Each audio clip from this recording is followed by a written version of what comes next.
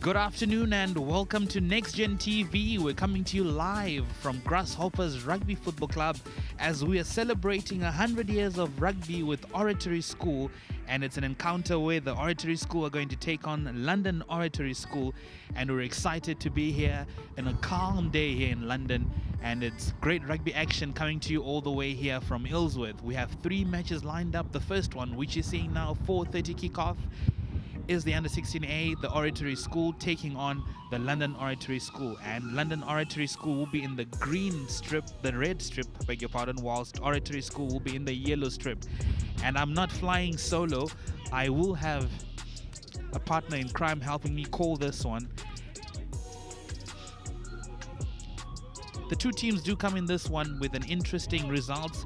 The Oratory School have won all their league fixtures, all 3 of them, but they have lost a friendly to Gordon School, which is inconsequential in terms of where they stand on the log, whilst London Oratory School have won their last 2, coming in with a 34-0 drubbing of Tiffin School, so they will have their tails up, confidence high as they walk into this one.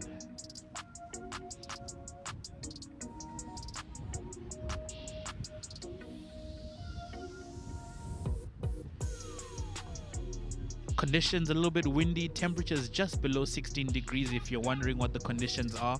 So the kickers do need to watch where they direct their matches, their kicks, as well as how they play the game. Might not be one for a free-flowing ball-in-hand type of a game, as the wind might affect those passes and might affect them to stick. Joining me in the commentary box is Mike Hennessy, who will be my co-pilot for this one. He is one of the coaches at the Oratory School. Good afternoon, Mike, and thank you for joining us.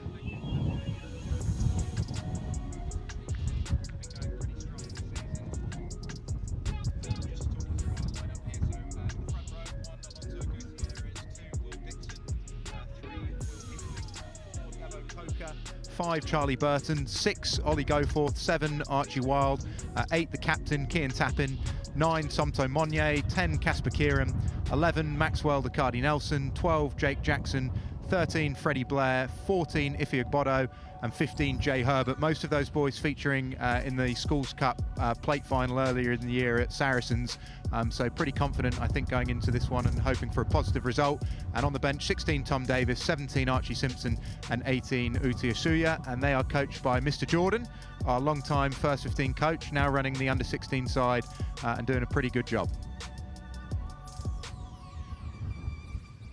The London Oratory School does come in with quite of a full bench squad that's coming on. They're coached as well. Well, they've got Daniel Sitchin at number 1, who's playing loose head. Quincy Ogunanwoki is on the hooker. Fionn Kearney is the tight head. Joseph Farah, as well as David Whittle, combined for the lock pairing partnership. Sean Gallagher, the captain.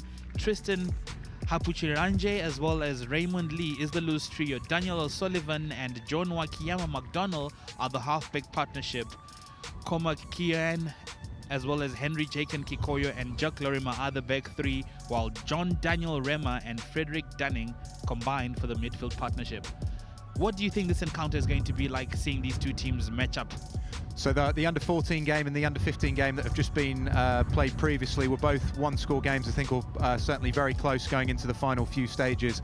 I think the conditions here have actually suddenly become quite tricky. The wind, I think, is going to be a really important factor in the game here. So I think either side, if they're able to kind of establish field position consistently, will probably find themselves on top. But I'm expecting a close game, 2 good sides, and hopefully we'll see some good rugby played despite the sort of deteriorating conditions here. Yeah, you talk about the kicking game will be quite vital as under 16 level, and does it make a difference that we're on a 4G pitch here at Grasshoppers Rugby Football Club? You think the boys need to acclimatise a bit to the conditions? Yeah, I know our boys have played on a 4G before, so I think they'll be used to it, and hopefully we'll kind of get into the swing of things pretty quickly. So I say, hopefully from our side of things, it won't make too much of a difference playing on the 4G surface. I must say the clubhouse here really very impressive. The quality of the pitch very impressive. I know our boys are looking forward to it. And as I say, should hopefully be a good game. Looking forward to seeing them play, because I don't get to see our younger age groups play most weekends. So looking forward to the game. Absolutely, and here at Next Gen XView, we're very proud to bring you all the pictures live. You talk about the quality of the facilities. We certainly hope that the quality of the rugby on the field will also resemble what these facilities are. World class indeed.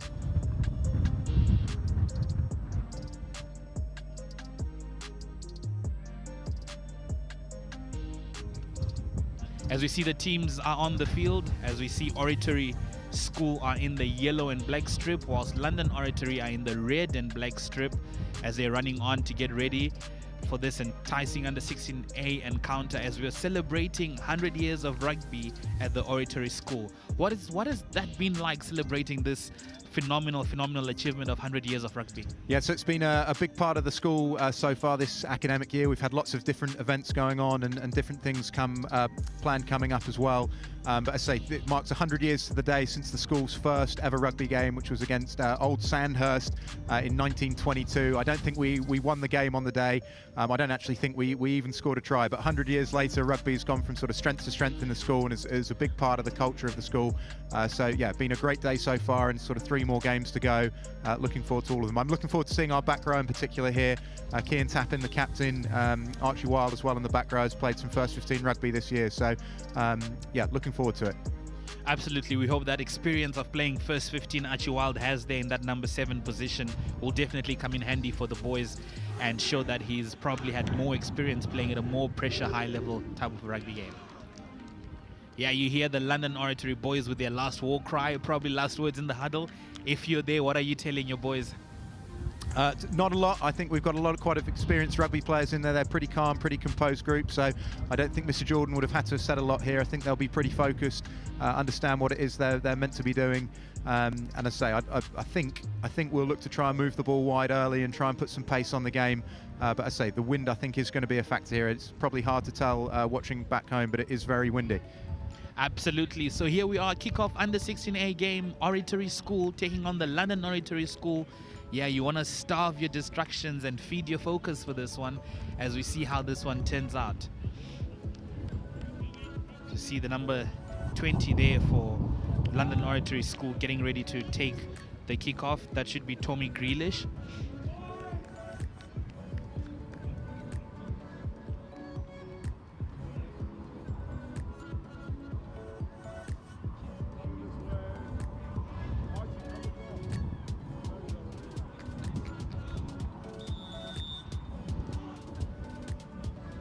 All right, kickoff is underway. Looks like it's been lost forward there in an attempt to gather. The referee is not playing advantage. Yeah, he is, went for the scrum. Not collected in the kickoff. It's early mistakes. First move, going to be gutted on that one, yeah? Yeah, I think you're straight away seeing the wind playing a factor here. The ball just holding up in the air and we're not quite getting to grips with the conditions straight off here.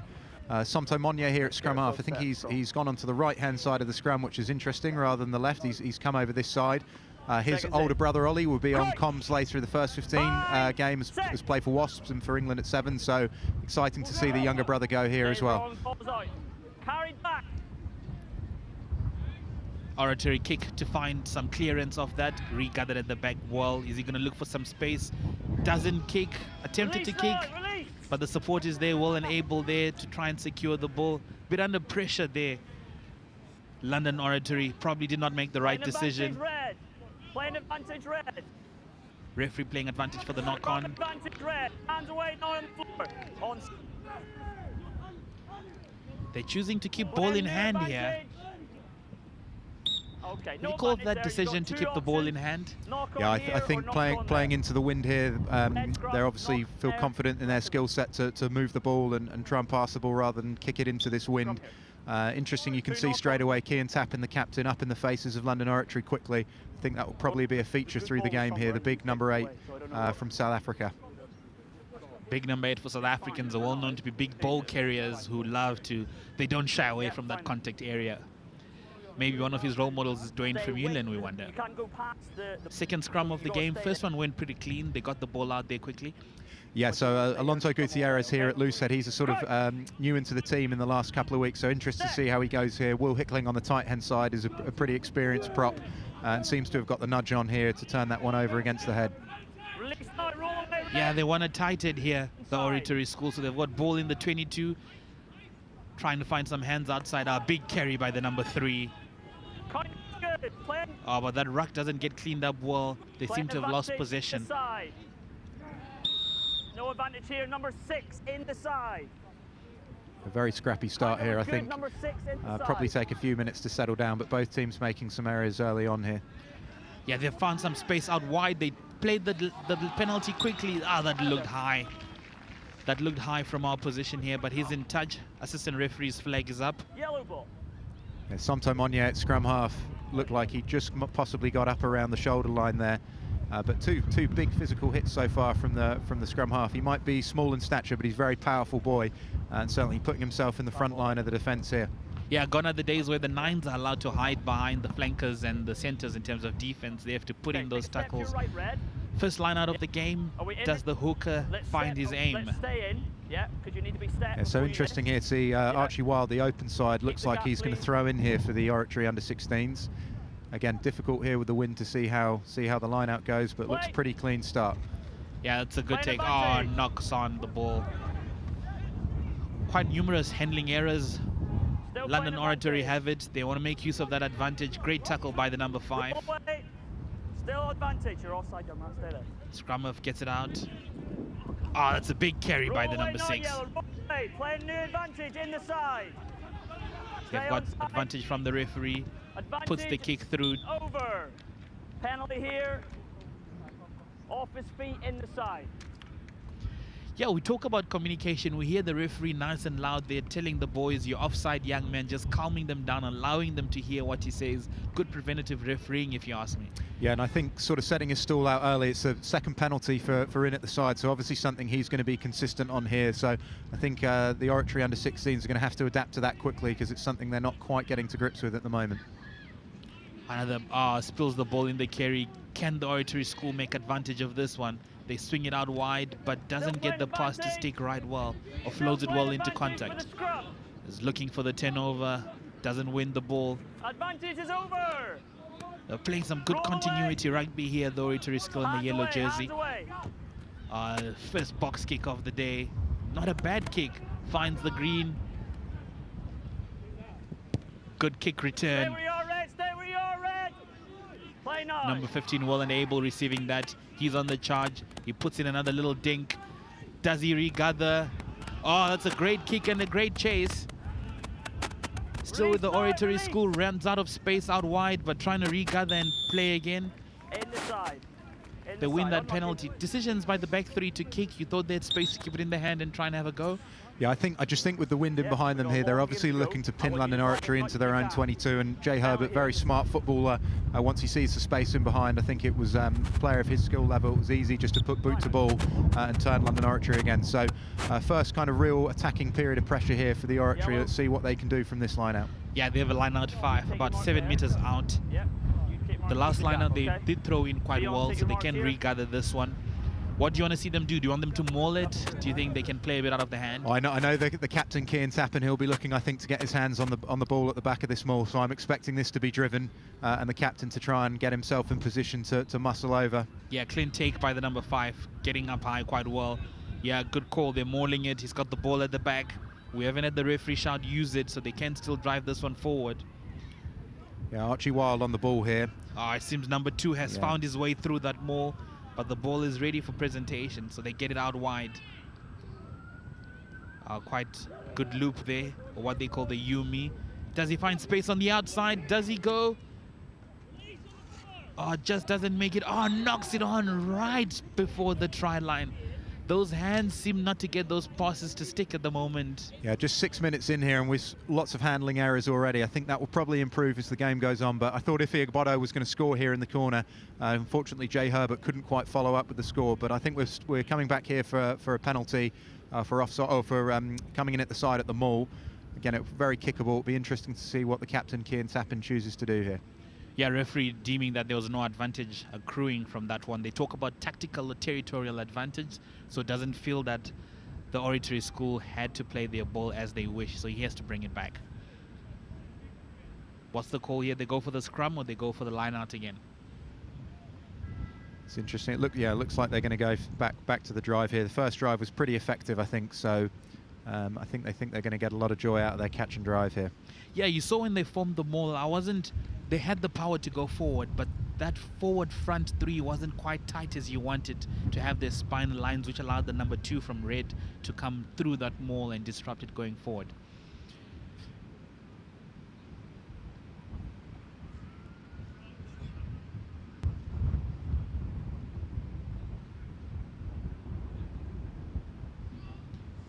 Yeah, clean take by the number dozen. They don't win the line out. They lose the ball. Another opportunity gone begging for Oratory School, allowing London Oratory to clear the lines. They've got space out wide. The number 14, we haven't seen him run, but he looks like he's got a pair of wheels on him. Yeah, he's a very impressive athlete, Ifeokbodo. I think if he gets the ball in space, there'll be no stopping him, but we just can't quite get it into him early enough at the moment. Yeah, first man on the ball. Great turnover there. No questions asked. Number 20 went in straight for the turnover. It's good to see these young boys juggling very well. Textbook stuff. Yeah, very impressive there from the London Oratory.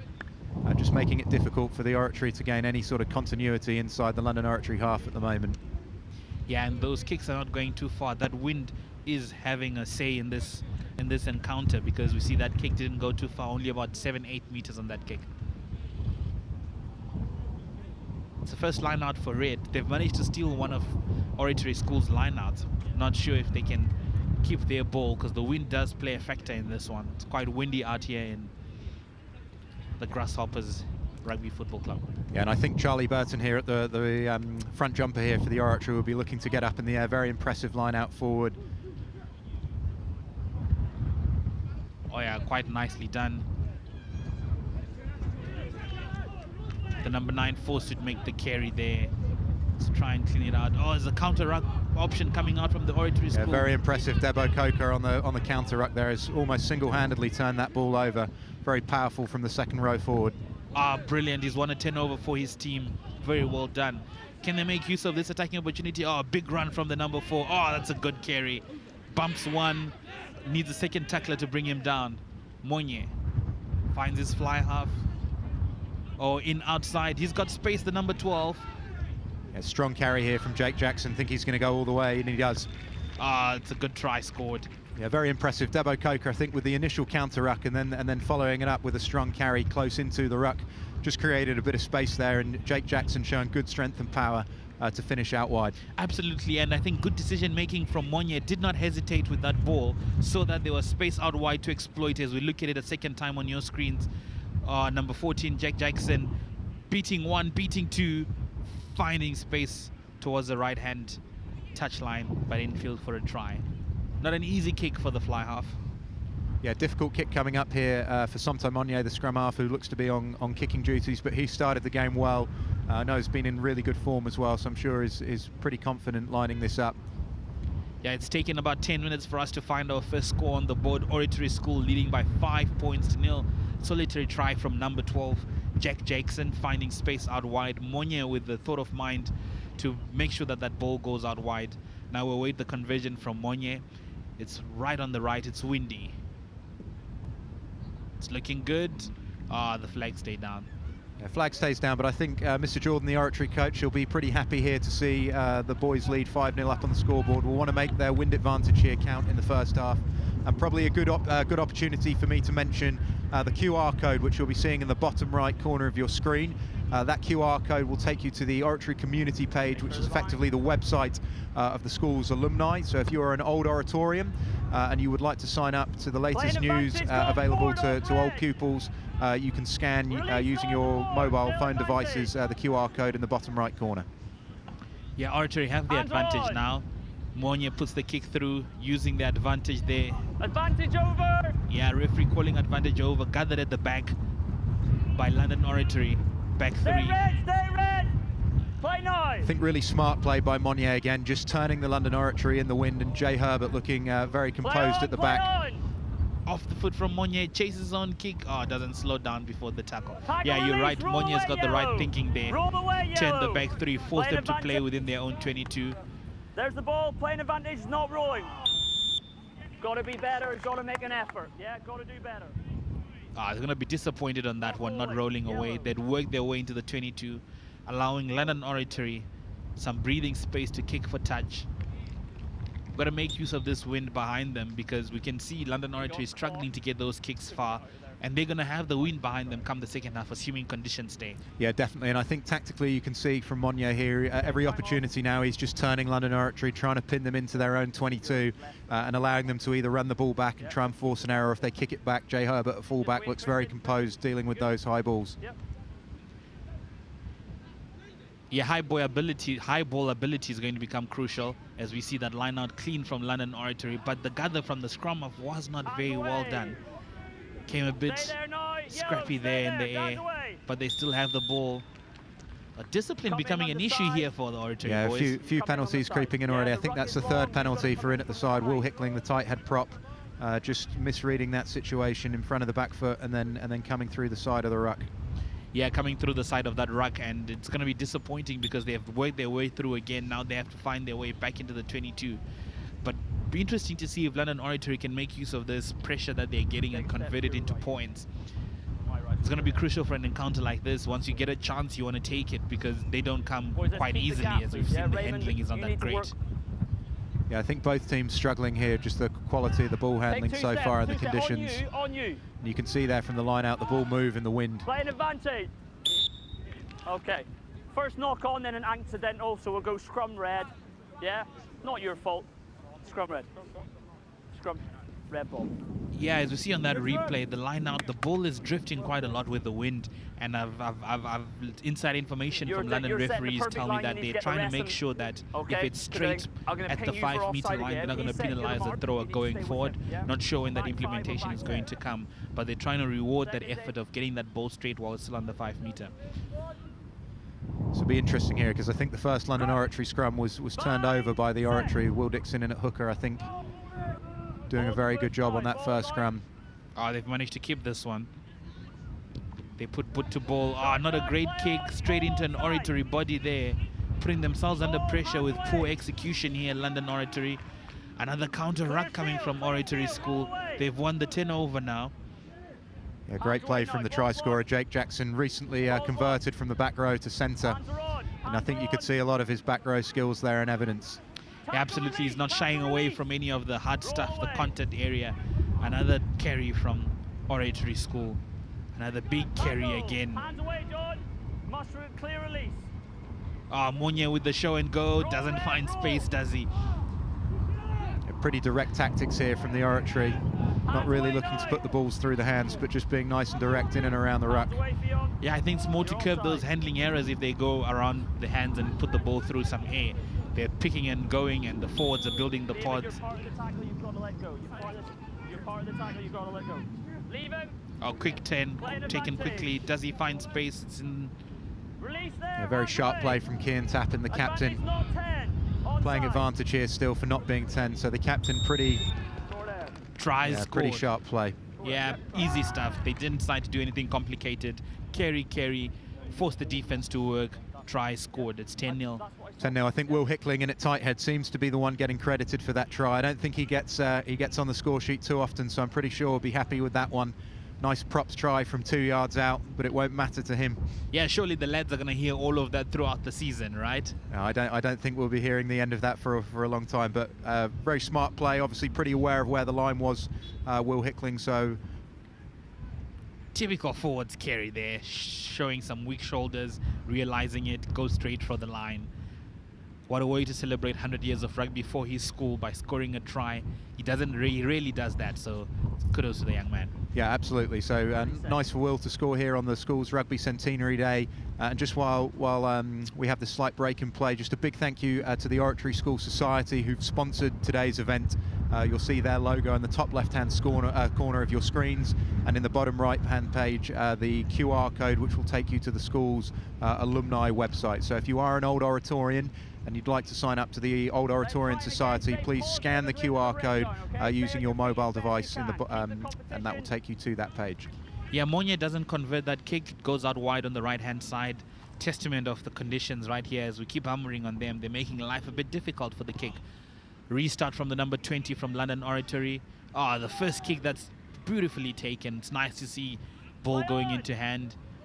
Great carry from the number 2. Yep. Support arrives quickly. Yeah, kickoffs from the London Oratory have been very impressive so far, just managing to kind of get an advantage in that area. Yeah, it's a case of 2 steps forward for London Oratory and 3 steps back. They regathered that kick brilliantly. 2 carries in, they knocked the ball forward.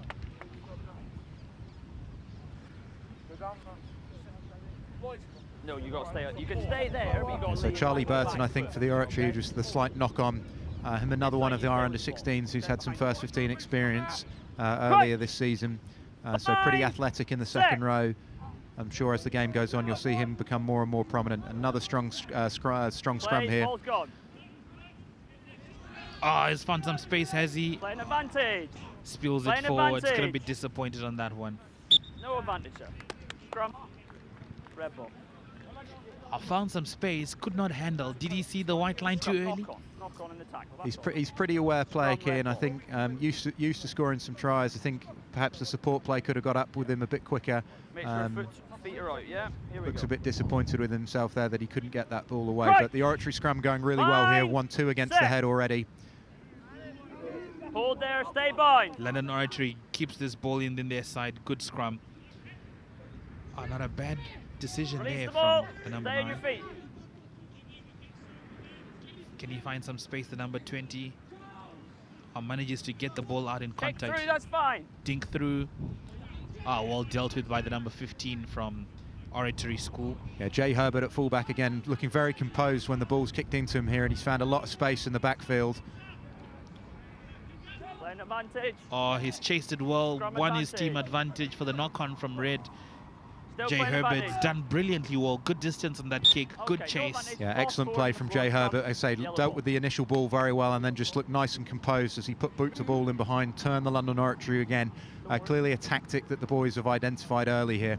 Yeah, I'm not so sure with the decision there from the referee. Looks like he was diving on the player who was on the ground, but gets away with it anyways. They say a kick is only as good as the chase, and that chase was quite well done and good effort on that chase. Yeah, absolutely. And with the scrum having gone so well so far, I think the boys will probably fancy this. Great. I wouldn't be surprised to see Fine. Cian Tappin at number Set. 8 pick this up from the base of the scrum. Hold. Ball is Oh, out. it's good scrumming again from Oratory. A pick up at the base.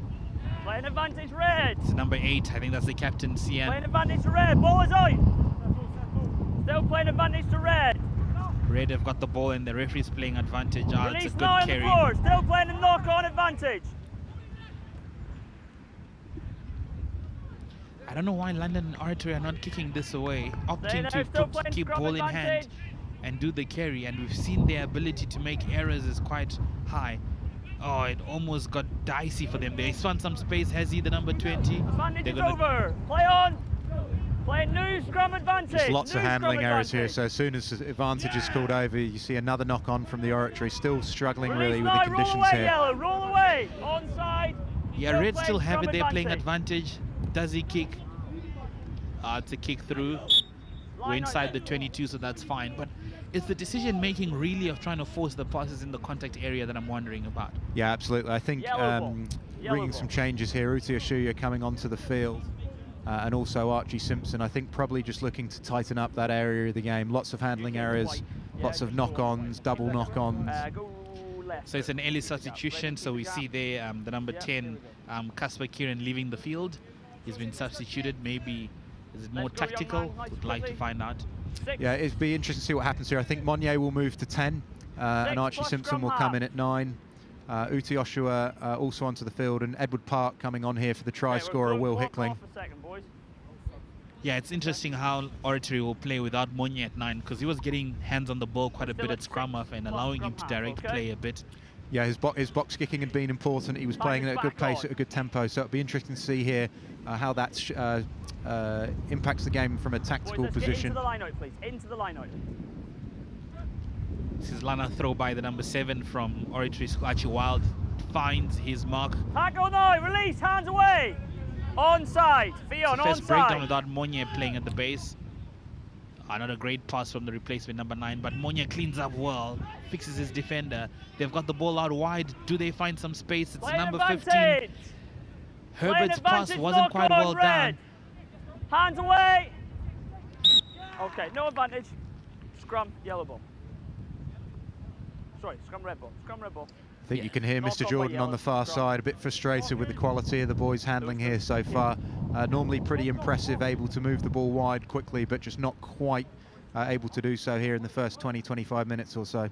Yeah, it's 20 minutes, 21 minutes in, and we haven't seen quite a good run from either of the school, having the ball move straight through from 10 down to 15 on the wing on the far side.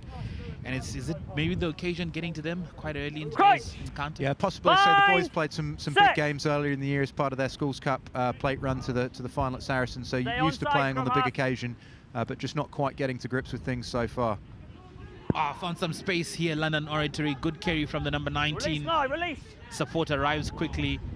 The scrum are doing quite well, taking it up to the line. The number 20, we've seen that he has an ability to run, knock on the floor, but he's lost it forward.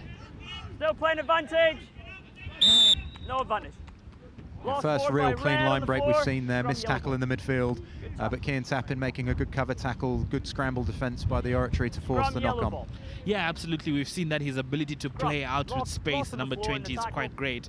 But as you see on the replay, they're quite shallow in their attack, the London Oratory boys, quite flat. If they can get the line to go a little bit deeper and steeper to try and get their play in the crisis corridor, it could be better for them. Yeah, and so with Will Hickling having left the field here, we've a slightly new front row makeup for the Oratory. It'll be interesting to see how this goes, because it had been an area of dominance for them so far. Stay there, Daniel. Yeah, Oratory seems comfortable with their own scrum, but the passing from 9 has not been great since he's come onto the field. That's a great kick from Monye. Line out there, red ball. Ollie Monnier, who will be on commentary later, former Wasps and England 7 scrum half, his younger brother here, Somto, doing a good job, giving the Oratory some good field positioning, first as a 9 with his box kicking, but now also in the number 10 position. Yeah, quite good decision. He saw that he wasn't able to get a great pass from his number 9 partner there, who's come onto the field, the number 17, and he decided to put boot to ball, just relieving the pressure from his team. You can hear the cries of press from Mr. Jordan, the coach here, looking to try and get off the line. Release the ball, release! Yeah, off his feet there. You're off your feet now, you're off your feet! Surely should be advantage for hands Red. on, take the ball. Hands are on, take the ball. Play on the floor, that's fine. I think he passed it into Somto Monye there. It's just ricocheted back on the Oratory hands side. Away, yeah, away, things Red. seem not to go the way Onside. for London Oratory. Monye is with the ball now. Gets it out quickly. It's in the hands of Herbert. Do they find space? Looks like he's going to go all the way. Do they tackle him? Finally getting him to ground. Yeah, Debo Coker, very strong run out wide from the second row forward. Yeah, looked like a number 14 wing there, the way he was going. Yeah, absolutely. I think boy whose rugby has really come on in the last year or so. Again, has had some experience with the first 15 earlier this term, but really impressive start from him in the first half. Yeah, that's his first touch of the ball. Finds himself with the back line. Puts on the afterburners. Beats 1, 2, 3 men. Finally, the fourth one managed to bring him down, and they don't manage to get the support and clean it up well to recycle. Crouch! Bind! Set! Stay bind. Oratory have done well with their scrums. Play on. It's a Play great on. tackle from this flanker, Advantage yellow. putting scrum off under pressure, Okay, winning you got advantage choice. for his team. Knock on We for don't the see that scrum, quite good line often up. anymore, where the flankers lines up the scrum off and does disrupt the attack scrum. from the scrum that's just won the ball. Yeah, seemed to be a bit of miscommunication at the base of the scrum there. I think Archie Simpson, newly in at scrum half, was seemingly expecting something to happen on that short side that never quite came about. Hookers, here's the mark. Yeah, boys, break out for me. Hookers, Yeah, what here's he the mark. expected and what it turned out to be, they're quite different. There we Another go. scrum here just outside the 5 meter, just within 16 meters of London Oratory's try line. Right. I think this is an important passage of play, this, I think, here, with countdown now on towards the half-time marker. Stay there, scrum I half. think the Oratory Stay will be bind, hoping 7. for a more than 10-point lead going into the second half with the win difference here. Yeah, London Oratory choosing to keep ball in hand. Pays off this time around, finds some space. Doesn't opt to Hands away pass. now, release. Isolated quite a little That's bit. fine, play on. Manages to get the support back on. So number 19 from London Oratory passes out wide, the big carry from the number 6. He's done well, but does not make a good decision Hands to away keep now, ball it's in fine. hand. First man is there. I think that's a turnover Grip is again good, from play Debo on. Coker. Very impressive advantage. first half from the second row forward. Another turnover for him after his earlier counter ruck. Playing advantage to yellow for the knock-on. Yeah, it's the amount of possession that London Advantage to Oratory yellow are for the losing on this one. knock-on. Monye Advantage over. put to ball. Does he chase it well? A bit of hesitation. Monye is on it. He's going to go all the way. Picks up, dots down. Individual brilliance from Monye, plus some luck. puts his team 50-0 up, just 26 minutes played. Yeah, saw the space in behind, put boot to ball. You can see the impact possibly of the 4G pitch here at Grasshoppers Rugby Club, just seeing the awkward bounce of the ball. But Somto Monier's been standout here, I think, in this first half, deserved the try. Excellent piece of individual skill, a bit fortuitous here with the bounce of the ball, but took the try well. Yeah, absolutely. You talk about the rugby ball being capricious. It's not a ball you want to let bounce because it does all sorts, and better still on a 4G pitch. Surely caught the back three of London Oratory unaware, and Monier gets his try. Seems to be a changing kicker here. Tom Davis coming onto the field off the substitute bench, I think is the normal frontline kicker. So now that he's on the field, he seems to have taken over the kicking duties. And again, just a big thank you from me and everyone at the Oratory School Rugby Club to the Oratory School Society who have sponsored today's event. Again, you'll see their logo in the top left-hand corner of the screen. And in the bottom right, you'll see the QR code, which will take you to the Oratory community page, where you'll be able to find all the latest information for alumni of the Oratory School. Yeah, does he get this kick through? It's right in front, but the wind does make it a bit difficult. Flags go up, score goes up to 17-0. Oratory School leading London Oratory. Yeah, I think Mr. Jordan will be much happier now with the half-time score if it stays as it is. Very impressive strike here from Tom Davis off the tee. But I wouldn't write this one just off yet. I think, as I say, back home you won't be able to tell how strong the wind is, but it has been a real big factor, I think, in the game so far. Yeah, absolutely. It's not the best of conditions for the kickers, but the restarts from London Oratory have been good. Line out there. And that one bouncing inside, which allows them to play the line out. Cleared the 10, bounce back. Yeah, the third restart of the game that's caused the Oratory some difficulty here. I'm not sure whether it's the ball holding up in the wind or our positioning not quite on the mark, but the third restart, which hasn't quite gone to plan from an Oratory perspective. Yeah, seems to struggle to make a decision whether to go for the full-on catch or to let the ball bounce. So it's a bit of a decision-making conundrum for Oratory School, something definitely the coach will be talking about at halftime. Yeah, absolutely. I think Charlie Burton here seems to be the target man in the line out. 3-4 back. But again, I think we're just seeing the difficulty, the conditions throwing into that there, and also the followed-up knock-on. Okay, no advantage. Scrum, yellow ball. Yeah, got in the ball quite cleanly there from the line-out, taking the ball away from Oratory School. Wall still in line-out, but doesn't gather the number 20. Gets his eyes off the ball and not fixing his eyes on the ball, allowing himself not to catch it well. It's a knock-on, another scrum. We've seen plenty of these in this first half. Yeah, we've seen lots of scrums, which some of you back home might be enjoying. I'm enjoying it less so.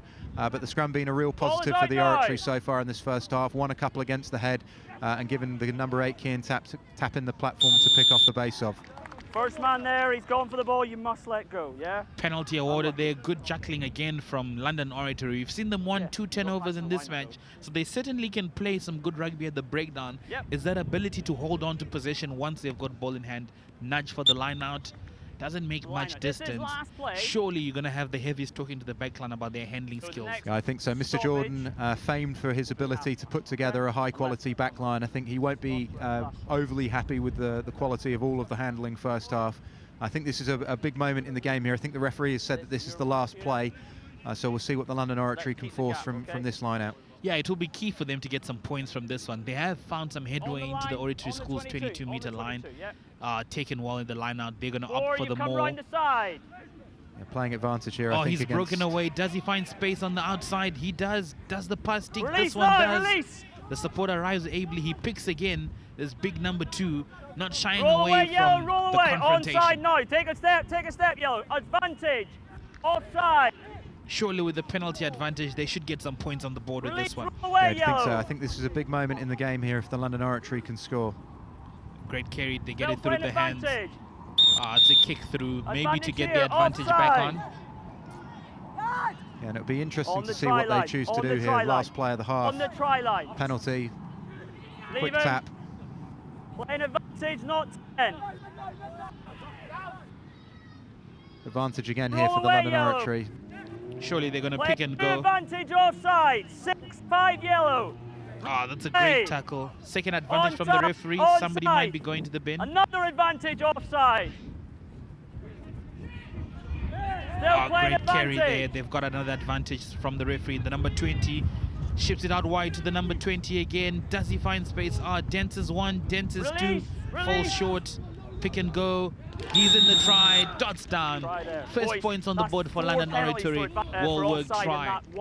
Yeah, just a lot of indiscipline If there it from the wasn't Oratory, half-time, I'd probably letting the bin side one. down, not able One to for kind of you, get one set in for yellow defence and get off 5. the line. You've got to do better, Yeah, it's one thing You've playing got to good do rugby, better. but also listening to what the Half-time referee is right. saying. They knew they were on 2 advantages, and surely if there was 4 a third one, penalties for offside in that somebody one. might be going to the bin. 6 yellow, 5 yellow. Who else? Another forward in there. I think your hooker was offside. You've got to do better around the breakdown. Yeah, and you can hear the referee there yeah, on the reiterating 5 to the Oratory about their discipline. I think 4 penalties in that last phase of play, and then simply ran out of numbers to defend out wide here on the right-hand side.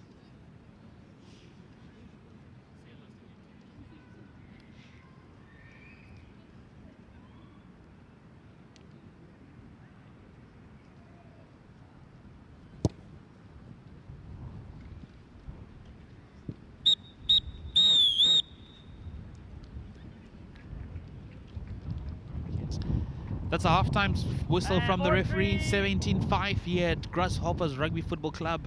The Oratory School lead the London Oratory School by 17 points to 5. What do you think the teams need to change? I think it's been quite scrappy, as we've said throughout the first half. The wind has obviously been a big factor in the game. I think both sides will be looking to try and improve some of the handling. Particularly the Oratory have had lots of opportunities to kind of move the ball wide, not been able to make the most of those. So I think the message here from Mr. Jordan will just be to try to be more accurate on the ball and take advantage of the space out wide. Right, don't move that dial. We're here at the Grasshoppers Rugby Football Club. It's 100 years of rugby at the Oratory School. 17-5, under 16A is the half-time score.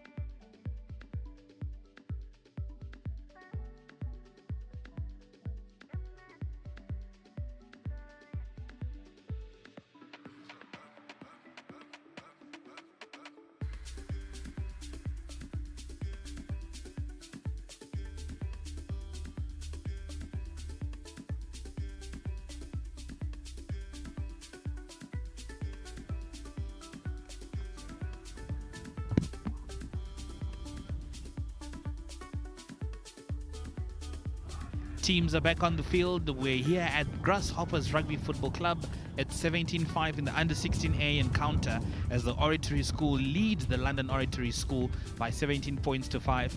Handling has not been great. The wind is now behind the London Oratory, so hopefully they can make use of that advantage. Yeah, it'll be interesting second half coming up here. I think with the London Oratory scoring right on the stroke of half time and now with the wind in their favour, they'll be confident of getting back into this one. I think the next score here is going to be massively important in the wider context of the game. Yeah, they're not out of it here at the London Oratory School. They just need to make sure that whenever they get into that 22, they convert those pressure into points. They haven't done so well in the first half, but we've seen that they're very capable with ball in hand as the kickoff goes. Oh, it's a great take by the number 6. Some intent from London Oratory School here. Turnover attempt, does not get it. It was a lovely restart from Somto Monye, but the number 6 there from the London Oratory doing really well to get underneath it. Yeah, showed some great intent. A strong counter ruck from Will Hickling back on the field, the number 3, the tight head. Yeah, looks like Monye is back at scrum half. Gets it out wide to the number 12. Oh, another Sonny Bill pass there out wide. The great handling there from Oratory School. Onside now, Red, onside. Showing great confidence with the ball in hand. Debo Coker, another strong carry from him, been very impressive in the first half. Yeah, surely in for the shout for player of the match, Debo Coker. Stay there, hands away, ball is out. Hands away on the floor. Oratory finding space with Monye, showing his skill in and out from Monye. They find the number 14 there. Ife Igbodo on the left wing now, but wearing number 14. Side, behind the back foot. Monye and Scrummer passes it out wide. It's a big carry from the forward. Ball is out, ball is out. Another pick and go.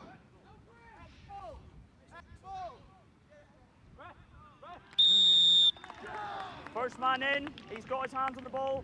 Yeah, first man in, hands on the ball. Ollie Goforth in the back row, not happy with the man not rolling away, saying it prevented him from clearing out, but something the referee has been strong on all through the game here. The first man in, having the opportunity to turn the ball over. Oh yeah, surely he was on the wrong side of the ruck, managing to distract the play there, allowing his partner in crime to jackal over the ball. Clearly no through gate for the Oratory boys to clean him out, so that worked in their favour. The red tackler was out of the way. The red tackler. Yeah, you can hear the referee there saying his interpretation, he was out of the way. The Oratory boys not happy about it, but just need to focus on this next phase of play. Yeah, absolutely. I'm not quite sure if you want the under-16s questioning the referee. Might have gotten it wrong on that one, but surely you just play on. It's another line out here for the London Oratory. We've seen their ability to regather their lineouts quite well, but the ball when they have it on the back line is not being used quite. Oh, stolen by Oratory. Yeah, number 5, Charlie Burton, very impressive in the line out, doing well to get off the floor. So number 7 here has done great carries. Archie Wild with a strong carry. Counter ruck attempt doesn't get successful. Ball is up again. Monye finds his number 10 there, Casper Kieran. Yeah, advantage being played here as well for the Oratory for an offside penalty. Herbert with the carry. Yeah, no advantage. Counter ruck was good there from London Oratory, so the referee has to go back all the way. We haven't really seen this game flow from phase to phase. Ball out of the hand, tackle phase again. Yeah, some good intent here from the Oratory, but again, just a bit scrappy, not quite able to execute. Again, it'll be interesting to see what they choose here. With the conditions being so difficult, I think they're going to try and avoid the line out here where possible. Yeah, Monye taps and goes. Surely great intent from the scrum half, not afraid to take it up to the line. Hands away, roll, try and get out of the way. Leave it, Red, leave it. Onside, back you go. Oh, another pass not finding the Gone backwards, play on. the required target. Onside, Red, onside. Monye digging it through in the scrum, he gets slow ball. Playing a bit off 10 now. Monye again finds his fly half. It's now the number 13, here's the ball, Blair. Finds Herbert out wide to the number 16. Yeah, Tom Davis on the right wing, tackled hard. Good carry, looks quite odd with the 16 jersey on the right wing. Monye slow to arrive at that breakdown. Playing advantage to yellow. Knock on in the knock-on advantage here in the tackle. The Oratory just keeping the ball, managing to go through the phases, but just a bit of inaccuracy, not quite able to get to the edge.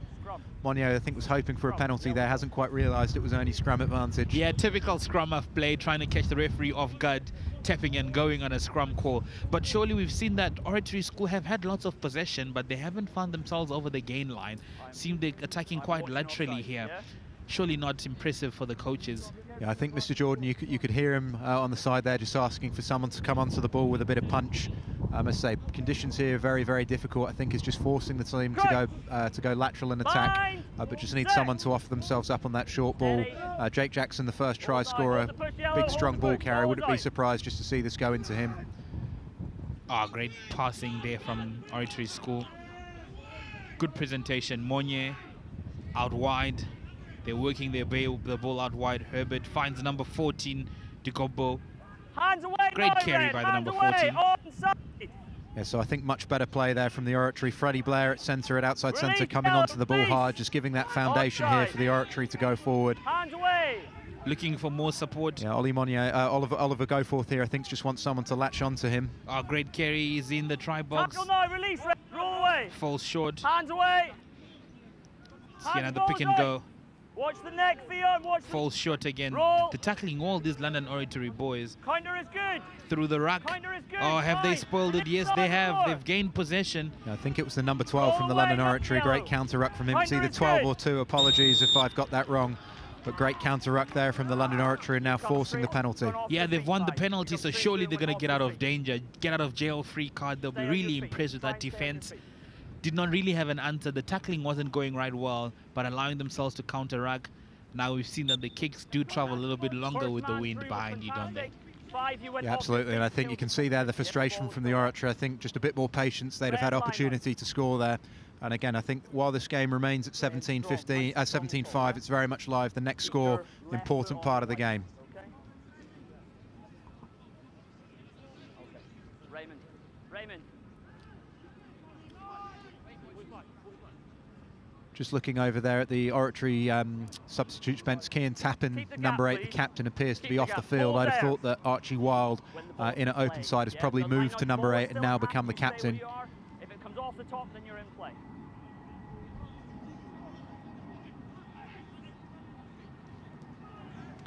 Yeah, and here we see the London Oratory put boot to ball really for the first time in an attacking sense. That's a great kick. Just missing out on the 50-22. It's just outside of the 22. But again, you can see here the London Oratory almost replicating the tactics of the Oratory in the first half, just looking to put boot to ball, turn the opposition, try and establish some field position and force them to play out. Yeah, it would have been a good 50-22.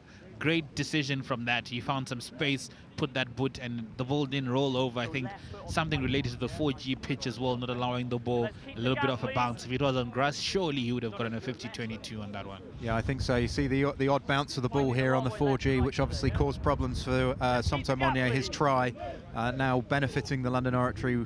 Take another step, John. Yeah, everybody on John, okay? If they steal this line out, London Oratory, they might have a chance in this. Oh, but a great take there from Oratory School. They do the wise thing. They clear the lines. Yeah, I think this has been kicked straight out. Yeah, carried back in. The line out was outside the 22. I think a bit of miscommunication there at the tail of the line out. Yeah, they're going to have to bring it back because it went straight out. Oh, you'd be disappointed with that. He should have tried to kick it down the throats of the back three. Yeah, I think he didn't realise that the line out was taken outside the 22, so kicked it straight out. So a bit of miscommunication, and now the Oratory under some real pressure here, leading by 17 points to 5, 38 minutes gone on the clock. Yeah, but surely at under 16, you're not going to make that mistake again. Now you know. You have to ask the referee, are we in or are we out? Yeah, I think so, and I think a slight change this year. Obviously, the boys would have started last year playing the rules that they would have played as under 14, so some of the sort of subtle variations of the different age grade level games kind of being caught up a bit this year. Yeah, it's a great carry there from Oratory. Roll, David, you've got a place. You can't roll. Yeah, you can't roll. Oh, great defense. Double movement there in the tackle. surely you'll be disappointed by that again. They found they've made all the way up to the 22 to come and butcher it by just ill discipline. It's one thing having pressure from the defense forcing you into a mistake, and it's another not just making a small decision error because you're a little bit over eager. Yeah, absolutely. I think both teams guilty of giving away penalties in the opposition 22 when they're able to establish territory. I think that will be a frustration of both coaches. Somto Monye realising there that the wind was strong, playing into a strong wind, so just electing to kind of almost chip it out 10-15 yards up the field. Yeah, he's realizing that there's no reason for him to look for distance. It's safety first, because if he goes for that long kick, it might not find the touchline and he might be found wanting. Boys, let's stay in the line out. In the line out. Again, just while we have this pause in play, a big thank you from everyone at the Oratory to the Oratory School Society who have sponsored this evening's games and today's event. You'll see their logo in the top left-hand corner of the screen, and the QR code in the bottom right corner. That will take you to the Oratory School Association alumni page, where you'll be able to find all the latest information for old Oratorians. Lost off the right hand, going forward. Yeah.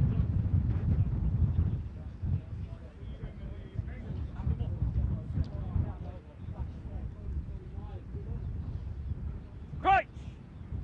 Bind! Set! Okay, come on. You need to be better, yeah? You need to be stronger. Get yourself set. If you're not ready, don't go down. Okay? You need to help him. So the scrum in the first half was dominant for the Oratory. Slight change in personnel here. Will Hickling back on the tight head side. Edward Park moving over to the loose head, just creating a bit of imbalance with that first set. The dummy runner. Oh, it's show and goes. Didn't expect him to get through there because I thought he kept the ball for too long. Finds space out wide. The number 20 running laterally. Runs out of space as he gets close to the touchline. Should have kept that ball in hand. Yeah, just again, scrappy ball presentation in and around the ruck. Still in possession of the ball here. Tackled by Archie Wild. But another impressive line break from the London Oratory inside centre there. I think it's the second one of the game. He's been impressive so far. Absolutely. They're going to be disappointed with that one. Now they've lost the ball through the penalty again, allowing Oratory School to clear their lines. They've played quickly here through Monye, looking for the support, but doesn't find it. Onside. Counter is great. Counter ruck coming from red. They've made a meal of this one. They now know how to target the rucks and push through for a turnover. Yeah, getting a lot of joy. Jackal threat, and also now the counter ruck as well. Somto Monye electing to take it quick. Actually ate up the ground pretty quick, but support play not quite there for him. Offloading in the tackle area. Does he find space out wide? He looks isolated. Can he put on the afterburners? Textbook tackle. Yeah, textbook tackle from Tom Davis. Read that really well. Oh, it's a great carry. Missed one, missed two. He's going to go over the number 6. Try right next to the pole from London Oratory School. Brings their points tally down up to 10. So it's a 7-point game with the kick to come. Yeah, very powerful carry there from the number 6 from London Oratory. It was an excellent tackle from Tom Davis here in the left-hand corner. But the Oratory weren't able to then follow up and get off the line. I think 2 missed tackles here in the midfield, and the powerful number 6 here for the London Oratory showing good strength to force his way over the line. Yeah, it's the number 1 from Oratory School. He'll be disappointed with that one. He should make that one easily. Last line of defense. Not sure how a loose head got caught up being the last line of defense, but the 5-pointer for London Oratory School. They might creep into this one. They seem to have a little bit of an edge after that half-time. They're counter-racking well. They've been juggling well in the first half, but this should surely boost their confidence. If the kick goes over, it's a 5-point game. Yeah, 5-point game here in the wind, obviously, as we've said throughout, a big factor. Oh, agonizingly close with that conversion, finding the upright. How could he? Just in front of the poles, but it happens. Yeah, it happens, and I think, say, that 2 points could be big at the end of the game here, but you can see here the body language of the London Oratory has changed. The momentum is definitely now with them, I think, in the second half, as is the wind, and I think the Oratory just need to try and establish some field position here in the next 5-10 minutes or so and ease a bit of pressure. Yeah, it'll ease a little bit of pressure for them, but they surely will take a lot of confidence from that try as Monye restarts. The regather will be important to keep the momentum. Could be the turning moment for this game. I don't think that ball is going to travel 10 meters. Not gone the 10. Yeah, it's not gone 10. And they've knocked it on as well, Oratory. That clean out didn't look from the gate, but play on. The referee doesn't see it from this far side. Oh, big carry by the number 2. It's taken 2 men to bring him All down. right, yellow. Off feet, off He's gotten feet, some you're off meters, feet. some few Onside, meters off stay that there. carry. The number 9 passes it out wide. A bit of a standing take from the number 10, the fly half, wearing Rolling, number 19 rolling, hands jersey. away. They Playing found a good advantage, phase play, midfield puts boot to offside. ball. There's a chase here from London Oratory Advantage School. over. Does the ball hold up? Oh, well taken care of at the back there by the number Stay. 15. Ooh, that's a poor kick. Passes out wide to the number 6. He's gonna get a second, is he? Go. Referee Hands away on calls the score, short. yellow, hands away. Oh, would have been an Onside. emphatic try, that one. Yeah, an amazing passage of play, Go really, away, where yellow the kick again, chase hands was away. very good from the London Oratory, put Play Jay the Herbert advantage under all sorts of inside. pressure. We can go by the number 2. He goes over for the try. London Oratory are back into this one. It's 17-15 with the kick to come. It's a 2-point game. Oh, it's a misfield there by the number 15, Jay Herbert. He'll be disappointed with the decisions he made at the back there. Yeah, Jay Herbert's been very impressive throughout the game here, very composed in the backfield, but you can just see here the bounce of the ball on the 4G, the wind, and the quality of the kick chase from London Oratory, putting him under a lot of pressure. And I think with Kian Tappin, the captain, off the field here, just looking the Oratory for a bit of leadership and to try and regain a bit of composure, this conversion would level us up at 17-all, with the Oratory having led 17-0 just before half-time. Absolutely, the kick will be crucial, and that kick goes over, takes the score to 17-all. As the old cliche goes, my coach wasn't one for cliches, but it's even Stevens here at Grasshoppers Rugby Football Club. 17-all Oratory School taking on London Oratory School. It's just 45 minutes played. I'm not keeping score. I'm running around with this microphone. Yeah, 15 minutes to go here. We're 17 points all. The boys asking the referee what the score is. Yeah, surely the scoreboard is correct, so they should just take a look and they'll see that the score is up. Well run by Next Gen XV. The kick goes through from Monye to restart. Oh, well taken care right through the throat of the number 13 there from London Oratory. Inside. They clear the lines this one. Oh, that's not a bad kick at all. Bounces inside, taken care by Herbert. Stay yellow, stay Plays it yellow, safe. Don't move. Mate coming back. Oh no, you're all onside. Oh, great chase there by Herbert, allowing his teams to go onside. Oh, fine space here. The Roll London away, Oratory yellow, roll away. backline player Ball is lost, running ball through is about lost. 20 meters. Would have expected him to kick. They've gotten some confidence here, London Oratory, have they? Yeah, you can Hands see away, just no their whole yellow, body let language go, has hands changed away. here in this second half since that score. You must. Yeah, great call, not releasing, chirping the referee. These under-16 boys are being marched 10 meters. Great to see the referee not taking any of that ill discipline on that field. Yeah, I think just lack of composure there, really. Just a bit frustrated that they've managed to squander this 17-point lead. Just need to try and regain control of the game. Yeah, something has to be said by the body language of the London Oratory School. They've come on with a little bit of a pep in their step. They've come on with a little bit of a broader shoulder look. They're doing quite well in the second half. They've managed to pull back points here. They were down 17-5 at halftime. They've come out of the second half and they've put on points on the board at 17-all Left foot, left foot. with a little over 13 minutes to play.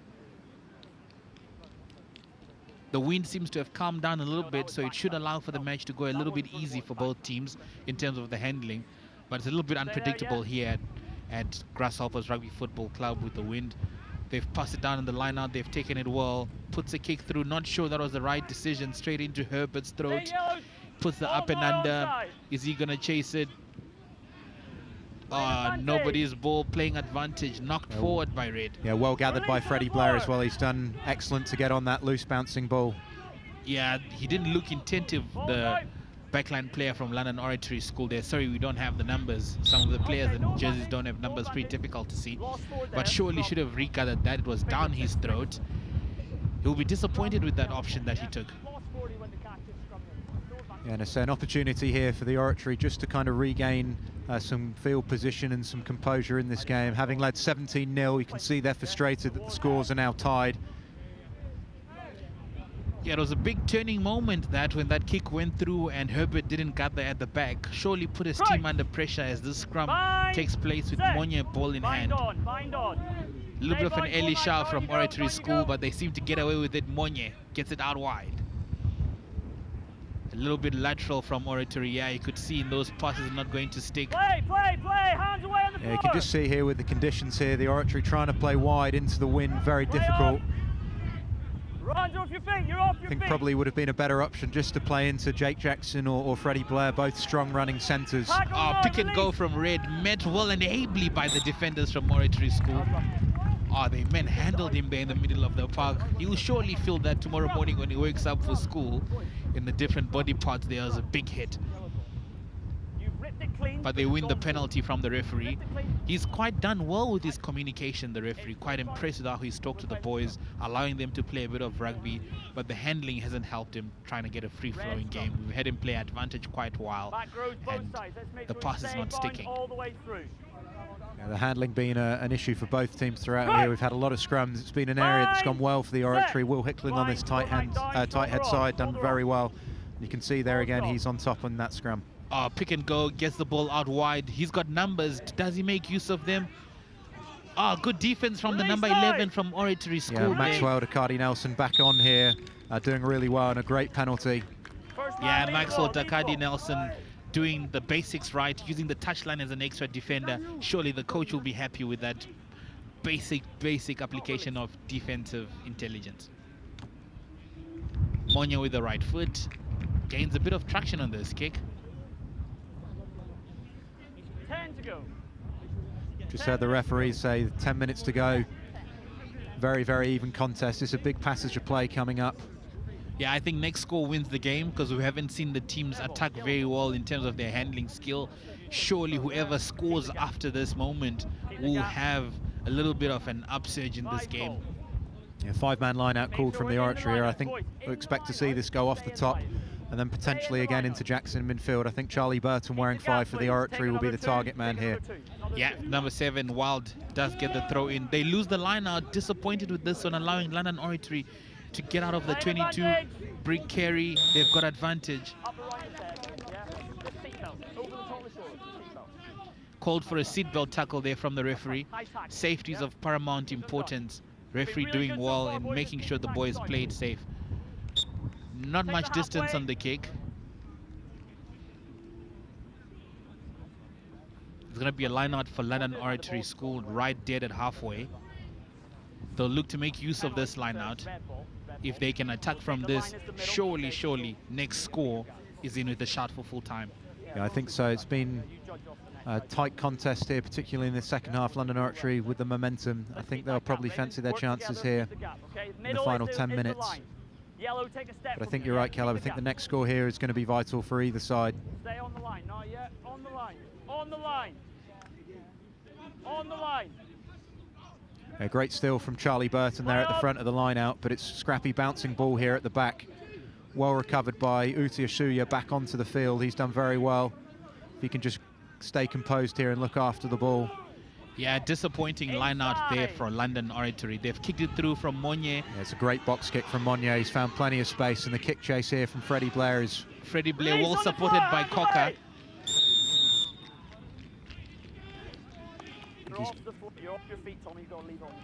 Yeah, excellent kick chase from Freddie Blair. He's had a really strong second half, the Oratory outside centre. Yeah, he's come on and shown some great intent in the second half here, and allowing that kick from Monye to look way better than it was initially with that chase. Chasing with great intent. Also the number 4, how he got there, Debo Cocker, as a second rower next to the backline players is surely amazing. Yeah, Debo Cocker, he had a really impressive first half. And is in this final 10 minutes seems to be coming into his own again here. But say an excellent kick from Monye, had the bounce of the 4G, take the ball probably an extra 10-15 yards, and the kick chase from Blair and from Coker, very, very good. And this has set up an important passage of play here for the Oratory. Under 10 minutes left to go. One of the few times they've had been able to establish field position in the London Oratory 22. Yeah, second half has been quite difficult for them in terms of territory. They'll be surely looking at this line out, probably going to go for the driving more, as we saw them do early on in the first half. Monye directing that attack, finding ways to try and get his backline players to play a little bit of ball, but struggling to get those passes to stick. If some of those passes had stuck, score would be different on both sides. Keep the gap, please. They'll be looking to get this line out nice and clean, playing from the top. They've caught a shotman line out. Referee telling them that that ball was not in straight. the option has been given to London Oratory School if they're going to go for the line out or the scrum again. Scrum in 50. Scrum in 50. I set the mark with the 2 at the front. Disappointed with that one, Oratory School. They had filled position, they had the line out, but the hooker didn't throw the ball in straight, allowing London Oratory a chance again at maybe firing another shot at it. Yeah, real missed opportunity for the Oratory there. Again, a bit of miscommunication, the throw not coming in, penalised with the free kick. Edward Park here, I think now on the tight head side, will be looking to put the London Oratory under pressure. First yellow, hold.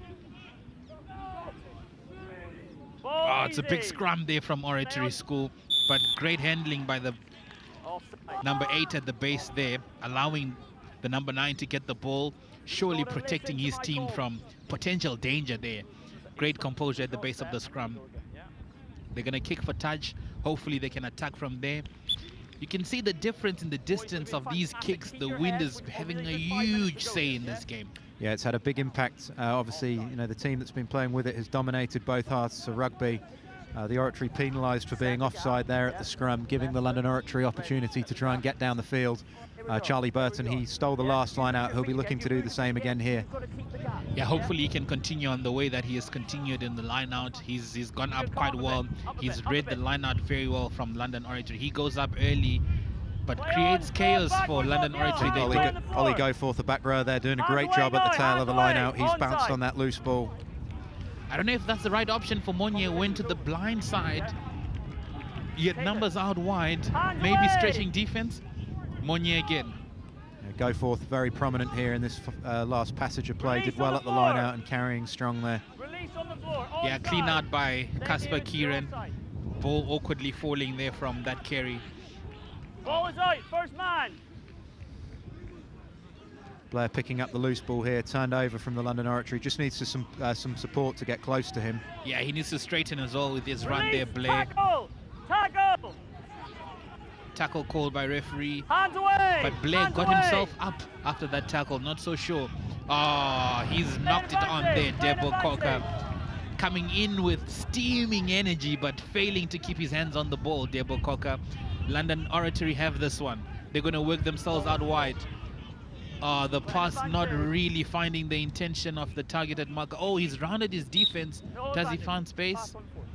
Referee brings him back. He says the pass went forward. Not too sure about that one. I thought the wind carried that ball forward. Yeah, difficult for the referee. Difficult for us to see from our position here, but I know the Oratory will be thankful here to have the attacking scrum inside the London Oratory 22. I think you saw them go wide off the last scrum. I think the safer play would be just to play into Jackson or to Freddie Blair in the midfield, try and get some momentum and get the likes of Archie Wilde, Debo Coker, Ollie Goforth on the ball coming around the corner. Yeah, absolutely. They had an opportunity to attack here, London Oratory, but the referee deeming that pass to have gone forward. It's a scrum here for Oratory School. Can Monnier create some magic for his team? They've won the tight head. Ball is out. Ball moving through the hands now for London Oratory. They've done quite well here. The passes have stuck. Space out wide for the number 14, Digobo. Oh, great defense there from London Irish. Basics done well, using the touchline as an extra defender. That's what you love to see at this level. Yeah, Ife Ogbodo, very impressive athlete, wearing 14 but playing on the left wing. We've not quite been able to get him into the space he's used to here this afternoon. He'll be frustrated, but excellent defence from the London Oratory. Good scramble defence to pull him into touch. Probably a few minutes left here. I think we're into that territory now that any sort of score, 3 or 5, will win this game. Yeah, any score will win this game, or we could end up having everything sharing the spoils at this one, but both teams will be, I think that'll be a fair result if it ends in a draw. However this line out goes. London Oratory winning their own ball. They're not playing it safe. Oh, great carry by the big forward. Beats 3 defenders there, needing a second, third tackler to bring him down. Another big carry from the number 20. Yeah, good tackle there from Charlie Burton, just forcing his man backwards. Running laterally here, London Oratory, but the ball goes backwards. Referee allowing play to continue. Red, sorry, playing advantage to red. No advantage. Yeah, tackled way behind the gain line. Referee bringing play back with just under 2 minutes to play. One hand, you were never going to catch it. I know. He's overturned his decision here, the referee. We've gone from giving a knock-on scrum to the London Oratory to a penalty. Seems to think it touched Archie Wild. The back row in the air here is a deliberate knock-on. He protests his innocent. Yeah, you can see the cheeky smile from Archie Wild. Not impressed with the referee, but it is what it is. London Oratory have got the line out right on the 10-meter line. The referee just taking Archie Wild to school there in terms of the lows, telling him you go one-handed, you've got to make sure that you catch it. You had no realistic chance to catch that ball. I think Archie Wild is saying he didn't touch the ball. Oh, but I saw her hand in there, trying to get away with murder, Archie Wild. So a big opportunity here for the London Oratory, possibly their last chance to win the game here. Less than a minute to go on our clock. Yeah, not sure what the referee's clock is saying, but it should be last score. Whoever scores the next one here is in with a probably taking. Oh, they're going to mold this one, London Oratory. Force Oratory to do something illegal to bring that maul down. It's rolling well, this maul. Oh, he's peeled away. Stay there. There, I saw that counter ruck coming. You're in the side. He's the first man. You've got to hit the first man. You come and hit the second. Just ill discipline really costing the Oratory here. It's another penalty, back-to-back penalties, putting them under real pressure. Yeah, the idea was good there from Oratory to counteract that ruck, but surely you should come in from the gate and take the first man from that breakdown.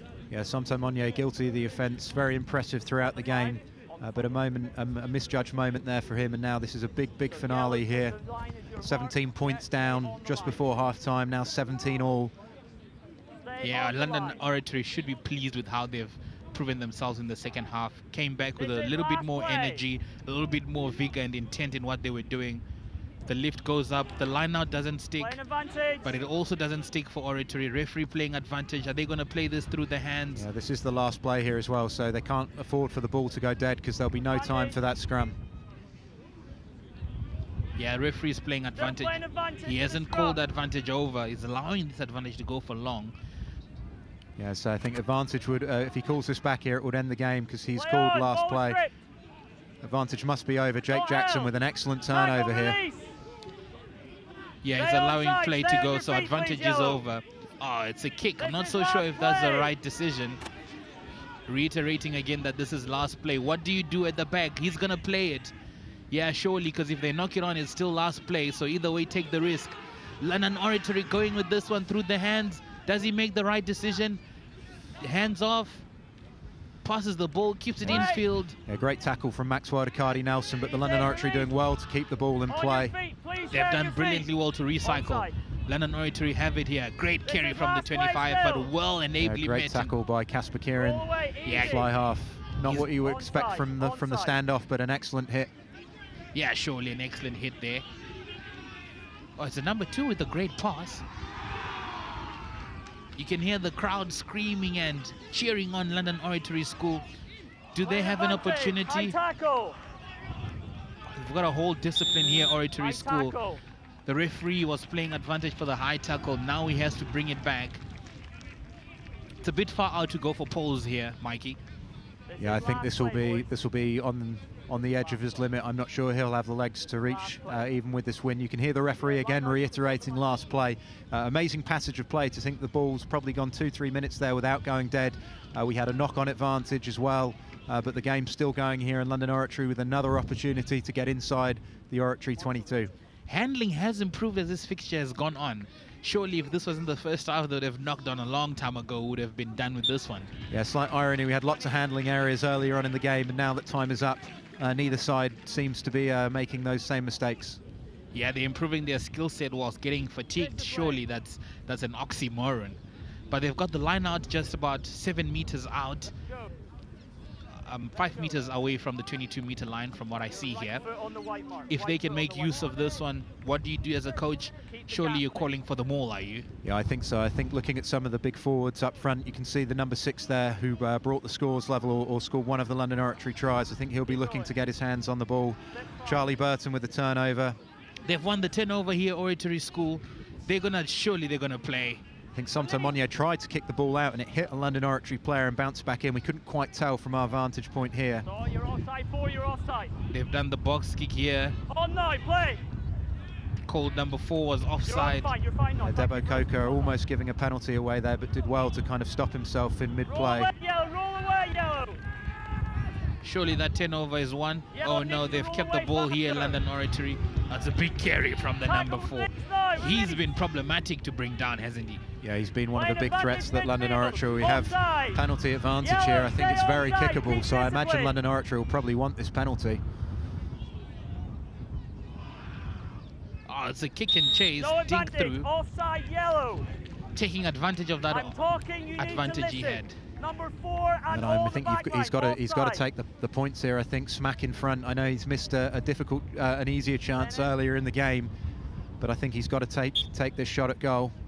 You can see the number 2 there. He's not the captain, but he's telling his teammates, we've got to go for poles on this one. Surely there's 3 points up for grabs. It's last play. It's not much of a risk. If they don't get this through, the game is over anyways. They take some points away. Yeah, the boy who's bringing the tee on here, I don't think I've ever seen a tee run on as quick as that from the number 17, bringing the tee onto the field. Yeah, surely he was paying attention. Maybe it's the coach in his ear saying, you've got to get it on. You've got to get it on before they make the wrong decision. You can see Monya there is puzzled. He's got their hands on the head. Not sure he's understanding what the referee is explaining.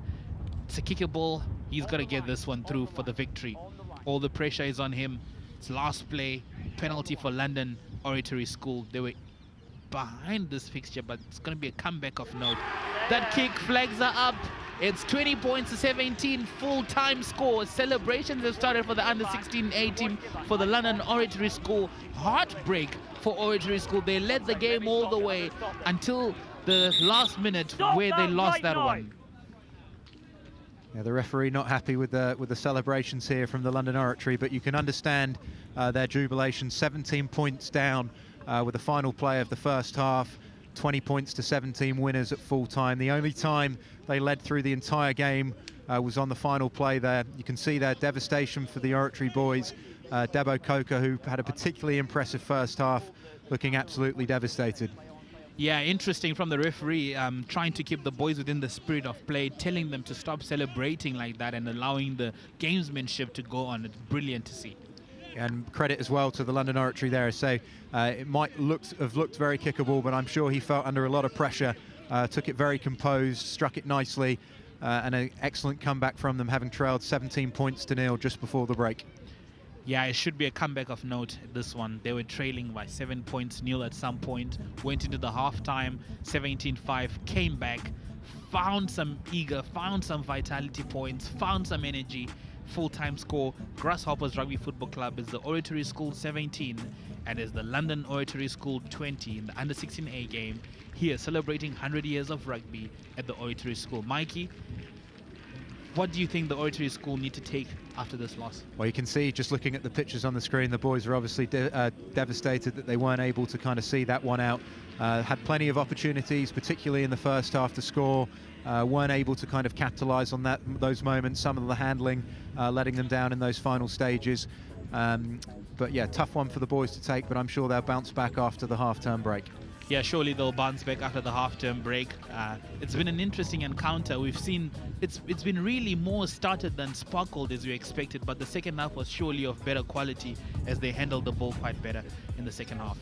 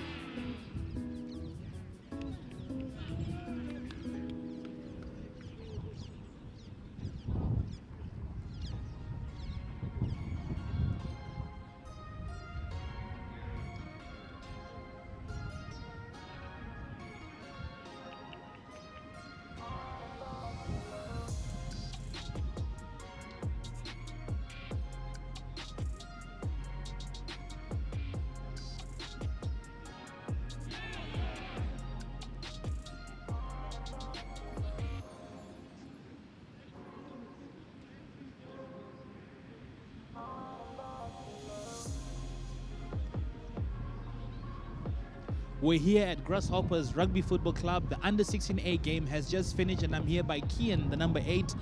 Commiserations, game of two halves. You're dominating in the first half. What do you think went wrong in the second half? Yeah, I think win probably had a big factor with it. Started strong, second half probably wasn't really awake enough. Missed a couple key tackles, a couple mistakes, but yeah, definitely a game of two halves. Started well. Yeah, a game of two halves, and some of the mistakes at the back there, the back three failing to gather some of those kicks. Do you think the boys are going to take it hard on that one? Yeah, I mean, it's obviously always hard. You know when you've made a mistake yourself, but it might be tough playing on a different surface than you used to, but no excuses, obviously. You just got to work hard at practice. Yeah, no excuses. Half term is coming up. Surely last penalty probably breaks your heart. What do you guys think are going to work on as you go into the half term to come back stronger? Yeah, obviously it's not the way you want to lose a game in the last play. Good pressure kick, obviously, by their fly off. But yeah, we've just got to work on, I think, tackling is a big one. Breakdowns. Yeah, work hard during half term, come back stronger.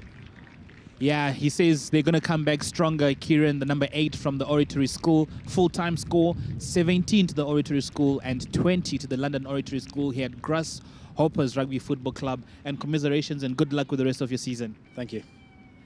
There you have it. It's here happening live on Next Gen XV as we're bringing you all the 3 matches live from Grasshoppers Rugby Football Club. The next game is the second team game. It's going to be kicking off shortly, so stay tuned and don't move that dial.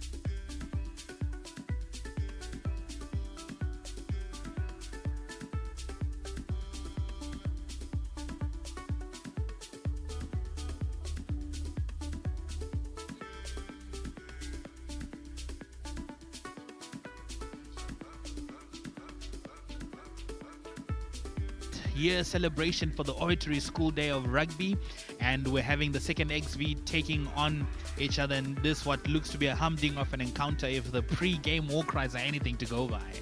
Yeah, this is going to be a nice tasty fixture. It was last year, and I'm pleased to be able to commentate on it again. So it's 2 years running for you in the comms box for this one. So surely, what was last year like, and what are you expecting this one to be? Last year was a tasty fixture with the seconds. I think the results went towards the Oratory School, not the London Oratory School, but I think this will be a closer game. I'd like to back my own boys being from the Oratory School, but I don't know, the London Oratory obviously played a very good game that last game versus the 16s, so we'll see how they are at the seconds. Yeah, in case you're wondering, the two voices you hear is John Boney, who's my co-pilot, as well as Caleb Mutombwa. We'll be calling this one. The referee is getting the formalities ready for this one, and the encounter is soon going to be starting.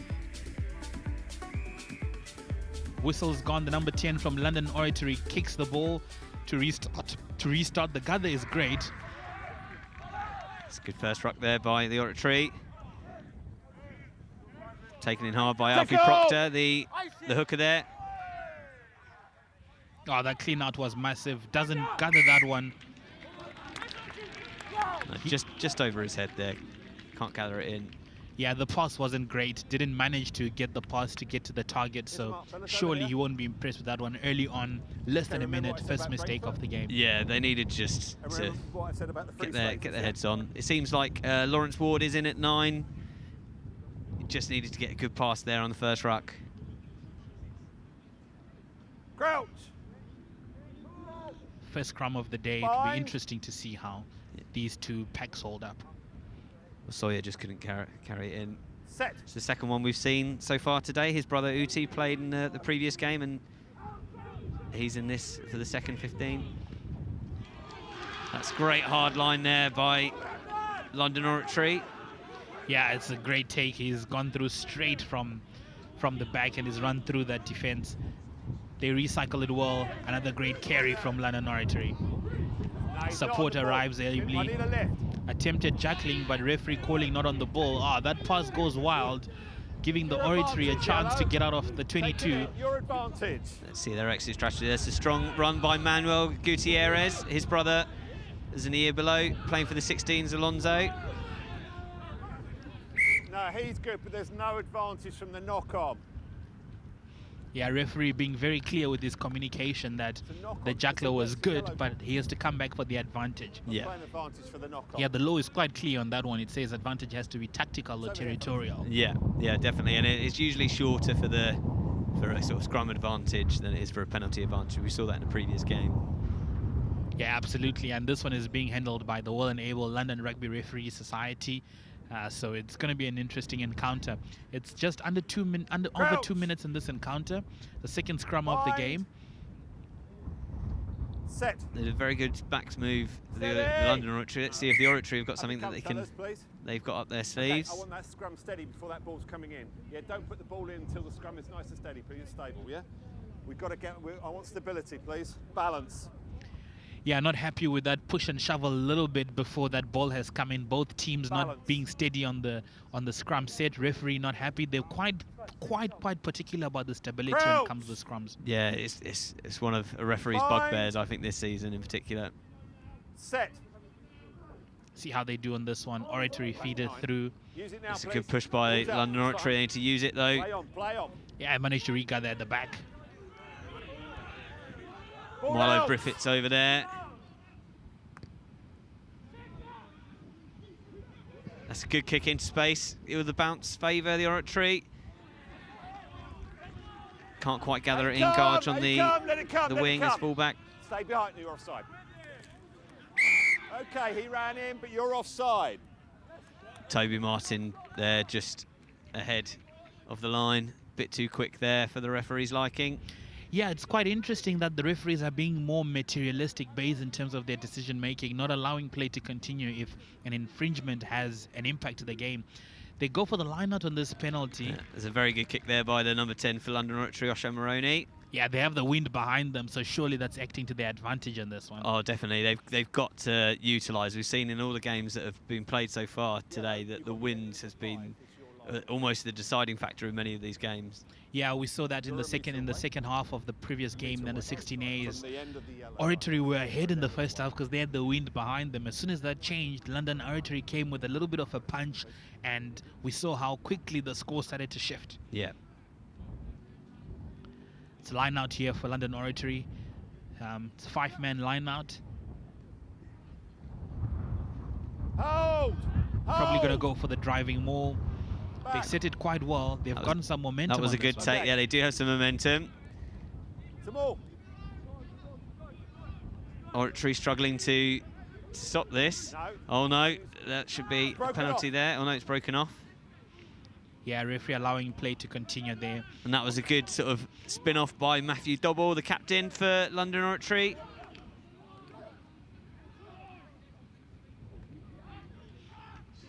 Looking for space out wide here, London Oratory. It's a great carry by the number 13, but well and ably met by the defense there. Advantage for a high tackle. He can put to ball. He's got advantage. The chasers are going to go on. Well taken. Okay, we'll come back here for the high tackle. Yeah, you seem to meet him well there. That was Constantine Bizard, the Oratory number 10, and also number 10 for Middlesex. Yeah, it's good to see the young boys appreciating in terms of their tactical awareness of the game on advantage, kicking it through to see what comes off there because they know it's and they've obviously seen there's a gap there. The Oratory fallen asleep, thinking they might have kicked the points, but they tapped and gone. Tackle! There's a tackle there. That's a good drive. It's good recycling. Excellent run by Mark Souza for London Oratory. Yeah, he's holding. But excellent turnover there. I think that was it Henry Watson on the floor? Or Milo Briffett? It's the younger of the Briffett brothers, and some say the better. Surely there's an interesting chat during dinner time. A very interesting chat. Yeah, but they'll be disappointed with that London Oratory. They went all the way to their 22, found themselves within the 5 meters of the try line, and allowing the turnover to come through. I know, they've got to sort of convert their red zone advantage there. Fellas, They'll be very disappointed, but that is an excellent tackle to turn him over there by Constantine Bizard, formerly Berkshire number 10. He's wearing the number 12 shirt, it seems. Make sure everyone backs onto you.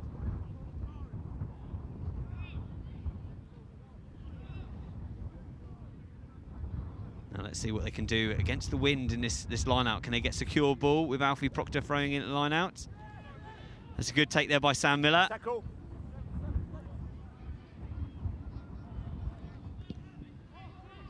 It's a big kick in the air.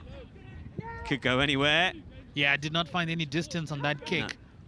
James Watts there gathering it up on the wing. A good tackle by the London Oratory winger. Yeah, they're going to have to exit this one quite quickly because London Oratory is putting pressure on that Big kick by Toby Martin there, and finding the bounce and finding touch and giving the Oratory a little bit of respite and getting them outside the 22. But the London Oratory are still in striking distance. I think if they run a good backs move off this line out, they might find some space. Yeah, they're still within striking distance of that one, and they're not out of danger here, Oratory School. They surely need to marshal that defense, put some pressure on the London Oratory School boys, because we've seen their ability with ball in hand. They can create some space if they. It's got to be a contest, fellas. It's got to be a contest. Yeah, so not straight there. Scrum. It's a difficult skill to do that line out. Oh, absolutely, and in the wind as well. I find that's one of the biggest things that you kind of either have to, as a referee, for games not as big as this, either turn a blind eye to, or if they have a bigger gap, sometimes it recorrects the. Yeah, having spent some time as a referee, it's one of the things they're looking at improving. They're talking about if the ball travels 5 and it remains straight, they should let it go, as we see the scrum goes in. It's a Oratory School put in.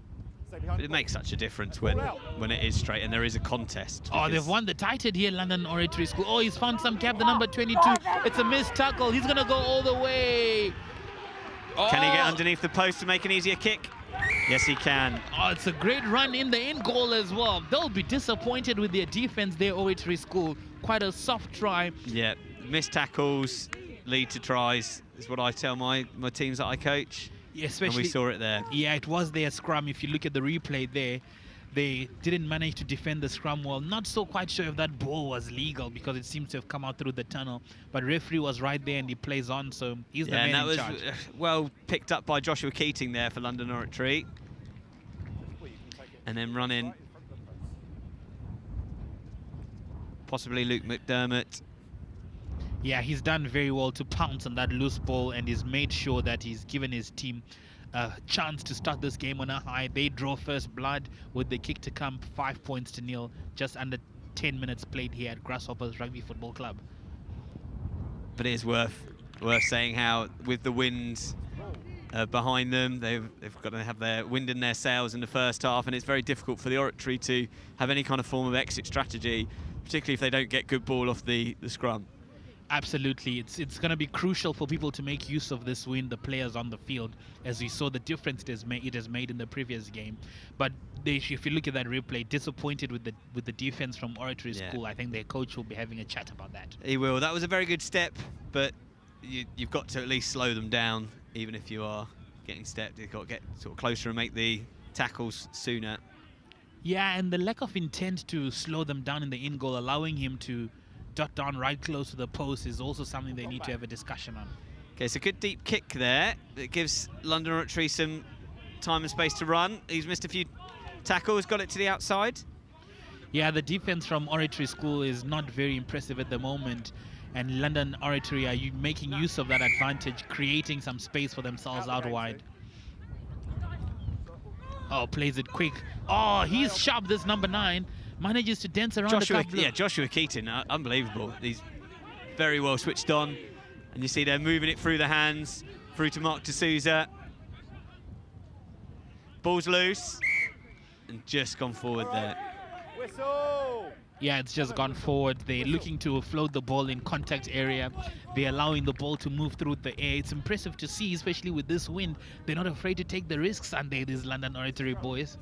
Definitely, and then if good handoff there by the number 18, I think Mark D'Souza. But just ball going to ground.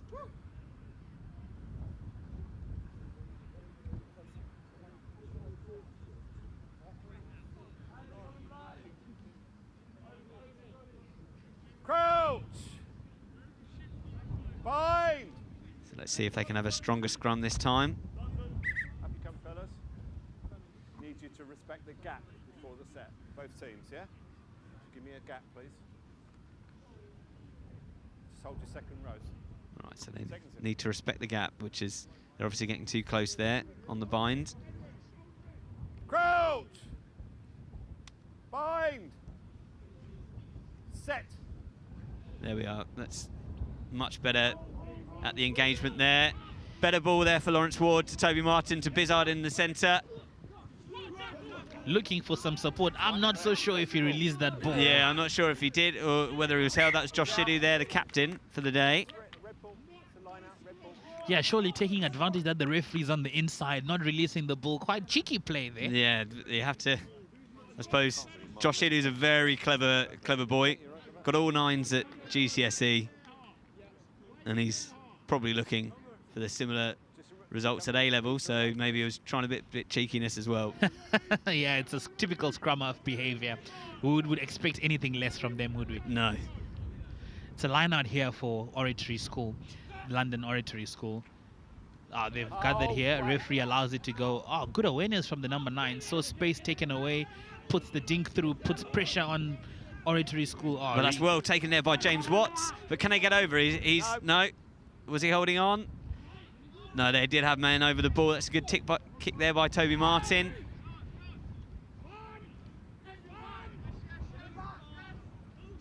You can hear the roars of Master Charlie Watson, who's one of our first team coaches, clearly intent on looking at how good the second 15 can be. Yeah, it's the second high tackle the referee has shown against Oratory School. Surely they need to have a discussion on this discipline. They do. It needs to get lower. It's just poor discipline there, and lack of effort there, trying to get low enough. That was a good tackle there by Jamie Robinson. His brother, Tim, played in this fixture last year. He's now moved on to university. Keating with the pass. That's a good take there by Garge. Very good cricketer, Garge is. Yeah, it's good to see the young boys still doing multiple sports at this age. You don't want them to specialize. Absolutely. And it's great having some of them sort of come back and play some more rugby when they've finished their summer of hitting 6s and 4s in the cricket square. Oh, you can tell that the wind is having an impact on these kicks. Huge impact. But at least they found touch, didn't try to be too greedy. Yeah, the number 15 there should be James Watts from Oratory School. He's surely going to feel that tackle tomorrow morning. Yeah. So they went into him quite hard. Now let's see if they can get some good line-out ball. Looks like Henry Watson's about to be lifted. But it's just gone on the other side. Keating, they've just knocked it on at the back there. Yeah, the handling has made life a bit difficult for both teams, as we see in 15 minutes in, and we haven't really gotten a passage of play where they've gone through the hands, except for the one time that London Oratory got the ball there, I think on the 7th minute. Yeah, it's been scrappy the last it's 5-10 minutes. Definitely, it's been scrappy. Look at that. He left the ball behind. He went just with the wind. Yeah. I have to say, though, that the 9 for London Oratory, Josh Keating, is very switched on, which is what you want in a 9. Someone who can pick up the scraps and find something special for your team. Yeah, absolutely. It's another scrum here. Surely the heavies will be having a discussion with the backline about these numerous scrums caused by their poor handling. You can see the kick still isn't working. That was a good offload by Garge to James Watts. He's a bit isolated. Advantage for a knock-on, that's all. Okay, so it's a knock-on advantage there. Toby to Alfie Proctor. I'm not sure how the ball's come out of there. No hands, to ruck. No hands. Come on, he's got it. Right, he's getting a bit isolated there. Could he be held up? Tackle, advantage over, off you come, let it come. It's good rucking there by Henry Watson. No, off feet. Oh, you're offside, 22.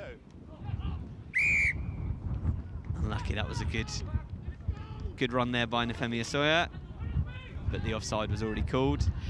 Yeah, pretty interesting how he didn't retreat on that one, because the referee did tell him you're offside, 22, leave it. Now, they're in the middle of the park, they're going for touch. It's going to have to be a big kick to find touch.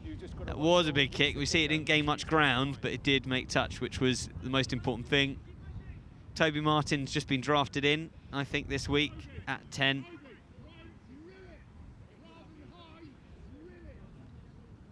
As you can hear from Master Watson on the sidelines, he's telling Toby to drill it next time. You certainly need to in this wind. It's buffeting us around. Yeah, surely it's an interesting day of kicking, because if you don't line it up well, we saw the one up and under being sliced, and the wind doesn't do you any favors in that case. It's a throw in by the hooker, line out throw in. They've struggled to find their targets, these hookers. And he needs to throw it a little bit further, and I'm not sure why they're going to the back of the line out with such windy conditions. They've lost 2 on the bounce now. That will be something that Alfie Proctor needs to work on, which I'm sure he will be told. Yeah, it's a bit of decision making there when you have the wind moving at wonderful speeds and you decide to go at the back of the line. It's a difficult enough skill to throw the ball in at the front, but trying to find a number 6 jumper at second XV rugby is a little bit ambitious in these conditions. Absolutely. That's slightly disappointing for London Oratory. It looks like I honestly didn't see the instant. Yeah. it looked like their 9 might have to go off, but no, he seems to be okay. Well, the referee will be keeping an eye on that. Only bind. It's one of the most important things in rugby at the moment to really treat any kind of potential head injury seriously, and I know all our coaches follow the RFU head case course, and anything they've got to remove them before we can return them to the field of play. Yeah, it's the 3 R's, isn't it? Recognize, remove, and make sure that and return. Return. It's a return. Yeah. Set. Ball out. Okay, cool. Okay, I'll try. It's a ruck. It's a ruck. No hands. It's a ruck, fellas. Okay, no again, hands. scrappy ball there, Hands on the floor. but the Oratory come out with it. Okay, it's a knock on by 10, but it's a penalty because there was hands in the ruck. So poor discipline by the London Oratory now. On the Will line. the Oratory have white line fever? Will they tap and go? Do you I think they're understand- going to tap and do you understand go. where the line is? Oh no, they're going for the kick. I wouldn't go for a line out here, having lost my Thank you. previous 2 line outs. They're not listening to you, are they? No, they're not listening to me, but then I'm not shouting at them like Mr. Watson is, so... You've got the 5. It's an interesting decision to go for the line out. I must say, it's a confidence booster for the hooker there if you find your team going for another line out after you missed the first Yeah, start. definitely. It goes to show, and I think they do have a lot of confidence in Alfie. He's a confident fella himself, but if they've got confidence in him as well, that's half the battle. Yeah, you certainly hope that they get away with either 7, 5, or That's 3. much better. It's straight off the top to Milo Briffett. Can he get over the line? He's not completely offside, looked like. It's all fine. Not quite sure. I thought there was a tackle and there's an offside line that comes with a tackle. Not quite sure what happened there. Once. Okay, that's not coming out, fellas. It's a maul. Okay, so but the Oratories do get the scrum after, again, scrappy play. I just don't understand why. Yeah, I think the referee was a bit unsighted there over how the ball came free. Yeah, it's more started than sparkled here. I think they get the rightful decision. They should have gone for the scrum early on instead of the line out when they went for the line out option. Yeah. We saw how that turned out earlier. But that was a really good off-the-top, well-worked move. That's obviously something that they've been working on in training this week. So it just didn't come off. There was the good tackle, and then they lost the ball there. Thank you. Yeah, it's that field position where you'd opt your players to go more of the reward rather than the risk. Yeah. Bind. So this has got to be a big scrum for the Oratory now. Set. Full arm bind 22. Will they do a pick and go? Will they go blind? The ball's still stuck in there. They can't get clean ball, but it does get out to Bizard. To Josh Sidhu, who steps on the inside. Breaks one tackle, gets held up. He needs support there. Tackle. That is a great tackle by the number 6 there, Joseph Asante Jr. Sorry, fellas, this guy's injured down here. Making some. You're right, 6. Go, stay down, please. It's just, I know you're winded, so just take. It's going to be a yellow ball, it's a scrum. Sorry, fellas. There was such a big hit there by Asante Jr. He winded himself. Time off. And it'd be a scrum there to the Oratory. I have to say he's impressed as well as with Joshua Keating so far.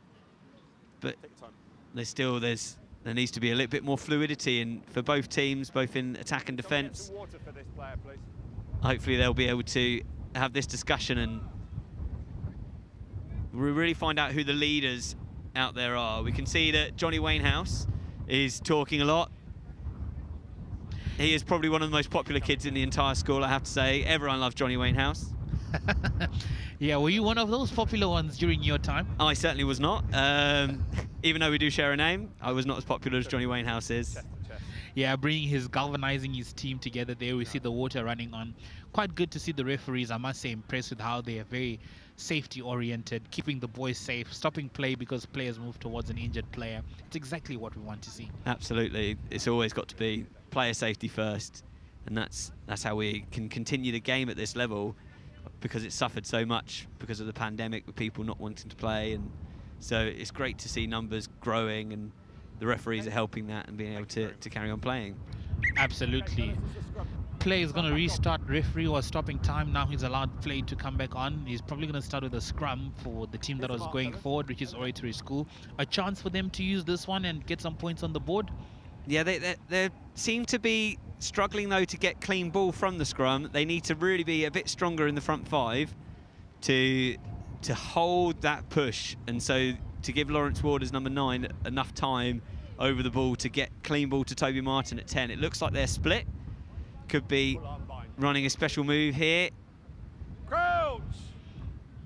If I was Lawrence, I'd be looking to go right there to Constantine Bizard, Set. who famously said he was once scouted by England, which is incredible seeing as he's French. He passes to James Watts. Can James Watts get on the outside? As high tackle there. Will they get advantage for it? They do. They're going to pull him into touch. Okay, just a high tackle penalty over here. So this is where... Time off. I've just... Oh, in giving the penalty away, the referee has inadvertently smacked Henry Watson in the mouth, but he is a tough boy. He plays with his heart on his sleeve, and now a sore mouth. You good? Okay. Just a high tackle. Yeah, unintentional from the referee. He's come back for the high tackle. As we see that replay there, you can see doesn't make an effort to go down the number 13. No effort whatsoever.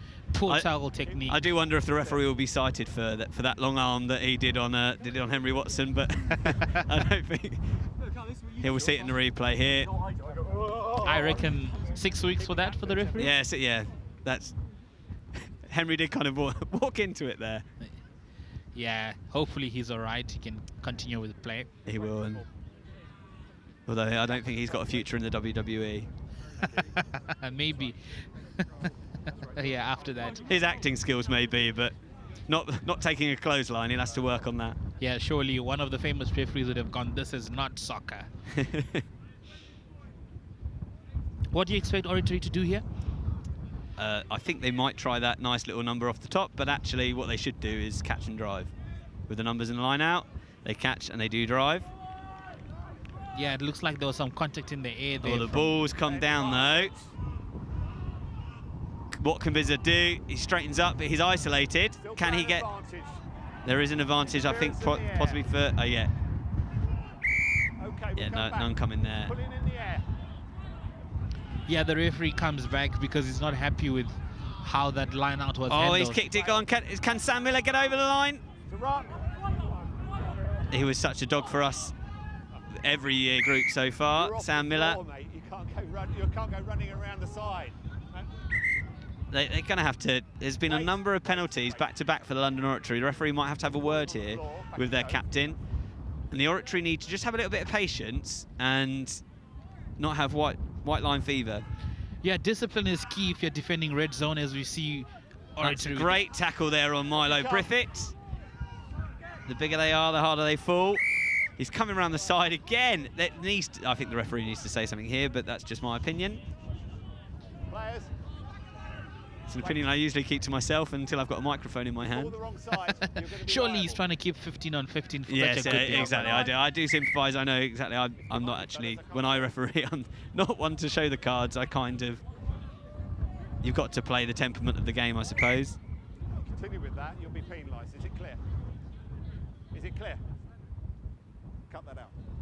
Henry Watson with a little bit of afters there with the referee, obviously clearly still feeling it in his mouth after being elbowed in the face. Yeah, thinking he can get away with a little bit of... yeah, bit of sympathy there from the referee. Yeah, but the referee was quite clear with his communication. Yeah. You need to cut that is one of the things that I find that has been creeping a little bit more, the kind of afters, the talk. I suppose it's the footballer's mentality as we're being blown off our feet here at the Grasshoppers RFC. Yeah, it's interesting. They see the big boys in the Gallagher Premiership get away with it sometimes. We saw big chat about how Johnny Sexton was mouthing off in the previous game when Leinster was playing the Blue Bulls. So surely he thinks that he can get away with it at this level as well. Let's see how this lineup will pan out. Will they catch and drive? Good ball there. They try the ball off the top down to Jamie Robinson. No, it's off feet. It's all right. Ball goes to Nefemi Asoya. He's a hard runner. He's running a little bit too upright there and held up. Off you come. They need to clear the ball. Can they get it out wide? That's a great drive there by Alfie Proctor, I think. They're at 2, but he's being held up at the moment. Knees on the floor. Everyone off behind. Can he present it? Again, a little bit of white line fever. He's not getting it over there. That's Manuel Gutierrez. No.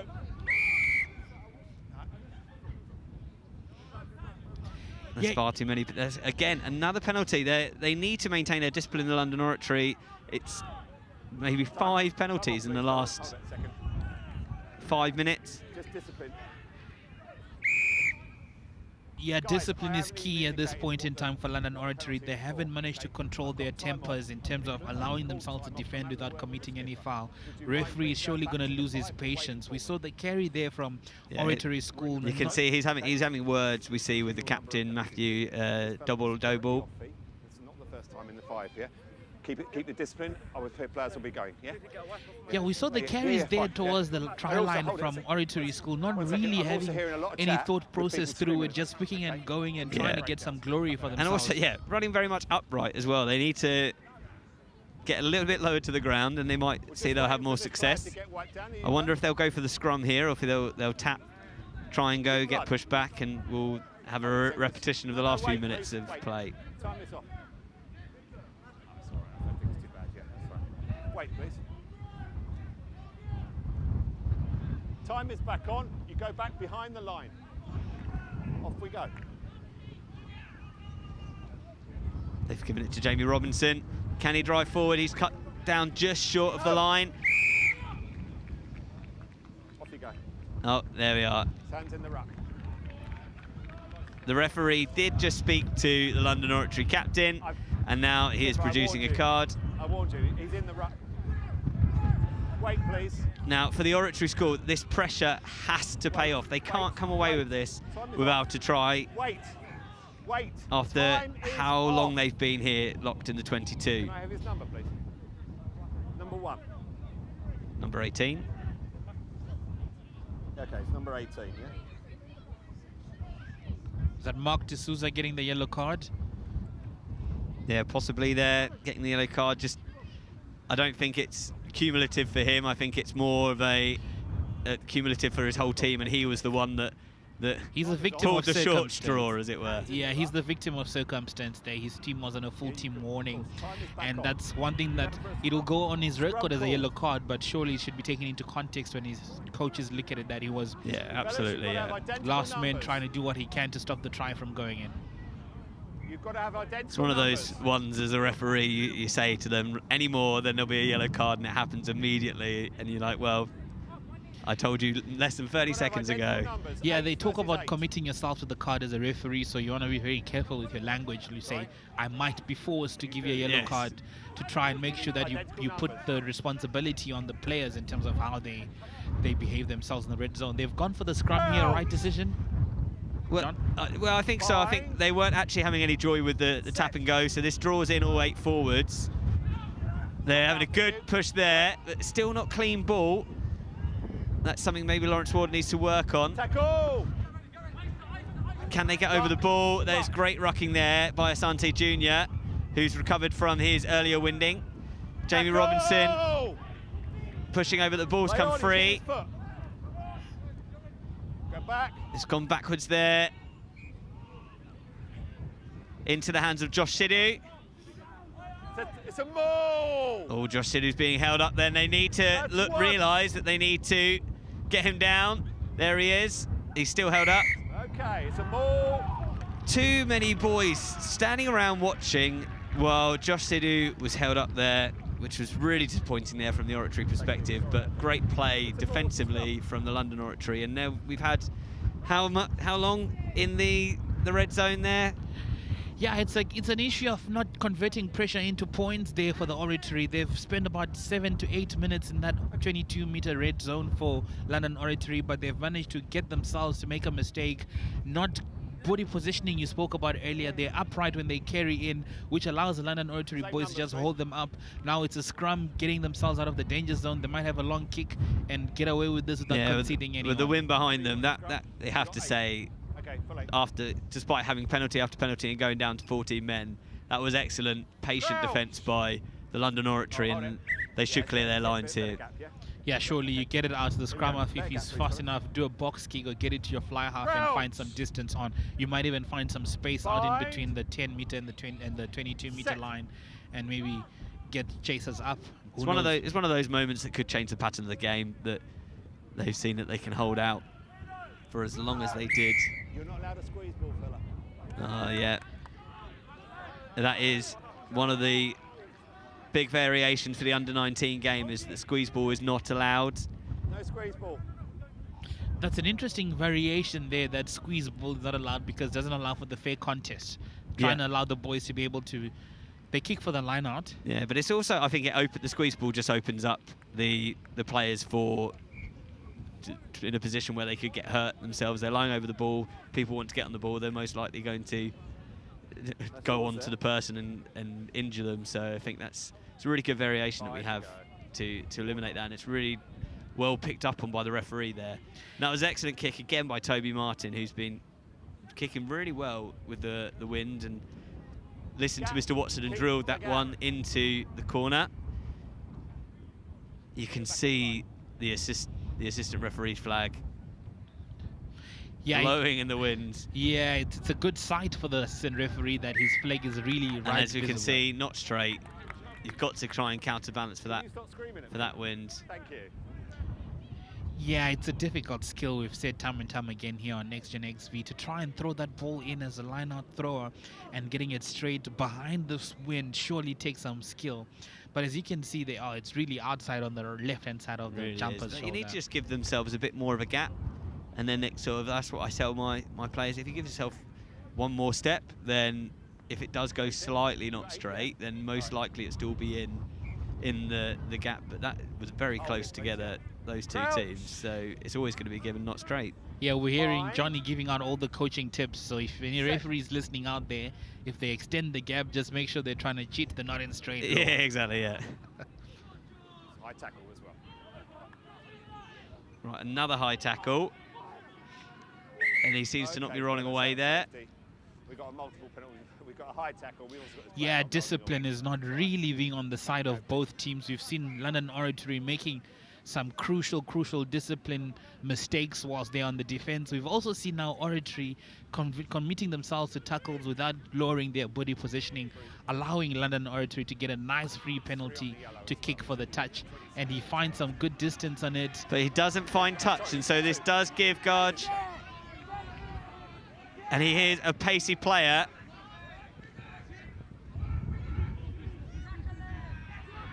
I'll never forget when he played in the under-14s. He was initially a B-team player, but came into A's versus Bloxham and had a fantastic try running around the outside, which is a difficult skill to do as soon as you get older on. But then London Oratory giving away a penalty, so that was good play there by Garge, and just poor discipline there by London Oratory to give away the penalty. He's kicked it nice and high into the air. It's almost blown all the way back to him. Yeah, you could hear the referee there call that the second man not allowed to go for the ball, what they call the jackal assist. So the jackal was fine, but once the second man starts to go for the ball, all he can do is support and help you not get cleaned out. So it's more of a tactical penalty conceded there by London Oratory School, which they surely should have listened to the referee there, and hopefully they find themselves in a better position next time when they jackal, because it's quite a hard skill to get yourself over the ball. Absolutely, and the referee's doing a really good job of letting them know what he wants to see. But they clearly weren't listening. So having a little bit of trouble getting the ball back. And here we go.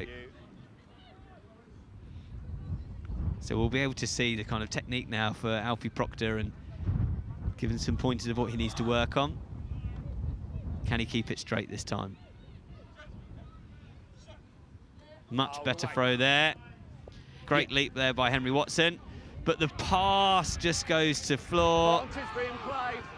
Advantage over. That's good advantage played, and they've taken it there, London Oratory, number 30 driving forward. Tackle, off you come. No, release. Release, thank you. Again, Joshua Keaton taking it up there as 9. It's ripped in the tackle. The ball's come free. That was an excellent rip there by Nefemi Sawyer.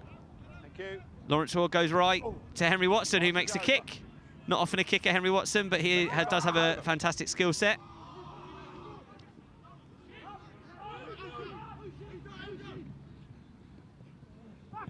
Now, again, very scrappy play from both teams. You just want the ball in hand and someone to have a go. with the running. Yeah, it's a lack of communication there where you saw that the ball was not meant for him, but he came on in the middle of that ball to try and take it from his teammate. Surely if he had called mine or something simple like that, he would have stayed away from knocking that ball on, giving another chance for Oratory to clear their lines. Just poor communication leading to that handling error. Now we're back up to 15 aside with the return of Mark D'Souza to the field of play. And Alfie Proctor had a good throw last. Again, not straight. You can see how far it went on the other side. And that is half-time. That is half-time. It seems. You can see the London Oratory boys running towards their coach for the halftime chat. It's 7-0. The London Oratory School leads the Oratory School here at Grasshoppers Rugby Football Club, and it's Next Gen XV bringing you all the pictures live. Join us for the second half.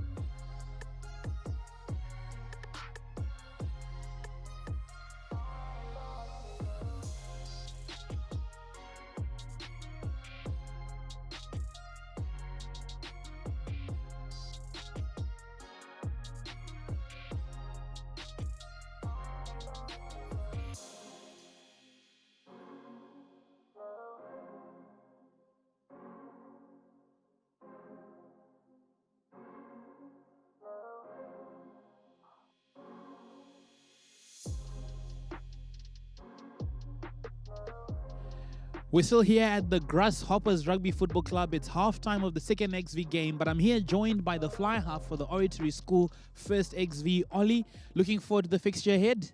Yeah, no, 100%. Lovely facilities here at Grasshoppers RFC. Good conditions. Just excited for the boys to sort of showcase what we've been working hard in training, and it's a great facility to do it, of course. You're going to have the kicking duties tonight, and we've seen what the wind is doing, impacting those kicking decisions. How are you looking to counter that? Are you going to play with the wind behind you if you win the toss, or are you going to try and play with the wind behind in the second half? I think the old saying is go with what's there. So win the toss, maybe try and get with the wind. Yeah, unfortunately, I've got the job to do the kicking boots with the wind. Should be good. Should be exciting. Hopefully I can just get the boys in the right part of the field, execute our set piece perfectly, and yeah, enjoying it. Any injuries that are worrying in the camp that might be impacting your setting XV today? None really. There's Elliot Saunders at fullback. Very unfortunate to be missing out, but very strong boys. Great backup. So he was replaced by, and it's the outstanding player as well. So just excited for everyone on the pitch to sort of showcase their talents and get going. Yeah, that's Ollie, the fly half from Oratory Rugby School. Ollie, all the best in today. Perfect. Thank you very much. There you have it. They take on the London Oratory School in the first XV game. Stay tuned on Next Gen XV as we bring you all the pictures live from Grasshoppers RFC. It's halftime score for the second XV as the London Oratory School lead by 7 points to 0.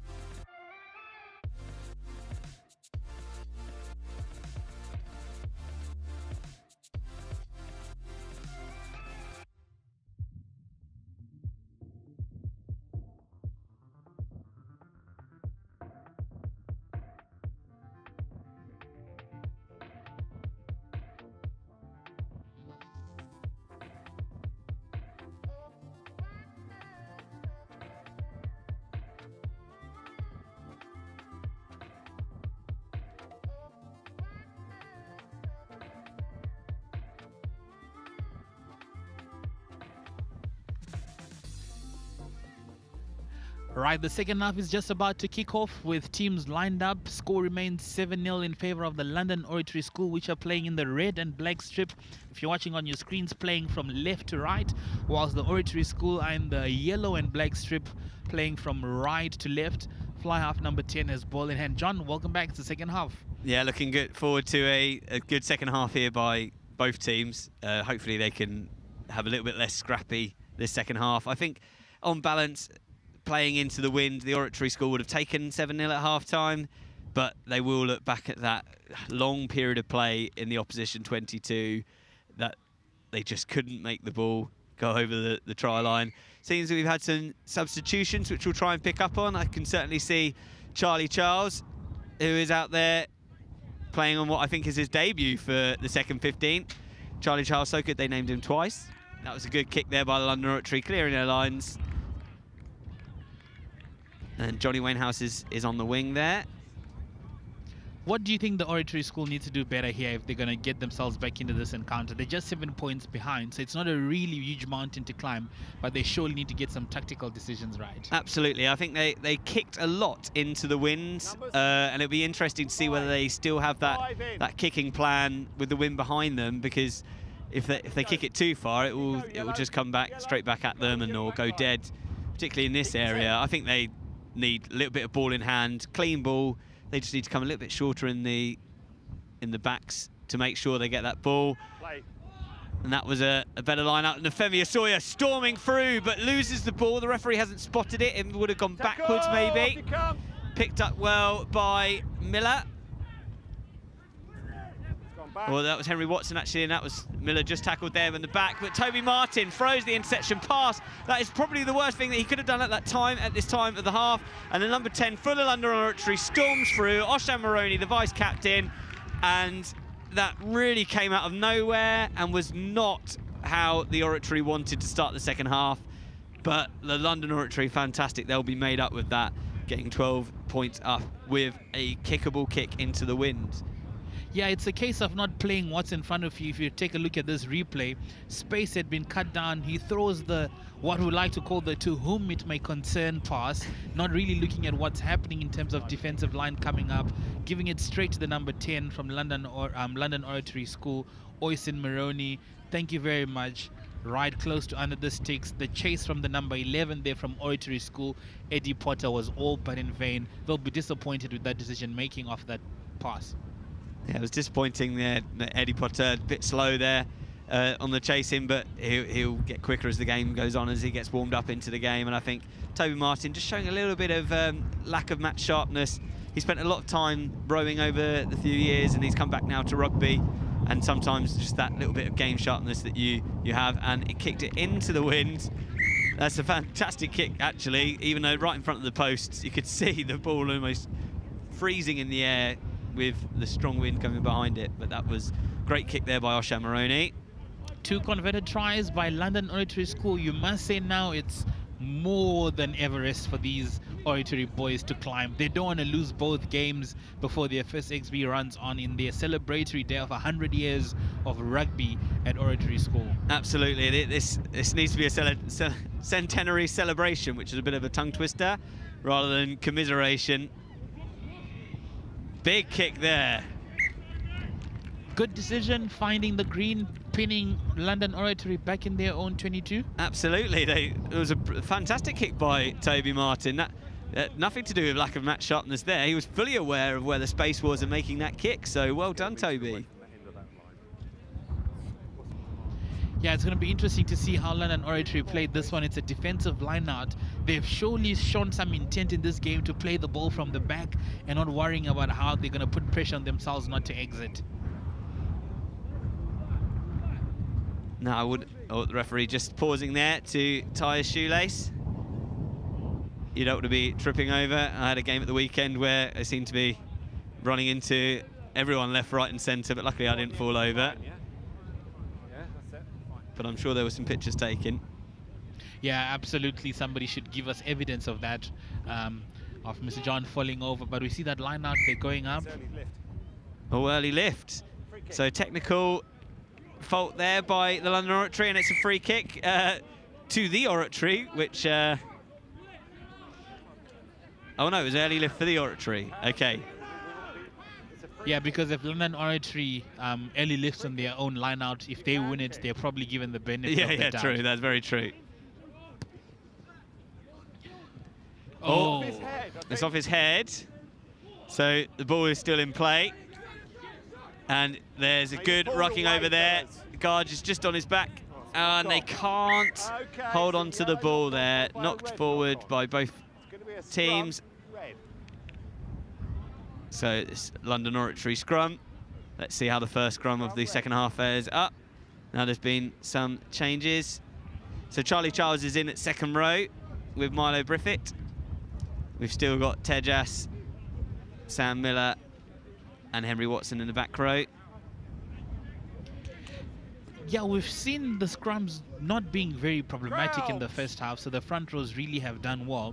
It'll be good to see these reserve front rows keeping the standard high and up, making sure that they scrum straight and allowing the ball to come as cleanly as possible, because we want to see some rugby being played here, don't we? Absolutely. It's one of those things that sometimes the restarts can take half the game if they're not done properly. So they've been good thus far after a few early resets by the referee. Set. Now can Lawrence Ball put pressure on Joshua Keating there? He's got lots of time on the ball. That's a really strong run there by Anisi Chin. But the ball's come loose.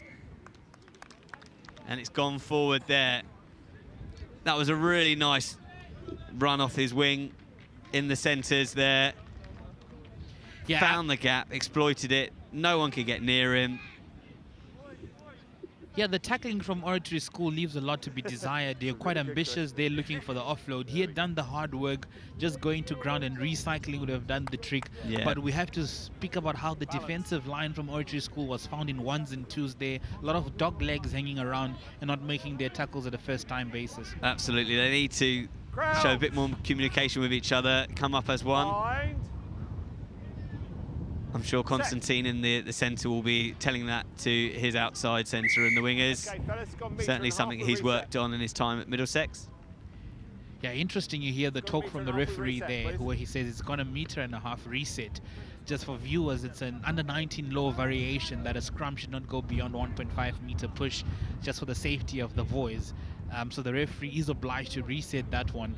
And it's the first one we've seen of this encounter to happen like that. They've done so well in scrumming. They have. Earlier. It's been very even scrums, but yeah, like you say, you can't push more than 1.5 metres under 19, which is, I know some of the boys don't understand why we have that rule, but it is there for important safety reason. And now these scrums are starting to get a little bit messy now that there's been a few replacements. The referee will be having a look at what is the cause of this. I know there'll be some tired legs out there as the second half wears on. Alfie Proctor has been nursing a hamstring injury in recent weeks, so he's now back in the fold, but we'll see how his fitness has suffered. Set. Yeah, fitness is very important in this encounter. It's 70 minutes of hard rugby, and they need to make sure that they stay in the encounter. That's another good pressure there by Keating on Lawrence Ward, and there doesn't get clean ball out to the backs. 22. All right. Okay, and here we have our first flashpoint of the game. Oh, it's poor discipline from the boys. It's not something we expect to see at this level of rugby. It should be gamesmanship, and rugby is definitely part of the education curriculum. And once you see under 19 boys going in there and running in for a punch-up, it's surely something that the referee would want to deal with and get off the field immediately. Yeah, no one likes handbags at dawn. They obviously felt they were aggrieved by something, and they do all the macho man. Now we do have a substitution. That is Eddie Potter. Seems to have come on for Tejas. And that will move Johnny Wainhouse into the forwards and Eddie Potter out into the wing. Yeah, in my time, shortly you're seeing the headmaster in his office straight after the game, Thursday morning or Monday morning in our time, if the game was during the weekend, for showing lack of discipline and restraint on that field. Whether or not you were carded by the referee, you definitely knew that you were in for some trouble in the headmaster's office for handbagging. Definitely, absolutely. And I know as a teacher and also a referee that they do get some strong words from me if there are the afters, which is tending to creep in. Right, they do seem to be making some substitutions under Oratory. Their coach is just on the pitch. Let this player get his shirt on. Oh yeah, player doesn't have his shirt on. That's so with the wind behind them. Will they go for touch? Doesn't look like they're going to try and get this near side touch. It seems to be, I know he is. Very much a low kick, but does find touch there. Yeah, finds a good touch finder while considering the circumstances. The wind is blowing all sorts. Yeah, it's blowing from kind of diagonally right to left and across from behind the Oratory School. And then we get a really good view here, straight behind Alfie Proctor. Can he keep it straight? He struggled with them over some of the time. So this is going to really see, can they get some momentum in the game there, the Oratory School? But unfortunately, it's taken there by the London Oratory. Alfie Proctor does clean up and tackles there to the captain. Play ball. No, you got to release. Clean ball there. Alfie Proctor making the tackle. They managed to get the ball away. Again, it's scrappy ball in the midfield there. No one can seem to get the ball in hand and run straight. This is release. Thank you. Typical maybe of a second 15 game. Yeah, the handling skills in terms of their conversion rate has been poor. Tackle made. Okay, now it's offside advantage, so they do have a free play now if they want to use it. You're still offside. They're still not listening. That's a great there run by 30. 30 has had some, if we don't have the name for it, has had some really good runs there for the London Oratory. And Asante Jr. again unlucky picking up. Okay, and I also... It wouldn't surprise me now if the referee has a word with the Oratory after a few penalties given away, particularly for offside. Yeah, you've called it right well there that they haven't really taken their discipline seriously, the Oratory boys, but not only in terms of their ability to not concede penalties, but allowing the players from London Oratory a lot of space for them to run with the ball. As we saw the number 30, they're getting acres of real estate to work with. The ball hasn't gone out, and they have a chance with James Watts to try and counter-attack. Tackle release, off your feet. Cue. Oh, that's a really strong run there by Manuel Gutierrez. Shooting down the inside lane. Good kick, but well gathered there by Oshan Moroni. Great step, misses one tackle. 14 off. Well taken down there by Johnny Wainhouse. Driven forward by Alfie Proctor. But that's well rucked back by the London Oratory. To ruck, no hands! Off feet, fella, no hands, I did shout. But then they went off their feet, they've taken the ball away. It gives the chance for the Oratory to clear their lines and hopefully get some field position, and hopefully some possession, because at the moment they haven't had a lot of ball in hand in the second half. Yeah, it's a case of London Oratory being their own Achilles heel. They make headway into the Oratory School's 22-meter line or halfway line, and then they make a mistake that is discipline-related, like typical putting hands in the rug and allow Oratory to clear their lines. But Oratory hasn't really turned this territory possession as well as pressure into points. And the clock is ticking on this second half. They do need to make some headway. Make hay while the sun shines, or as it gets darker and we get into the floodlights, maybe not. That was a good kick there by Bizzard. That's definitely something that shows how he caught the eye of London Irish, then Berkshire, and now Middlesex. Yeah, it's good at this young age to see players that have a good basic skill set. You know, a lot is not talked about how the basic skill set of catching and passing with both hands on either side, or making your kicks, which are even those basic touch finders, and clearing the lines with those kicks. It's good basics that selectors and scouts are willing to work with if they find a player who has those basics well rounded. As we see the auto break coming to an end. Yeah, absolutely. Let's have a look. They've had a nice quick drink. Now we get another line out. Can it find the Oratory hands? They've lost a number of line-outs over the course of the game, and that has definitely been one of the problems with being able to find a foundation in this match.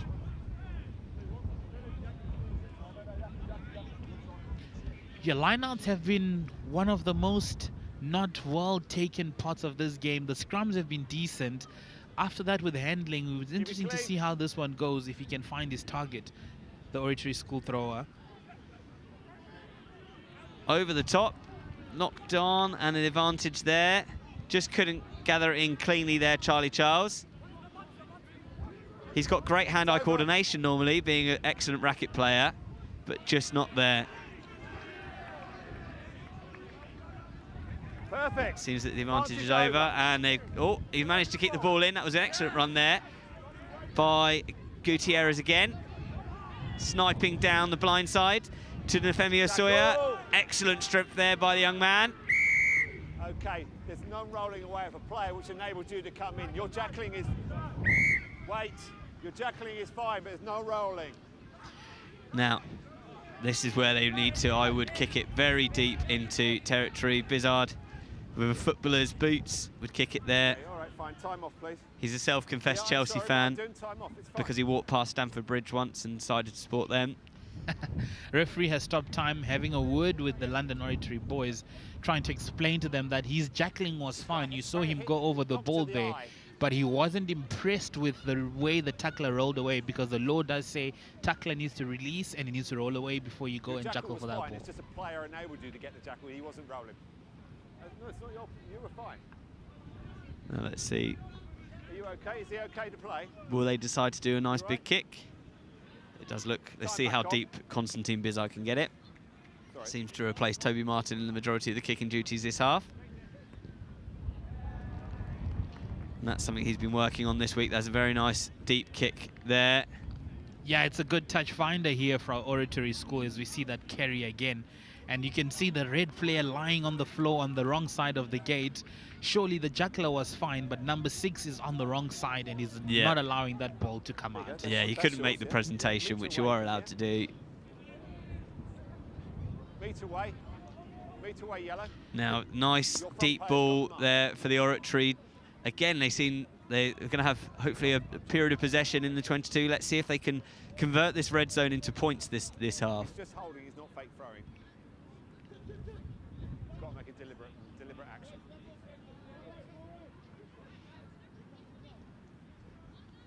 So Alfie Proctor just getting his lines right. Looks like they'll do the catch and drive. Oh! That's a good catch there by Henry Watson. Away. That's a move. But that's a good counter drive by the London Oratory. The ball's there though. Can they get it out into the backs? Can they go forward? Bizard to Sidhu. Sidhu finds a gap in. There's a great tackle there by London Oratory. The crowd like that a lot. But the tackler has not rolled away. Nice play here, look. So it was a great tackle, but he then got caught on the wrong side. Thank you. Henry Watson goes quickly. Can he get over to the try line? No, he can't. He's short. Quick ball, Manuel Gutierrez. Dives over, but just can't make it. The ball comes out on the London Oratory side. It's a goal line dropout. And then we have a goal line dropout. If you have a failed attempt at getting over the opposition line, it results in a goal line dropout for those of you new to the sport. Yeah, and they see they've taken it nice and quickly. That's excellent play there. Oh, and we have a little bit of volleyball there from Eddie Potter. Yeah, it's his opposite number. Yeah, it's a double knock on and the referee has to take the first knock. But just to go back on the goal line dropout there, it's a new law variation which has now become law that if the ball becomes dead in the in goal and the attackers have taken that ball into the in goal, it's a goal line dropout to try and speed up ball in play and to try and make sure that players are encouraged for positive play of playing ball in the in goal, but the defenders are rewarded with the goal line dropout. And the London Oratory really did take that well, took it nice and quickly, and then because of the handling error by Eddie Potter, they've now got the scrum, the put in at the scrum. It'll be interesting to see. I'm not sure if the referee said this, whether this scrum's in the 22 or will it be taken back. It's very much on the line. Yeah, it'll be interesting where the mark of the scrum was, where the referee put his mark. Surely the cheeky number 9 probably has a word with the referee to ask, Mr. Ref, are we in or are we out? It does look like it's in. He's just made the mark there. So, although kicking into this wind, you can't imagine he'll be kicking it very far. Yeah, the wind has had a say in today's encounter, and it's quite interesting how this has gone for both teams. It's 14-0. Not really a representation of the type of game we've had thus far. Set. No, it's slowed down there, but I have to say the London Oratory, some of the players have had an excellent game. That's a great number 8 pick and go. He's a little bit isolated. That was by number 1, Patrick Kuzak. Ball out, ball out.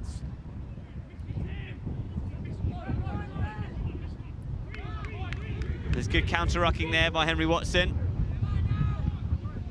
He's been all over the park tonight, Henry Watson has. Nice. Side entry.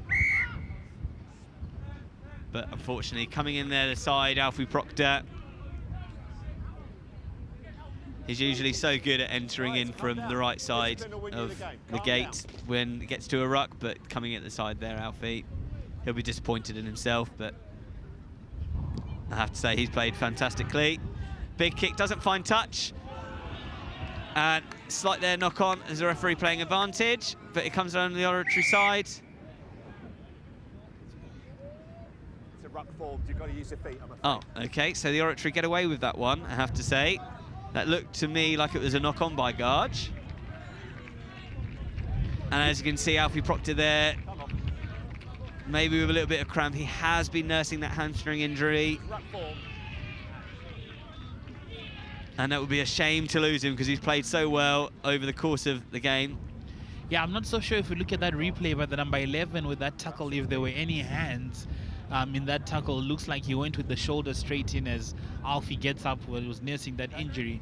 But it's pretty interesting. The referee has shown them that calm down, discipline will win you the game, as Oratory looks for touch on this one. And that's a big kick there by Constantine Bizard, finding touch.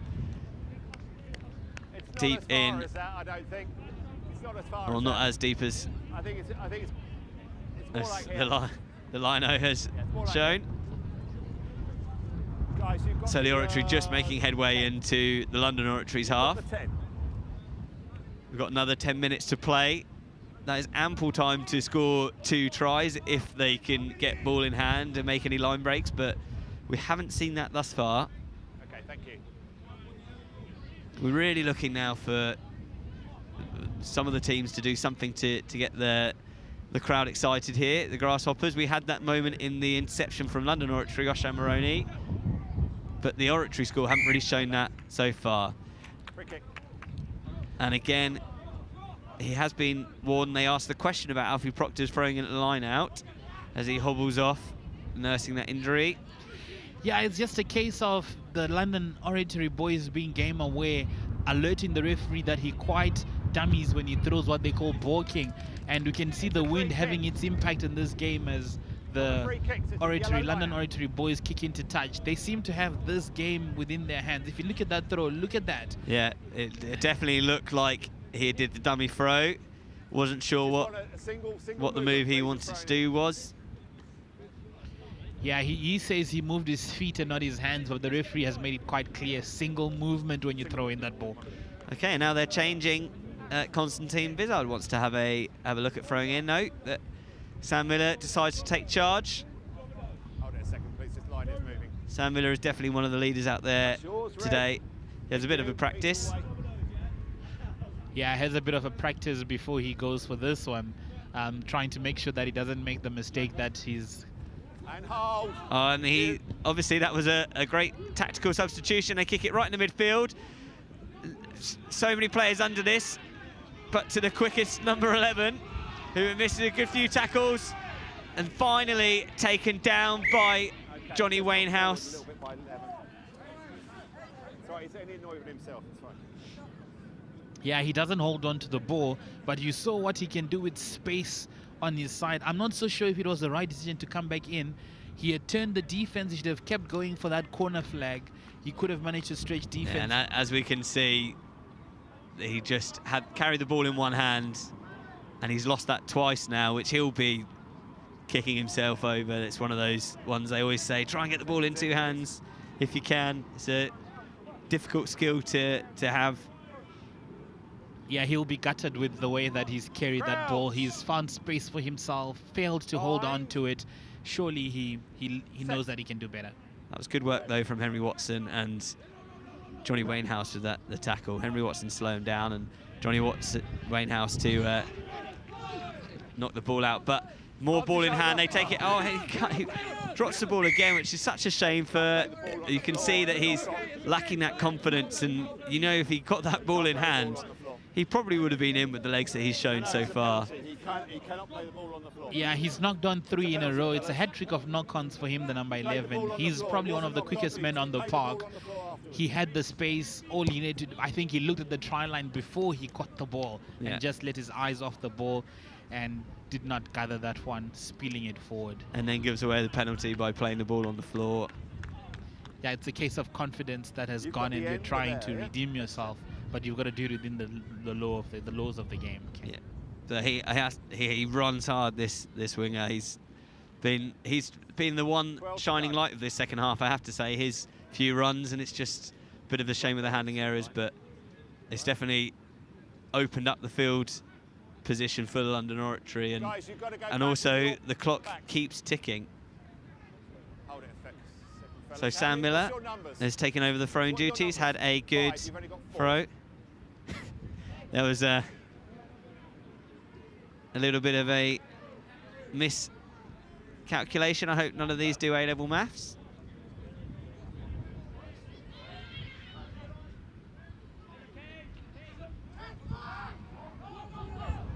Again, scrappy play from the restart. But the ball lands on the Oratory side. Toby Martin kicked his block down. It's a yellow line out here.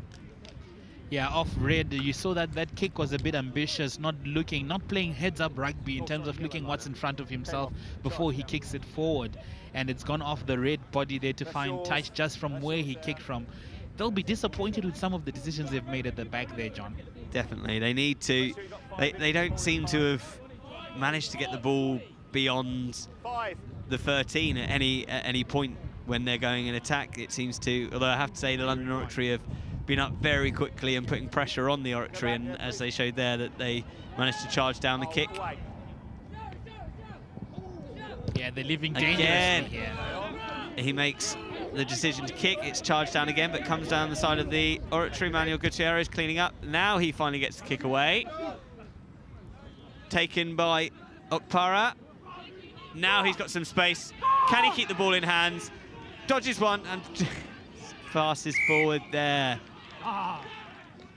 It's such a shame for the young man, because that was such an exciting period of play. An excellent run there, but just couldn't make the final offload. As we see here, finds the gap, takes the step. Missed tackle there by Bizard. He'll be kicking himself for that. Yeah, it's just a matter of taking a deep breath in contact and waiting for things to happen than trying to make them happen all the time. Once he saw his legs taken out, it was just a matter of allowing for himself to go to ground, keep ball, recycle. Defense was in ones and twos. Support comes, something would have come out of that one. Absolutely, particularly when you've got a 2-try advantage. You can afford to be a little bit more patient in the game and not try and force things. It's wheeled again, the scrum. But they've given a penalty there. It's a deliberate turning of the scrum there by the London Oratory is the call there by the referee. Now, as the clock continues to tick on, we'll see. The kick doesn't find touch, but he's knocked it on there, so they will still have the ball, the Oratory. Bizarre got away with one there, I have to say. Yeah, I'm not so sure if that was the right decision to try and gather that kick. Maybe should have let it go for touch. If you look at the replay here, there it is. That ball was surely going to go out. Yeah. It was just a bit of field and game awareness there, but you can tell with the clock on 61 out of the 70 minutes, people getting over eager and trying to make something happen and get some glory before the full-time whistle goes.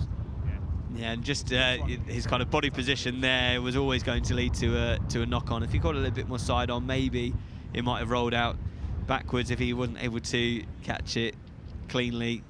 Yeah, it's a good point you make there on the basics. Just get under the ball, maybe have a little jump with the knee in front, they call it, and then protect yourself that if you knock it, it goes backwards and you have an opportunity to regather as we watch the scrum unfold.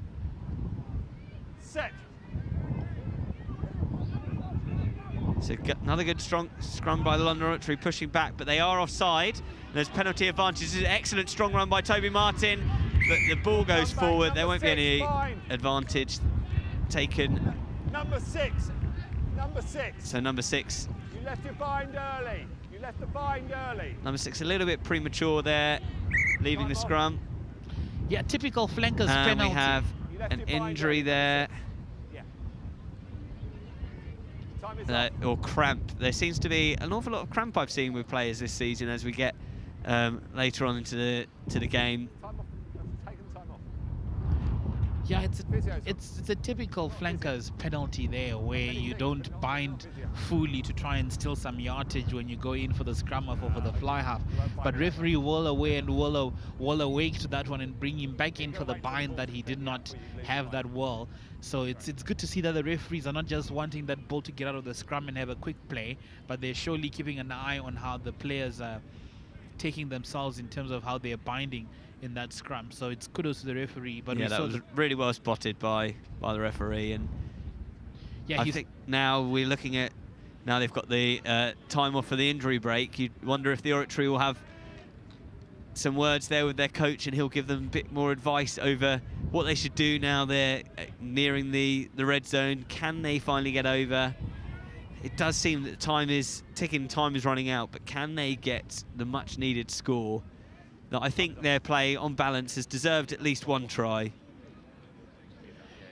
Yeah, they'll be disappointed here, the London Oratory boys. They've shown some guts and all. They've shown some intent in attack, but the inability from the, sorry, I'm talking about the Oratory boys, the inability to convert the pressure into points. They've had some visits to the 22, but they haven't really harvested any points. It's surely something that they will regret today, especially celebrating their 100 years of being involved in schoolboy rugby. Definitely, and it definitely puts the pressure on, as we saw walking past not too long ago the first team who are going back into the changing room to make their last minute preparations. It does put the pressure on them to try and come out in what's not too long now before they play their game in just under 15 minutes time. It gives them their pressure for the showpiece game of the day. Yeah, it's not one of those things that you expect at second XV. You're probably trying to play rugby to knock on the coach's door to give yourself a chance with the first XV. But if you're not making the right decisions, if you're not executing your attack plays well, it's going to be difficult for you to even try and have yourself in the conversation to join the first XV boys. Absolutely, particularly some of these lower 6 boys that will need to kind of put in a good showing before they make that step up next year potentially. So Sam Miller has been reasonable on the throw, although there have been some. It's been scrappy all day with the line out. That is a great leap there by Henry, but taken down. Some Hall of Forms, I did warn you, Pen. It's too late on the set. You have to wonder what would have happened. Poor Henry Watson seems to have hurt his back, but he's got up. He is a tough lad, just like his old man, who played second row for the first team and was captain and also school captain when he was at the school, an old boy. And we do say hello to all the old Oratorians who are watching on the live stream. That's one of the great things about having this live stream of the rugby, that old Oratorians from around the world even can catch up on their old school and see how the rugby is at its present state. So it looks like we're tapping in go to Nefemi Osoya. He again runs a little bit upright. Does he have the strength to get over? But he's held up. Or no, it is a try. Yeah, referee's whistle was a little bit longer there, which made it a try because he saw the ball and he saw the grounding. The celebrations are going on, but it's not yet job done. The Cristiano Ronaldo classic celebration. Yeah, Nafemi Soya, forgetting which sport he's actually playing. But he's a bit upright there on the carry, but he was... The strength of that man. He's always had good strength, and he's just needed that little bit of aggression. I do remember coaching him when he was in the under-14s, and me and Mr. Jordan would tell him to go and shout at a tree in order to get a bit more aggressive before the game, because he's such a kind, caring man, is Nafemi Osoya. Does enjoy some dance, does enjoy some fun on the field after scoring that try, but maybe he can improve by getting his ball carrying technique on the lower body positioning as the kick comes, to see if that kick goes over to make it a 7-point game with just a little under 5 minutes to play. So Constantine Bizard to attempt the conversion. His conversion rate wasn't the greatest in his last outing for the second 15, and we can see how windy it is that the ball won't stay on the kicking tee.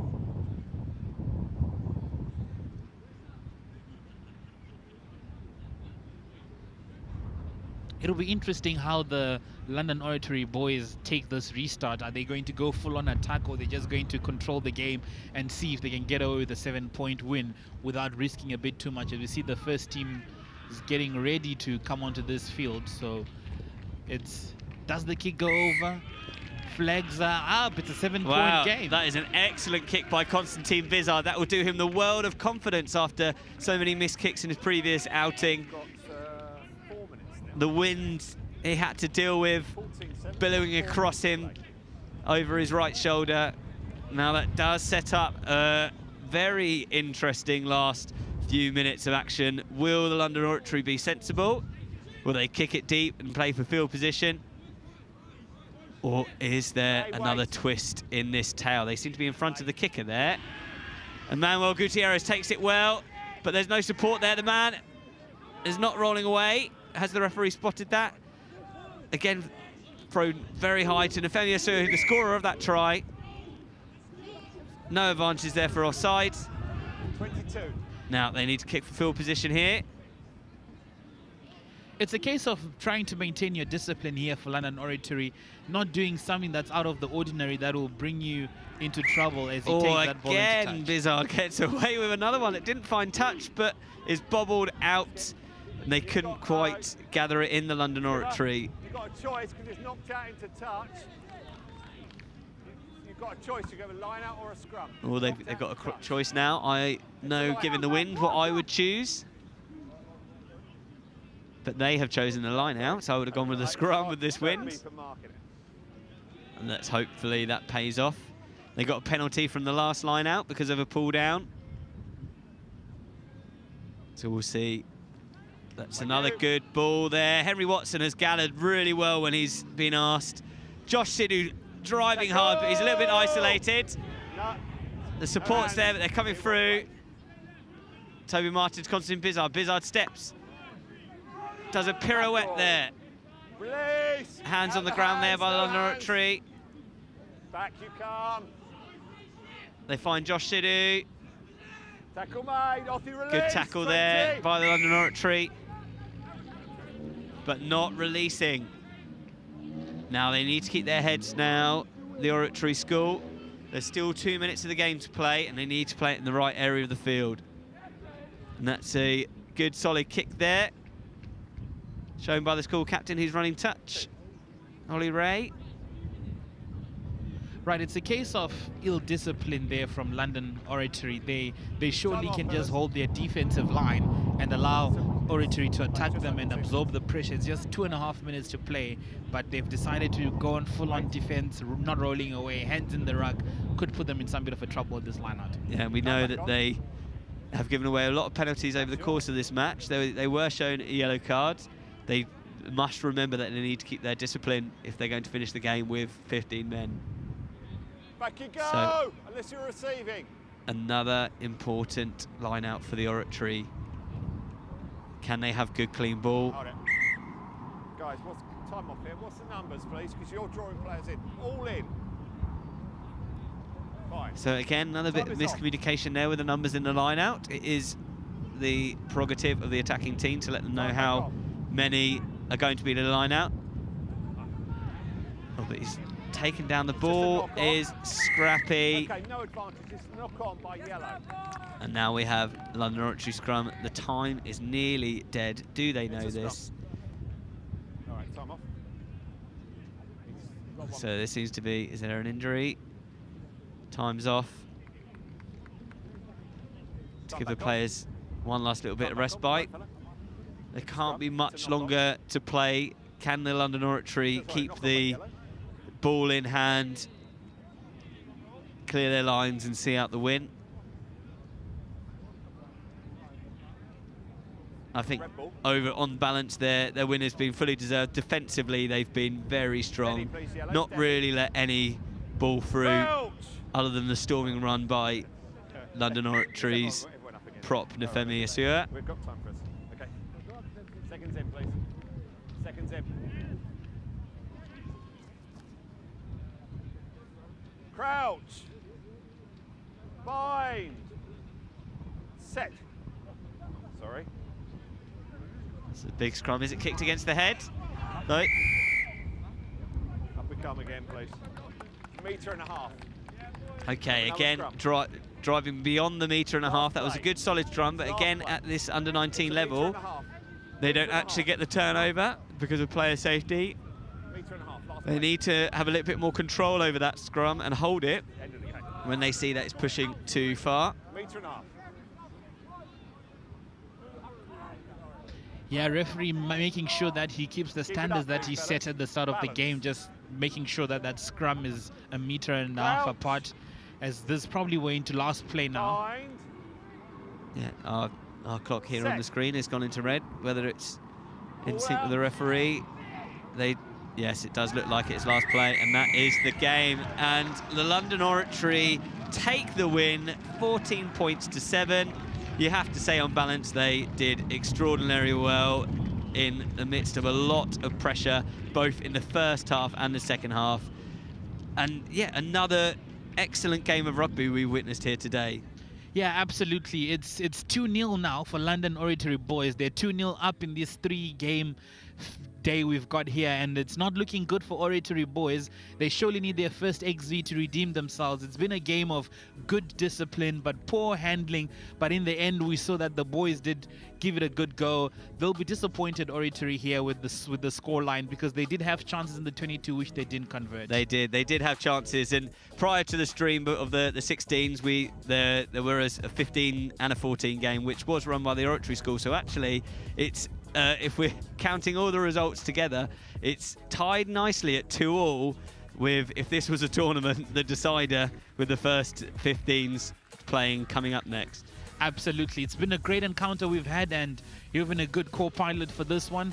We're going to go for the first XV game with 7:30 kickoff London time, hopefully.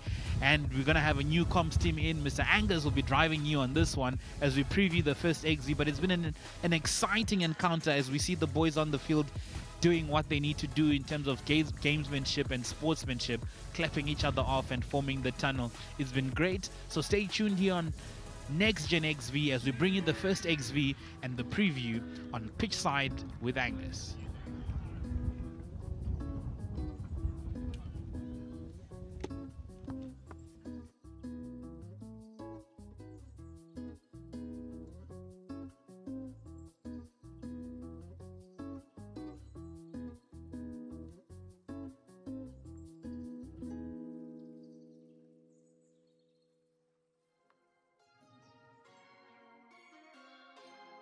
Thank you, Caleb, so much. It's been a great day here at Grasshoppers RFC. The Oratory and London Oratory have been going at it, and we are counting down to the first 15 kickoff. I'm joined by Claire Fay, a global icon, I'm told, a real tennis expert. How are you doing, Claire? Yeah, very well, thanks, Angus. Nice to be here. Been here since the first match today, and it's been a great day. As you say, it's come down to the last match, so it's exciting stuff for the boys. It certainly is, but I want to talk to you about real tennis. Tell me some things about real tennis. I know only one thing, which is that Henry VIII played it. That's a good start. It's a great start. In fact, yeah, there's a court at Hampton Court Palace. That's the oldest one in the country. There's 30 real tennis courts in the country, and we're lucky enough at the Oratory School to have one of those courts. We're only one of 4 schools in the country that play. And so lots of other schools will play, but they will play at their local clubs. So the Oratory is incredibly lucky to have the oldest racket sport, in my opinion, the best racket sport, but maybe I'm a bit biased, there for the girls and boys to play. And a world champion to teach them how to do things. That, of course, means that you know a thing or two about performing under pressure. The boys are going to be under a bit of pressure here. You know, we're on TV. We're in a big game. We've got the lights. We've got the alumni. We've got all the other people staying to watch. Any tips for them? Yeah, it's an amazing opportunity for the kids. I think to have this experience at their ages, at all the ages today, right from the under-14s, what an amazing opportunity for them. My best piece of advice would be to stay in the moment. Don't let the occasion kind of get the better of you. Stick to your basics, stick to what you know, work as a team, and hopefully the Oratory School will get the result. Absolutely, Claire. Thank you so much for joining us. We're about to be joined by your colleague, Hasna, from the alumni office, who is going to tell us all about what a special occasion this is, because this is 100 years of rugby at Oratory School. Since 1922, it's been going on. And Hasna, you're going to tell us some more things about what's going on in the alumni section. Absolutely. Thank you for having me. First of all, I just want to say thank you to Next Generation, because this has been fantastic for us. And thank you to the Oratory School Society for generously allowing us to stream this event tonight. We have old Oratorians, we call them OOs, who are watching this from all over the world, tuning in, watching the game, and taking part in the rugby centenary celebrations. So we have a very packed year worth of rugby celebration, which will include a rugby captain's lunch, and in May 2023, a rugby centenary dinner, which will be at Twickenham. That is absolutely incredible. Nothing like a centenary dinner at Twickenham. You're going to be there, I'm sure. Absolutely. Well, I hope I can get myself an invite as well. Hasn't, we're going to leave it there because the boys are going to be out any moment now. We are looking forward to it. Tell us anything else. Thank you. I might just add that if you're an old Oratorian and you have the thumbnail on your right hand side of your screen, please take a picture, click on the QR code, and sign in to register to the Oratory community, where you'll be kept up to date with any information about your school. Fantastic. Thank you, Hasna. We are going to be heading over to commentary in just a second, because kickoff is just moments away between the Oratory and London Oratory, and it's the first 15s.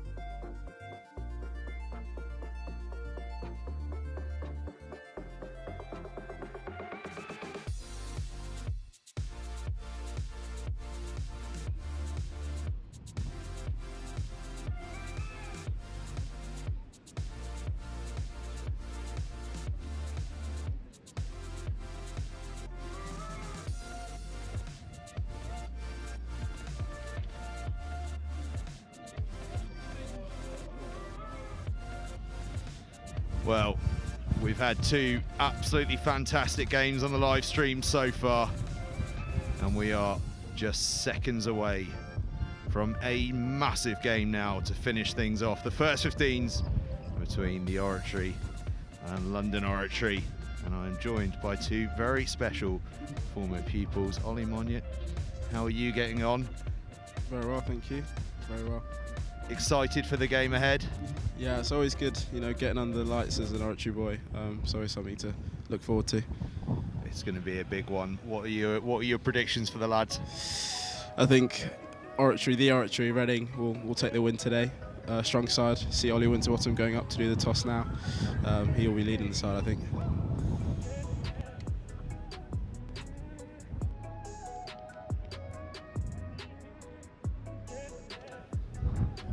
And I'm also joined by Morgan McRae. Morgan, how are you doing? You've got plenty of layers on. You're looking nice and warm. Yeah, nice and warm and cold otherwise. It is a bit of a chilly night, but good conditions out here. What sort of a game are you hoping for?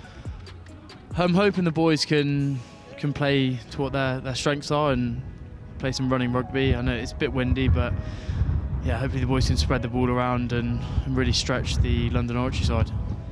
We certainly hope so. Now, kick-off just moments away, so I'm just going to run you through the teams ahead of this one. The Oratory School, they're led by fly half Ollie Winterbottom, as you heard Ollie mention, from a London Irish Academy man. Alongside him in the half-backs, Callum Griffith. In the back three, Callum Forsyth, Michael Amazu, and William Muckle. And in the centres, George Clark and Adema Imoran. Up front, Richard Casile, Otto Cutler and Gabriel Bowers, Shay Sadide, Gabriel Welpton in the second row, Harry Maloney and Zach Garforth on the flanks, and Tega Rume Tablowo at number 8, Noah Coates, Milo Briffett and Archie Wild in the back in the reserves. London Oratory, meanwhile, well, it's a bit of a patchy team sheet, I'm afraid, because we've got a couple of AN others, although it looks pretty filled in now, doesn't it? Fullback Josh Gillespie and Jacob Wojciechowski are on the wing.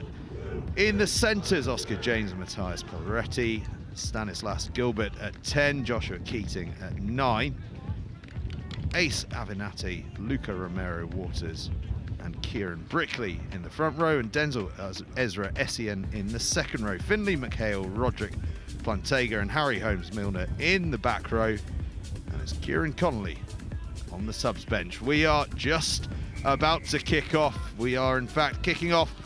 The ball launched deep towards the 22, gathered safely by the Oratory. 100 years of rugby, but the game begins with a penalty.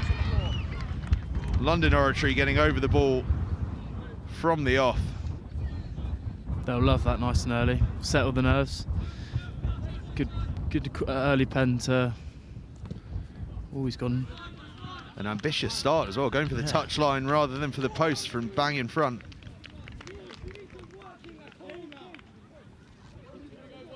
Ollie, you're a scrum half. What would your thoughts have been there? I think just the support runners for Tega, the number 8 carrying there, needed to get there probably a bit quicker, allowing the London Irish player to go with the ball. So yeah, I would be screaming at the forwards just then, get to him quicker. Always worth the opinion of the scrum half on these things, I think. Because the opinion's always, I'd be shouting at them, telling them what to do. Yeah, that's the early job I know how to do, I feel like. London Oratory bring the ball down safely to the tail. They play with penalty advantage as well. What can they try with that free play? Well, they're going to go direct through the outside centre. Now they have another advantage. Oratory School under pressure early on. Doing everything they can to slow that ball down. So the referee brings them back for the penalty in 15. And the Oratory under a bit of pressure in these early moments. Yeah, I think London Oratory will be happy to camp down here for the time being. As long as they stay here, they won't concede any points, so yeah.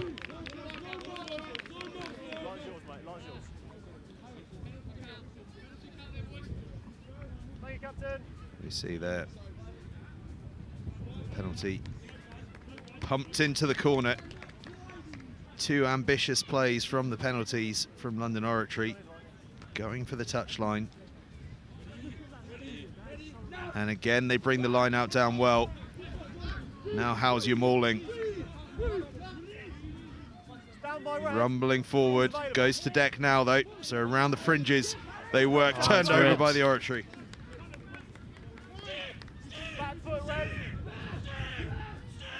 Great work on the floor from the Oratory, and now they look to clear. Do they know they're going to run it from behind their own try line? Ball spilled.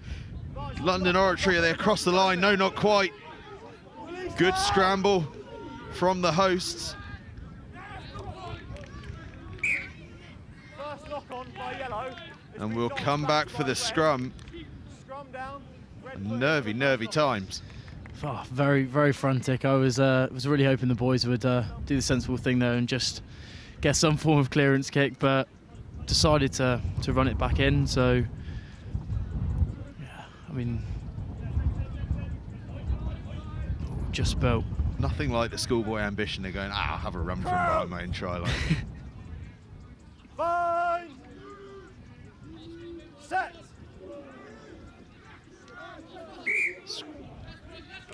Referee not happy with the stability there, so we'll go again.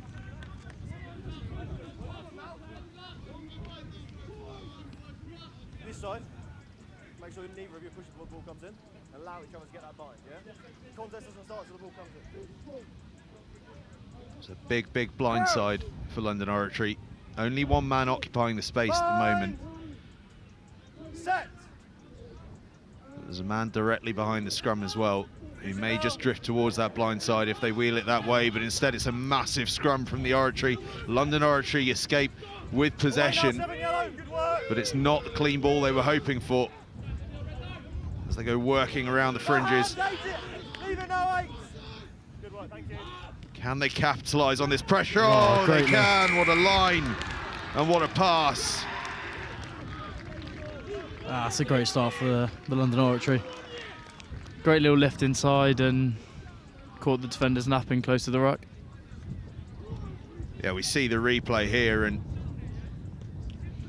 it's in fact the try scorer who has that initial carry.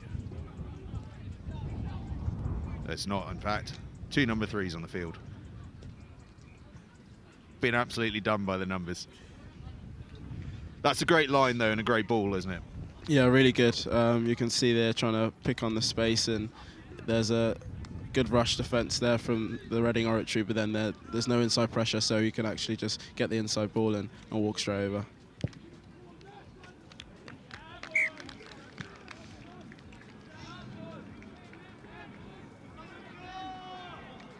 Conversion nailed as well.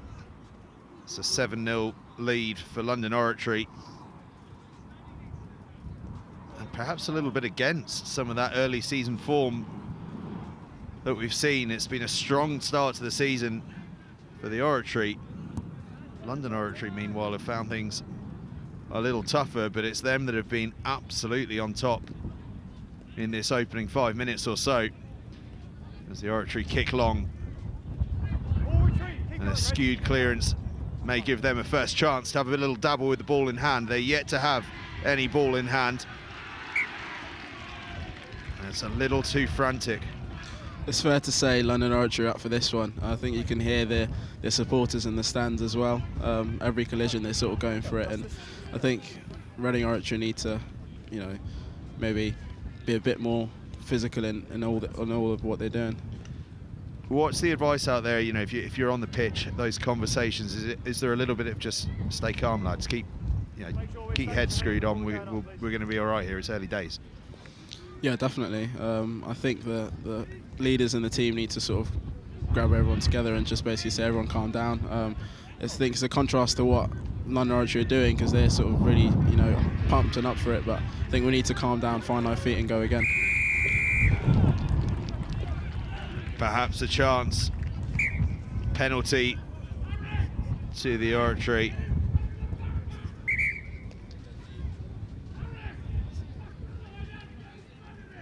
There's a little bit of a conference about what they're going to do with it.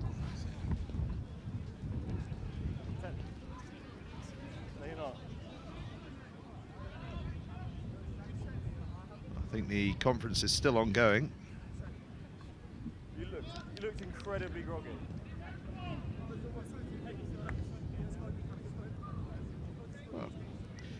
Whilst they all have their chat, why don't we have a chat? Morgan, Yeah, he says his ankle. tell me about your time with the Scarlets. So I signed for the Scarlets when I was 16, and then left in June of this year after a very brief stint with the Wales Sevens, where I got injured pretty quickly out in Spain. But I mean, it was class experience. But yeah, fantastic to go down to Wales and play a bit of my rugby down there. So yeah, it was good fun. Yeah, I bet. And the Sevens must have been an absolutely incredible experience. Just it was incredible. Really, really tough. I mean, training before, and I mean, Ollie will know this as well. Fitness was completely next level, but yeah, really, really good experience. Off field pretty decent as well, I'd imagine. Yeah. Can't say too much, but yeah, it was good off field. Yeah, we're a school stream. We're a school stream, but and sadly, at the end of all of that discussion, it looks as though the Oratory have lost their skipper and talisman, fly half Ollie Winterbottom, to a suspected head knock.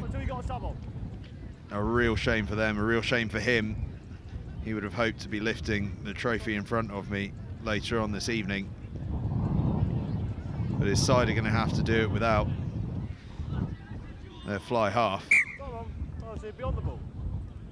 And a tough task has just become even tougher, but they've got the ball back. Skewed kick from the penalty. Bouncing See ball. if they can and open something up here. the wheels coming through from the Oratory there. Great D from London Oratory. Dima Moran absolutely flying around.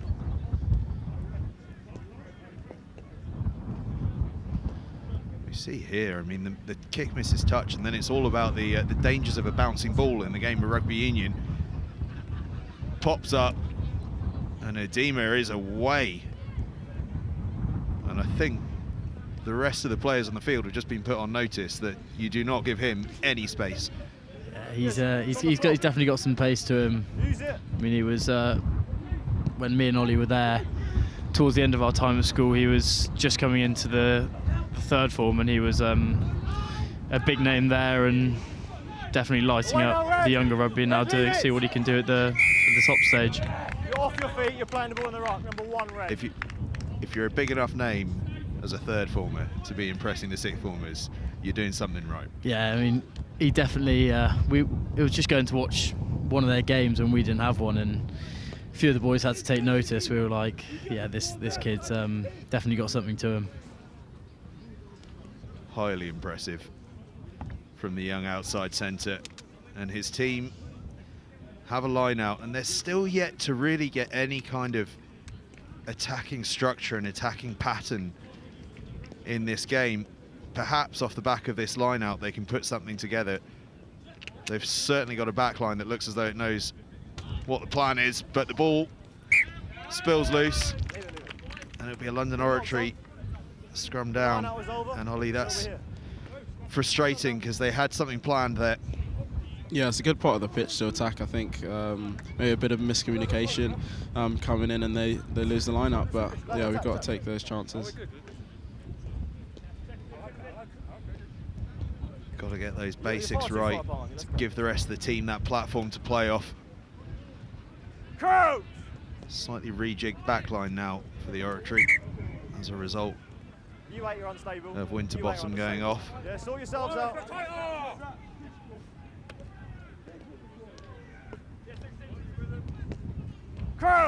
London Oratory giving themselves a couple of options. Fly half out the back for the clearing kick. The centre partnership ready to run the hard line, but it's the number 8 picking up and thumping over Harry Holmes-Milner. Good contest, the ball's on the floor. We'll take it in. Great counter-racking. The Oratory snaffled well in defence. Secure the ball now though. They go blind. Fast hands out to the left-hand side. Making good ground. It's Kasile. Now we start to see some of those patterns that they've been working on. Slow ball though, London Oratory doing a good job of that. So it's a clearing kick. Seeing if there's some space in that backfield. It may run long. London Oratory are going to try and see this all the way dead. And all the way dead it goes. We'll come back for a scrum round about the 10-metre line. Not necessarily a bad option given the slow ball, but just not quite the direction that we might have been hoping for. Yeah, I would have said that's probably the right option. He wanted it to go a bit wider into the tram lines, but obviously with the wind, it's fighting against you. So, yeah, you got to make sure you execute. Has to be said, it really is a blustery old evening here at Grasshoppers Rugby Club. Wind blowing pretty much straight across the pitch from right to left, making life a real challenge for those poor souls who are in charge of the kicking game here on either side. Yeah, it looks like George Clark stepped up and he's stepped into that 10 slot, so he's got some big boots to fill in terms of volley, but I'm sure he'll manage the game well. He'll be revelling in the role. He's already got the fly half pose, I can see. Every fly half in the game, that front foot just slightly out in front. Never seen one that doesn't do it. He's not doing his hair enough. Give it time. He's only 2 minutes into the job. Again, London Oratory pick up off the base of the scrum. Find a bit of space on the right-hand side. Do really well to stay in field. Good footwork to avoid that touchline. Ball spills loose at the tail of the ruck, though, and it's turnover ball for the Oratory. Great work on the deck. Good carry. Callum Griffith, the scrum half it was, that got that ball as it spilled loose. The Oratory are making ground now, starting to get their phases together. Moving it wide. There's space out there if they want it. They're starting to find it. Loose ball at the ruck. Counter from London Oratory, but it's an illegal counter, I think. No, happy with the counter, but I think they may have been offside. The referee's certainly coming back for a penalty of some sort, and it is indeed offside. If I say enough penalty offences, one of them will be true at some point.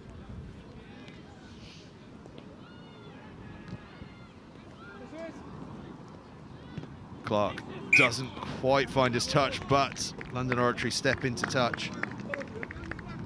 I think this is just what the Oratory need, just to string some phases together and get some ball in hand time, because it's been a bit scrappy from the Oratory side, and London Oratory defended for most of the first half, but have definitely taken their chances early on. You can see there, it's the threat of Amoran that's actually caused that offside. The defenders wanting to get up in his face early and try and stop that momentum. And that's the offside penalty. That's what's given them this chance, but again, the line out goes awry. London Oratory with a chance to escape. There's no advantage coming. It's been lost forwards in the line out. We'll have a scrum down. Scrum down. As a scrum half, Ollie, we've seen sort of time and time again, the number 8 has been picking up off the base for London Oratory. As the opposition scrum half, is there anything you can do to try and sort of stop that play? Not particularly. I think if the 8th wants to carry, he's probably a good carrier, but I think in that, if you notice that, you've got to talk to your flankers as well. They've got to break off quickly to help you out, and then basically hope for the best. Stay well out of the way, that's always... Oh, definitely. Don't get involved in that. Safest course of action. Picks up again off the base, does the number 8. Release now! He doesn't, in fact, it was a dummy pickup, I think. Everyone, including the cameraman, bought it. Leave it. Use! Trying to work through the middle. Now! Oratory. Penalty advantage, not rolling. Tega's yet to get into the game. The Reading Oratory number 8. He's a good ball carrier as well. So when he gets going, he's frightening to watch.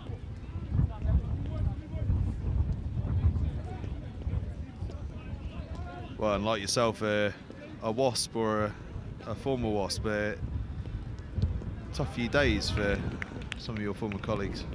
Yeah, definitely. It's a really difficult week for the whole club and everyone involved in it. I don't think anyone could have seen this coming, but yeah, it's a tough old world we're in at the moment in the rugby community. It certainly is. A number of, well, as you know, a number of people left in a very tricky situation. Let's go, please! can only hope that things get a little easier in the coming weeks. London Oratory bring it down safely, make good ground here. There's good footwork from the pick second row, almost up to the halfway line, refusing to go down, and still he goes on. Tackle now, release! Great carry. Ball's there. The Oratory have done a great job of somehow turning that ball into slow ball though. So try scorer rumbles on for London Oratory. Into the hands of the big back rower, Finley McHale. There's a bit of space on the inside there. No hands now. That's the line we saw for the try earlier. London Oratory happy to go through these phases, making ground with their carries. Wasn't on the ball. Hold. Almost up to the 22. McHale again with the carry.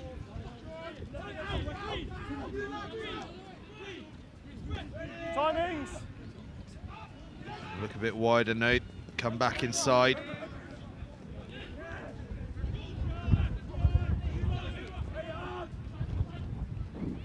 Slightly tricky ball that, so they're going to go back in field again. But once again, from a static start, almost 4 or 5 yards made, but it's a turnover. Got them out of trouble.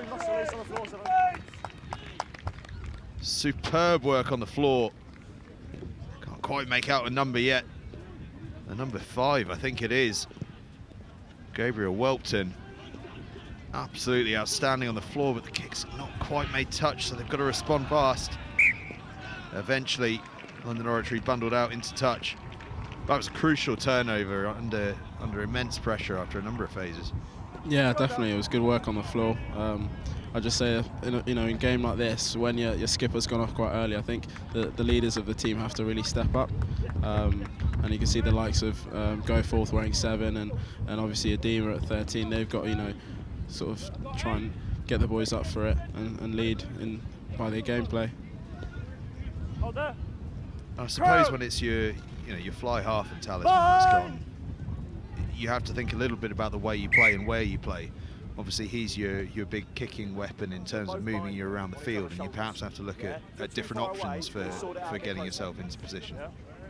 Yeah, maybe the halfback might have to take a bit more of a leading role, kicking from 9.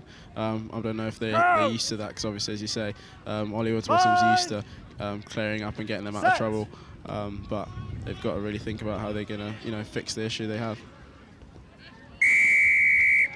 Well, a good way to start that fixing is with a penalty from that scrum.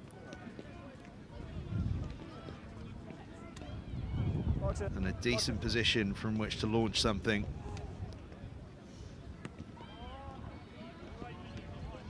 Pump down, this one finds touch safely. And I guess here it's all about execute your job. We've seen a couple of line-outs go astray. Just get the line-out down, get the job done, move on to the next job, and just slowly work your way towards that try line. Yeah, that'd be the main thing. It's just obviously without a line-out functioning too well, it's quite hard to get some go-forward play and set some launch plays. So just hoping they can go to the front, just win some ball, especially in the wind. It is you can see it in the flag. It is really strong wind down here. So there we go, perfect. At least we won some ball, and delivery maybe wasn't the cleanest, but hopefully we can string some phases together now and start to make a dent. Absolutely, job 1 done. Ball cleanly won. Ball in possession now. Some intricate play there in the midfield. No hands, 13. The Oratory make a bit of ground and earn a penalty. Referee was saying no hands. I couldn't reward you, he hadn't rolled away. Look for George to put this one close and then see that line out function again. Great nudge. You guys have played a lot of, very high level rugby. We see a lot of penalties nowadays where the jackler is actually legal, but it's the fact that no one is rolling away next to him. In terms of how that's getting coached nowadays, is there a lot of emphasis on getting your roll away as early as possible? The only thing we've kind of really been coached, and there's not really too much they can coach around it, is just get out there as quickly as possible.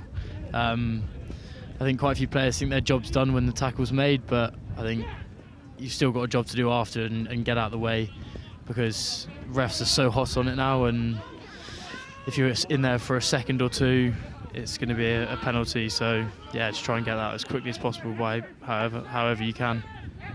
Tricky one to manage as well, though, because the rules around not held now. As the Oratory charged that one down, London Oratory managed to get it clear, though. Got a bit of action there. Happy days. That ball there, that's all us. Yeah, nowadays, of course, you got to coach hold on to the tackle player for a bit, because otherwise they can get up and keep playing, but roll away fast enough as well. The balance to strike is so narrow. Yeah, it's such a fine margin between trying to complete that tackle and then trying to get out there as quickly as possible and not be caught in the way and have a penalty against you. So that's something that each ref's always different on it. They always have a different interpretation of the rule. So, but all in all, they are getting quicker and quicker on it across the board. It's the same, they're going to can't reward you because this player hasn't rolled. And not rolling, just there. As if they've been listening to our discussion. Started with one penalty for that and concludes with another. And at the end of it all, the Oratory are exactly where they were before, with a line out just about 10 metres away from the London Oratory line. They lost the last one. Can they win this one? I think this is where there needs to be some sensible calling from the line-out callers and just realise that line-outs haven't been going the way they would like, so just take some front ball and just get something to play off. I fancy the little short one to the loose head on the 5 metre line. What do I know? Out to the back line for the Oratory, into the hands of Amoran. Release now, Red! It's all close quarters stuff here at the moment. He's going through. Free and through they go. The Oratory level things up. Scrum half, Callum Griffith, and Ollie, you better talk us through this one. He's following in your footsteps out there tonight. Yeah, he spotted the space and went for it. Yeah, very good. We see it here. Talk us through this. Yeah, so he's just seen the gap. He's almost fumbled it a little bit, but he's gone through. I think a massive thing for any young nine, you've got to scan constantly. You know, gaps are being opened up, you know, every second. So yeah, absolutely glorious. And if ever there's something to throw the defence, it's looking like you're about to drop it. Yeah, well, he'll tell everyone he meant to do that, but yeah. Conversion banged over as well by George Clark, and we have a level game 24 minutes in. The Oratory with their first real chance, doing what their opposition did with their first real chance and scoring a try. 7 points apiece, and about 10 minutes to go until the half-time break. I think you can just see the London Oratory number 8 trying to sort of spur them on. You can see the maybe change of energy. Reading Oratory are a bit more lively and a bit more up for it, and you can obviously tell by the score. It's a deep kickoff, Always inside. but returned with interest by the Oratory. A little bit of space to run into here, though, and a huge collision on the halfway line. Fantastic work in defence from the Oratory, and that should lift them, and it has. Another huge tackle coming in. Casilo this time gets himself out the way on the floor as well. Away, no 8! It's Griffith with the latest tackle. Bottega not rolling away quick enough for the referee's liking there. But we see there the momentum that one big tackle can make. You see them that follow suit, 2, 3, 4. Yeah, I mean you can tell that the momentum keeps swinging back and forth at the moment. I think any level of rugby you play, you always see momentum swings, and I think it's a wrestle at the moment for who's got it. Certainly seems to be almost as if both sides are still finding their feet in the game. Yeah, definitely. I mean, it's still early on in the first half, so both sides are really trying to show dominance. So yeah. A reminder, by the way, to scan that QR code to all the OOs out there. Back foot. London Oratory charging through, storming through. It's a great carry.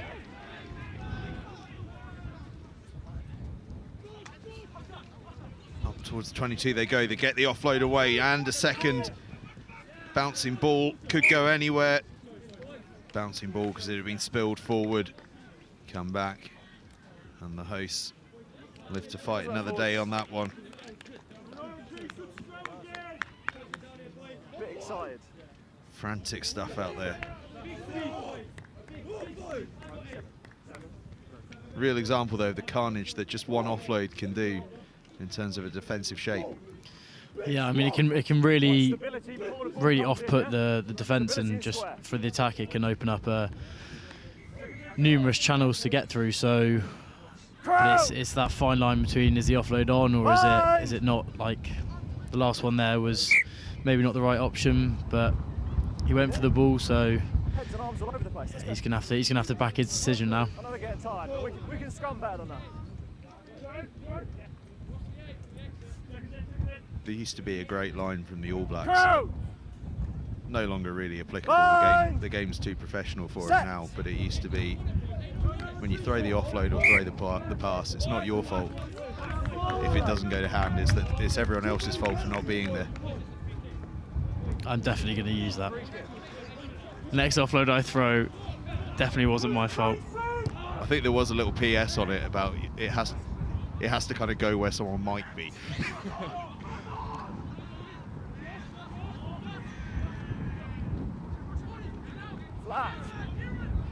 We're seeing Fraser McHale in the blindside shirt, throwing all sorts out there. A little scoop pass. Great turnover from Tager there. Who's on the ball for long enough for me?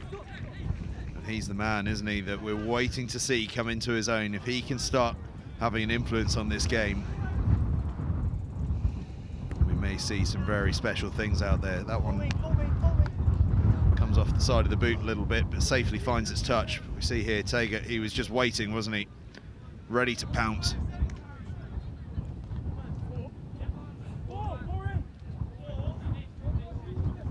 Stay there for me. I'll give you time to get your ball sorted. Take a step for me.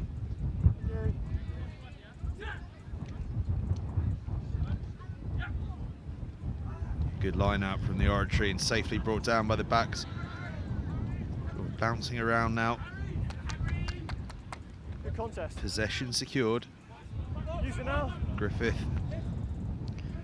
as Ollie was saying, taking responsibility with the boot. It's a hanging one. Oh, great cover tackle there. The Oratory, and great awareness to notice that that ball was out. Unfortunate to be bundled into touch. We saw there the London Oratory cleared past the ball, but they went so far past it they forgot about the most important job at the ruck, which is looking after the pill. Yeah, it was great awareness in the Oratory there to notice the ball was out. It was just unfortunate that he then had 3 or 4 London Oratory players jumping on his back and getting him straight out to touch. Right, both of you, both jumpers, make sure none of us are leaving the floor until the ball's in the air for now, please. It's getting ridiculous. Referee not happy with what's going on at the line out. The Oratory very happy with the way that one's gone though. Brought down safely. Can they get the drive going? Don't change 7, don't change your bike. It's been taken down by red, let's play. Ball eventually pops out. Tackle A now! little rumble. Patient build up. Caterpillar comes out.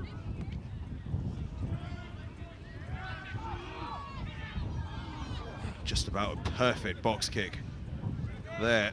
But Tager gets free, and now there's a bit of space for his backline to run into. Offload is a brilliant one. ball gathered behind the back there, kept alive. Brilliant work from the Oratory.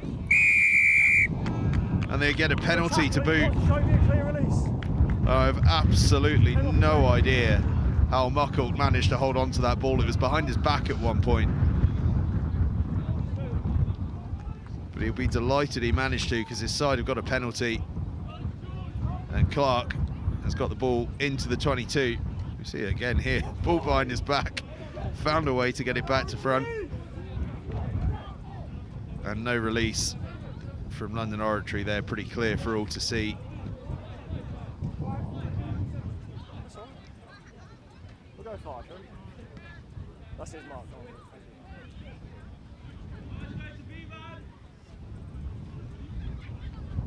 Looks as though Zan Goforth, the open side, is the man running the line out at the moment. Just manages to get a finger on that to keep it on his team's side. Run away now! But the ball squirts out the side of the ruck. Been lost forwards. Got scrum advantage, 9. All a bit scrappy at the moment for both sides. It's advantage over. Oh, it's come back for them. Could have gone anywhere, that box kick. Ends up in London Oratory hands. No. I would tell you if it is. Let's play rugby, shall we? Under real pressure, London Oratory. That's great D. Away, Great D 6. from Adema there to get up and shut that out the back pass off. Using that speed of his to fill the space. And his teammates following suit. Some good tackling here. Up fast off the line. That's one of the danger men in the London Oratory side. The loose head, the tight head rather. They find a bit of space to the outside centre. Oh, he's got some wheels as this outside centre. Away he goes. Great tackle. Crucial tackle from Forsyth. Oratory need to stay composed here. We've got the turnover. Well, I'll tell you what, there's a man wearing 13 in yellow and black that's got some gas, but his opposite number has got some pace to burn. Very quick, the turn of pace was unbelievable. Great cover tackle there from Callum. Really saved his team there, and obviously they've got the ball back now. So look at that. But I'll tell you, there's one man you want to keep your eye on there. It's that Goforth, the open side. Kept up with that the whole way. Crowd! And is the man there making that crucial tackle that just knocks the ball loose on the floor. Set! Griffith gets the ball in and gets it away sharpish to Adema. All of you offside within right idea there. Adema trying to step up and play in the right areas, but obviously just miscued the kick. I think the referees going to have a bit of a chat about Hands in the pocket. Cynical play, says the referee. And Harry Maloney will have a slightly longer half time than the rest. It's 7 minutes, isn't it? Sign on. I think there was just, it seemed like there was a lot of confusion out there. And Maloney, the man who pays the price for it. Can London Oratory capitalise on it? We've got about a minute left until half time. As we see the replay here. Yeah, it just comes off the shin. Front man. Oh, that's a difficult one. Obviously, you have to leave the man if you're offside, and if he runs into you, it's almost instinctive, isn't it, for you to hit him?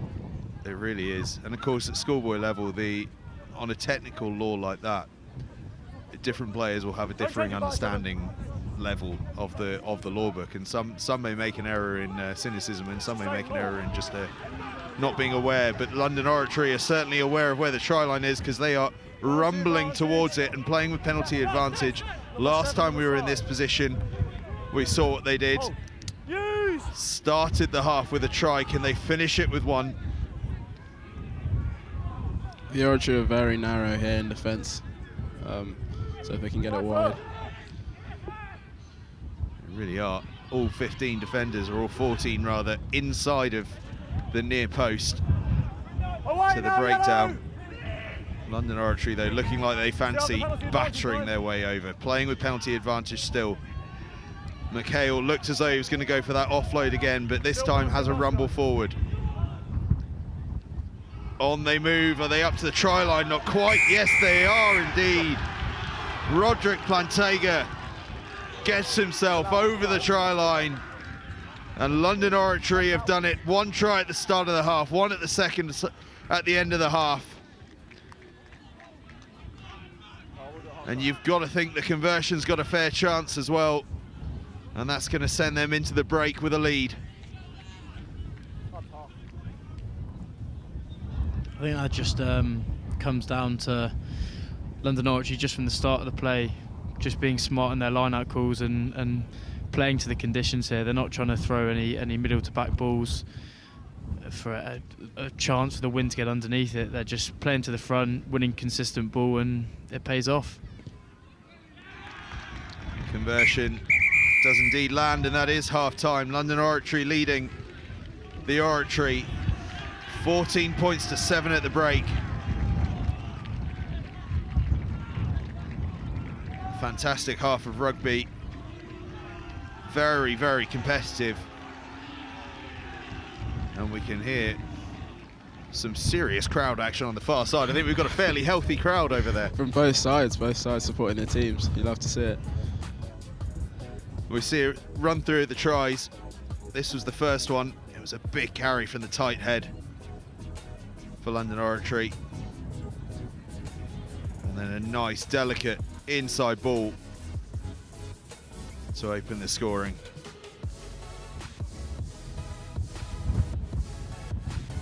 Reading Oratory hit back though, and it was scrum half Callum Griffith that was the man. Almost looked like he was going to drop it. The defence all went one way, and he went the only way he needed to, Lovely underneath dive the sticks. as well. I love a little swallow dive. He's been practicing that, hasn't he? The Ollie Monia trademark. But London Oratory were to hit back right on the break. It was their open side, getting himself across the line. Fantastic leg drive to get himself there, and the one-handed finish.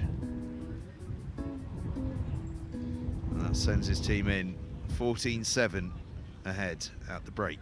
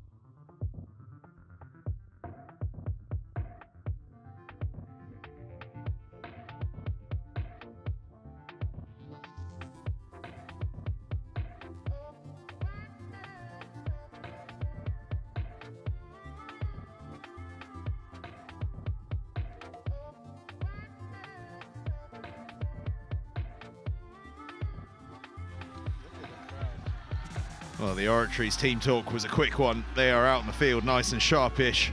They know exactly what needs to be done. Control possession and get on the points board. What would your message have been to the boys at half-time? I think just relax a little bit, stay composed, definitely play in the right areas of the pitch, and then sort of, you know, up our defence and play there. And from a London Oratory perspective, more of the same. They look pretty good when they play in those tight areas. Yeah, definitely. Just sort of keep the tempo up, keep the energy up. They're trying to get quick ball. The players of the likes of Goforth and Tega are trying to slow it down, but if they get quick ball, they look dangerous. They certainly do. Both sides have had a chance to have a bit of a chat, but I think we're short of a ball. Happens more often than you think.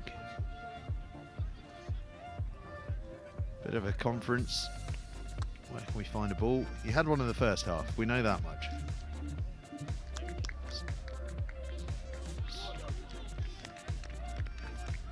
Bit of sarcastic applause around the ground at the arrival of the ball. But we are good to go. George Clark is going to kick us off. And it's a low one, and it may well work out very nicely for his side. It's been tapped back. A big carry there from Tega. Griffith looked to go right and then face left. Great feet from Edema. Moran just waltzing past defenders. He could have held on to it himself, you think.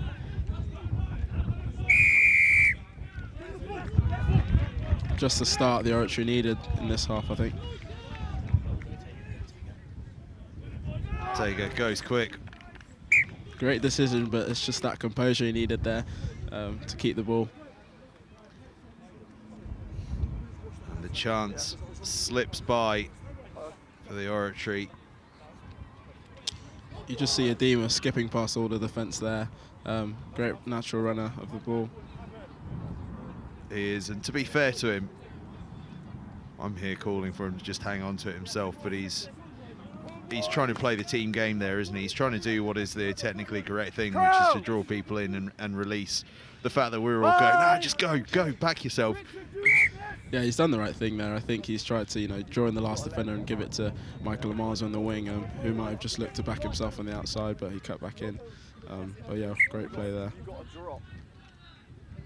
Yeah, we've got to play. No, they don't. No, they don't. Yeah, you still got yellow card, so you've got to play, and then your 8's got to drop. For those of you wondering what the referee is on about, under 18 level, when one side are down a man in the pack due to a yellow card, the other side has to match them for numbers in the pack, which means you've got an extra man in the back line rather than an extra man in the forwards. It's just all about maintaining those pack weights at a reasonably even number. Oh no! And with an even number, the Oratory get a bit of a nudge on. It's just wheeled round, so we'll reset. But they'll be very happy with that. You can just see Goforth taking a bit of leadership there, calming the boys down and sort of directing the next steps. Cheers, mate. Yeah, he's having a big game on the open side flank, actually, isn't he? He's been very busy. Fine. Starting to show his leadership. Set. This time it's a tidy scrum from the Oratory, and it's into the hands of the danger man, who just gets pulled down. Oscar James is that danger man in the 13 shirt. Slow ball though. So London Oratory get it into the hands of the try scorer. Leave it now, let go. The skipper. You're holding him in, you're not going to get rewarded for that. Use! We're going to see the box kick, I think. We do indeed. It's a good nudge from the bottom of that ruck, but oh, lovely footwork from Callum Forsyth. Right in front of the spectators, but it's a penalty, London Oratory. Right in front of the London Oratory Ultras as well. Going wild in front of their players there. And it's side entry that the referee has pulled them up for.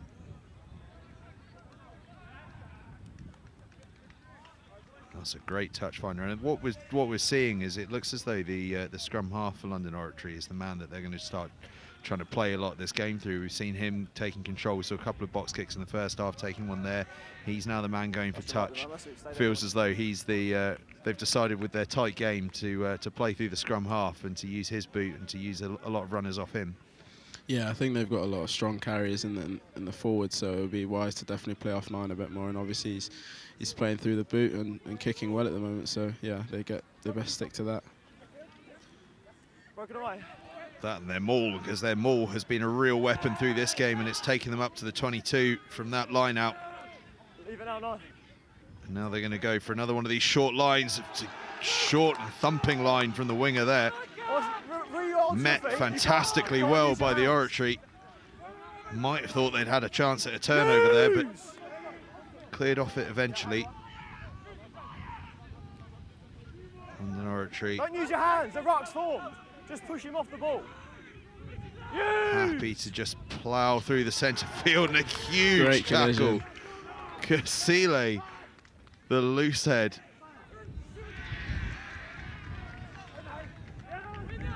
We see again, one big tackle leads to another.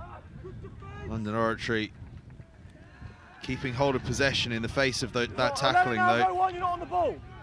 Kasile trying to get the turnover there. Leave it. Told to leave it alone. So now Tager steps up. The big characters in this Oratory team stepping up in defence. Release yellow! Go forth there. Stymieing the momentum of that big carry. Kasile in there again. And again, 2 tackles in quick succession for the loose head. And Tager now over the ball and earning the penalty. Great turnover. Number 8 on his feet. Picture perfect technique. That's class. I mean, that's a massive D-set for the Oratory to soak up all that pressure for the last kind of 3 or 4 minutes, and then come out with a penalty for a great turnover. And you guys were both saying at half-time it was about a bit of leadership and control, and we've seen some of the biggest characters in this team step up with that leadership in defence there. Yeah, you've seen Richard come in with some huge hits, and then Tager again just steps up and is composed over that ball and just a good body position and just gets over and good turnover. Stay on the floor. Tager with a body position that reminds me of Wasuka Gabriel Ogre. It's the wide split stance that seems to sort of defy any kind of gravity. And there he is again.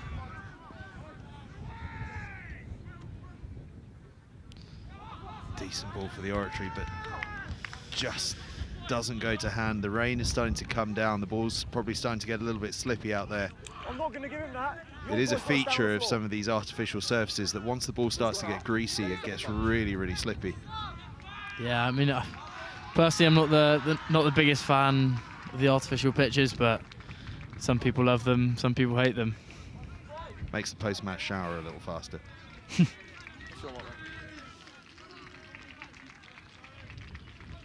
Not that I'm advocating that people should shower faster. You're still just as disgusting at the end of it. London Oratory to the middle. That's a trick play this time, a front peel on the hooker. Now with a bit of a carry. Been really impressed with London Oratory's set piece, especially their line out. It's functioned really well. They've been really smart with what they've called, and it's shown from their field positioning. Certainly has. London Oratory. Oh, it's a cheeky little chip over the top, and it's oh so nearly worked. It was almost in the hands. You're just taking number 9 out without the ball. Of the skipper.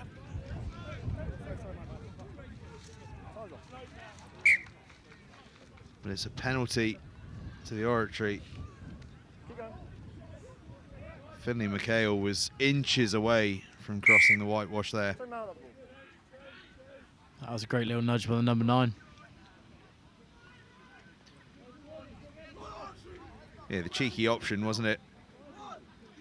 No one knew it was on apart from his teammate. And oh, it was We'll use this line, shall we? in the breadbasket almost. That's you. He'll be gutted because that's one for the highlight reel. 100%. Absolutely was. Just needs a bit more padding on those shoulders. It's come off the point of the collarbone there.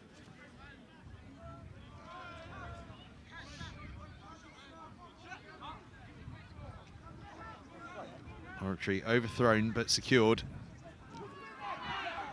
Tager with a thundering carry in midfield. Yeah, you can tell Tager's just trying to take this game by the scruff of its neck and just try and play this to what he's good at and lead the boys on just through some hard carries. If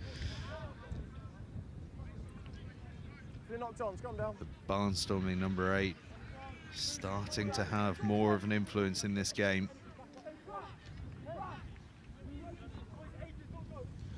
Yeah, I think he just gets caught there. The number 14, I think it is. Yeah, just not kicking on his own terms. So he's kicking on the back foot, and he'll always be under pressure there.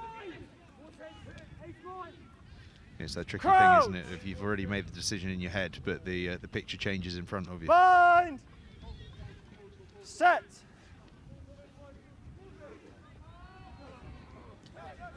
London Oratory pick up from the base again. They've been really threatening off the base of that scrum every single time tonight. And now we see them fall into that familiar pattern around the fringes. But Tager's really trying to stand up for his side here and put in some big collisions. An absolutely enormous tackle from Tager, and then Gabriel Bowers getting himself over the ball to earn the turnover. But this is what you want from your big players, isn't it? Yeah, definitely. I think he's stepping up and you know, doing the talking with his rugby. Went both sides of the ball, both carrying and tackling as well. Did a bit of talking with his gob afterwards as well. Here they come to you. This means everything to these boys out there. 100 years of rugby at the Oratory. It is a massive, massive year for them.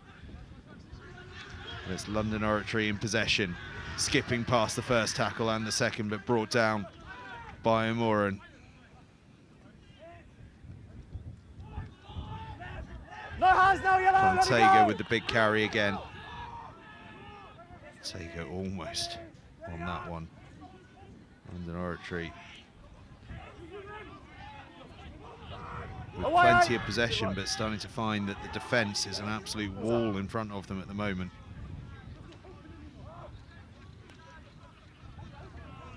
Carrying on through those close channels though. And again, this time, McHale. Ball's out. Ball's out for ages. Ball was out for ages, says the ref. No one knew though. London Oratory just looking for space around the fringes. A little stab through, but it's going to be loose ball for the Oratory to play with. They kick, find a bit of space, and it's knocked on. And the two fullbacks, I suspect being fullbacks, they're going to find themselves walking away from this pretty sharpish. And indeed, as it all shakes out, the two fullbacks are miles away from where the action started. It always happens. Fullbacks start it, they run away, leave the forwards to deal with it. And of course, the forwards have absolutely no idea what they're arguing about. Just aware that someone's not happy somewhere. So we'll have a scrum on halfway. Oratory ball. Looks like the Oratory have made a change at scrum half. It's the younger Monnier on now. Oh, well. Some would say the better Monnier. You're going to have to talk us through this. What can we expect of him? Yeah, I think he'll try and speed up the game a little bit, put in kicks where necessary and try and be a little live wire. Crouch! You're far too nice. Don't know how well that's all going to work though. So That's much more like the sort of sibling behaviour I'm used to. Great hands. Wonderful handling down this Great left-hand speed. side, and wonderful feet, and wonderful gas, and a wonderful finish and try for the Oratory. Glorious rugby down the left-hand side. Great tactical substitution there.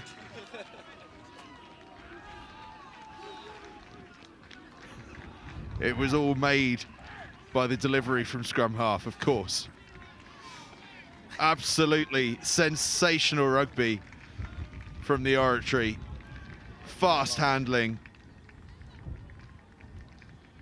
And then when the crucial moment came, the gliding footwork from fullback Callum Forsyth saw him scythe back in field and across the line. And with a conversion off the post, his team remain just a couple of points behind. Just really impressed with that try there. Just they did the simple thing. They didn't do anything fancy. It was just some quick catch and pass, drew the defenders, and then let Callum use his wheels down the edge. What's the best sequence of rugby we've seen tonight? Just good handling, ball in front of each man, finding the space, no one being selfish about the way they're in possession, and a glorious finish. Yeah, that was a great finish. He's shown he's got some absolute wheels. London Oratory kick long from the restart, but with their tails up, what can Reading Oratory do? Well, give it to the big man Tager. That's what they can do, and he's made some good ground as well.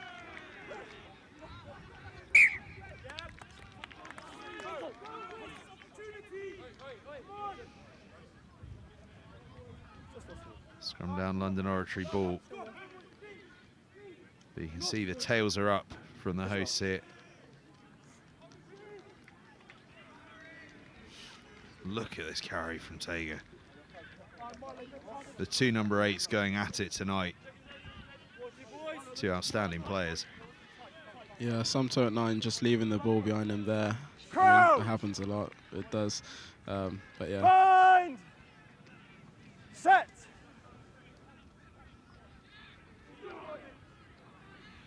Hold now! Let go, you two.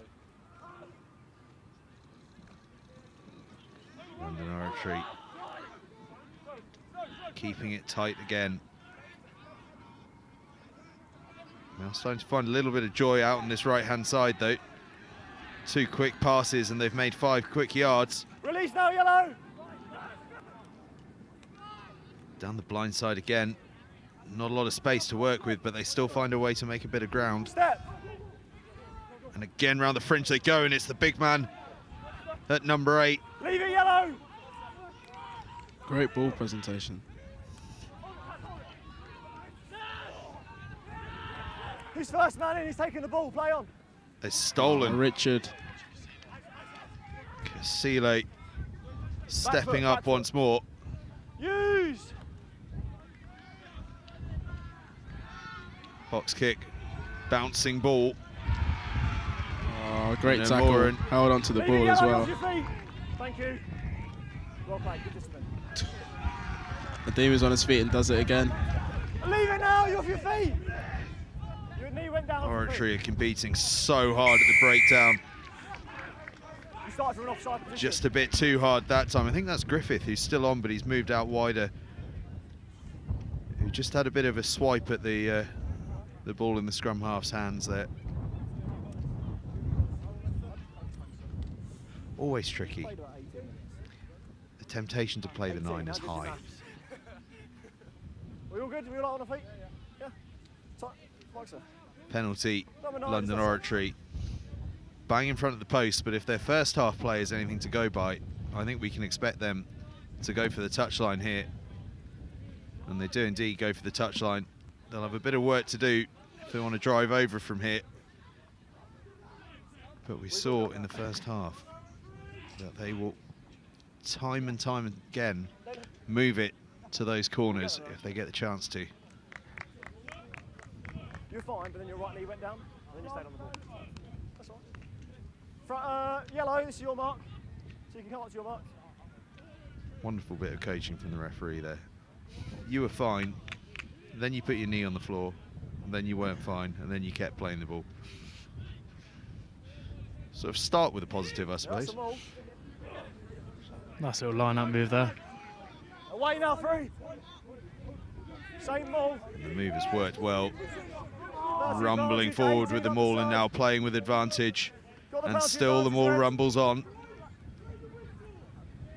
Momentum halted a little bit now. No advantage, number 18 in the The referee side. goes to the penalty. And McHale goes fast. And I think for the second time tonight, we're going to see the Oratory Also Cutler. down to 14. Time's off, 1 second. That's just come from London Oratory being patient, keeping the ball in the maul, keep the transfer going, and then just wait for the Oratory to try and bring that down, try and stop it, and they've done it illegally. And what is it, once the maul has momentum, as a defence, what is there that you can really do about it, beyond sort of push hard? The only thing is, it's once it gets going, it's really hard to stop, and once they've got that momentum and they keep that ball transfer going well, it's really hard to stop. So it's trying to get in there as early as possible, and as soon as they land, trying to split in, get in between the seams of the line-out lifters, in between the jumper, and try and cause as much disruption early on, and then just stay in there and try and fight it. The Oratory do a good job of fighting that one. London Oratory still in possession, but it's not in the maul now. It's around the fringes. Tager over the ball again. He's first man. Rips it clear as well. On the ball. He's first man. Hands a lifeline to his team on their own try line. That's a great turnover. Use! Box kick. Doesn't quite find touch, but does find a bit of ground. He's first man in, he's taking the ball. And again turned over by the Oratory. And have a little dart around the fringe. But with not much fringe to work with, they're bundled into touch. And we're back where this sequence all started, with a line out round about the 22. I mean, the Oratory, even though they haven't had the best exit, I mean, they've still got to be happy with. They've got them just outside the 22, haven't conceded any points, and have kind of taken that attack set and turned it into theirs. So Yeah, moved the problem on 15 yards, haven't they? 15 yards safer. London Oratory go for the maul again. Why not? They've had good success with it. This one's a little scrappy. Taking it down to ground themselves. That's some better Mouldy. Scrum half's having to do some real digging here to try and extract this ball.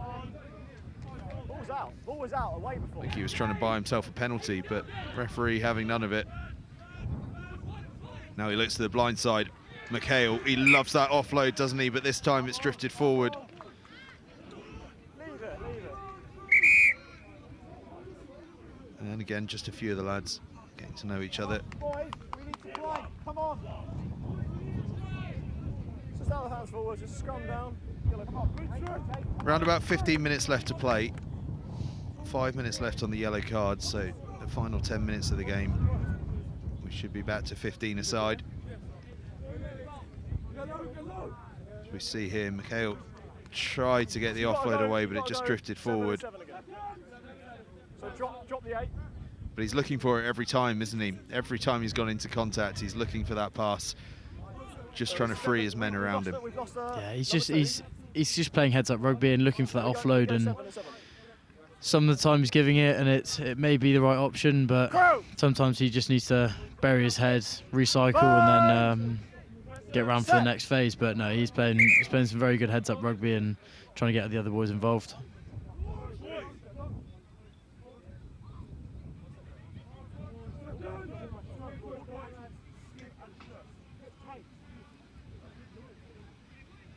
Oratory put in at the scrum. Bind. Set. Ball gets to the back nice and fast. Tricky one to deal with, and it's spilled. Just a little error there. Slight knock on that just before the clearance kick. So yeah, it's just the fine details that are letting the Oratory down, and just not enabling them to exit well enough and exit clearly. Building towards a bit of a grandstand finish here, though. Yeah, 2 points in it. Very close game. Oratory just need to get out of their half now.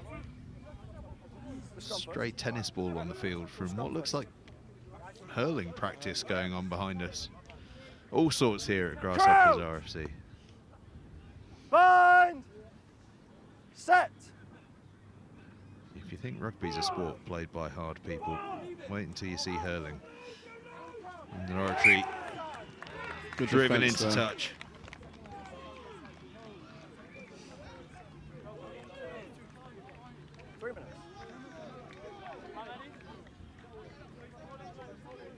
That's some good work defensively from the younger sibling there. Yeah, I think Tagger put in a lot of work there, and then I think my brother sort of held on to his shoelace. So Every little helps. It's nice to see a scrum half doing some defensive work. yeah, you don't see it very often, usually from nines, but yeah, no, good work there. Getting into it, getting into the mixer and fighting hard. Hold, back foot, back foot. And his team have the ball. The box kick comes in, it's a high one. Spilled It's all backwards. by London Oratory, gone backwards though. Oh, it's a Great job, brilliant tackle from the Oratory. Backwards. London Oratory trying to find a bit of ambitious handling here, but met with ferocity from what I can only assume was Tager because of the size of the hit. Hands in the ruck. But a penalty, London Oratory. The hosts here getting a bit overexcited after the tackle, They wait for the ball to go dead first. giving away the penalty and allowing the pressure to stay on.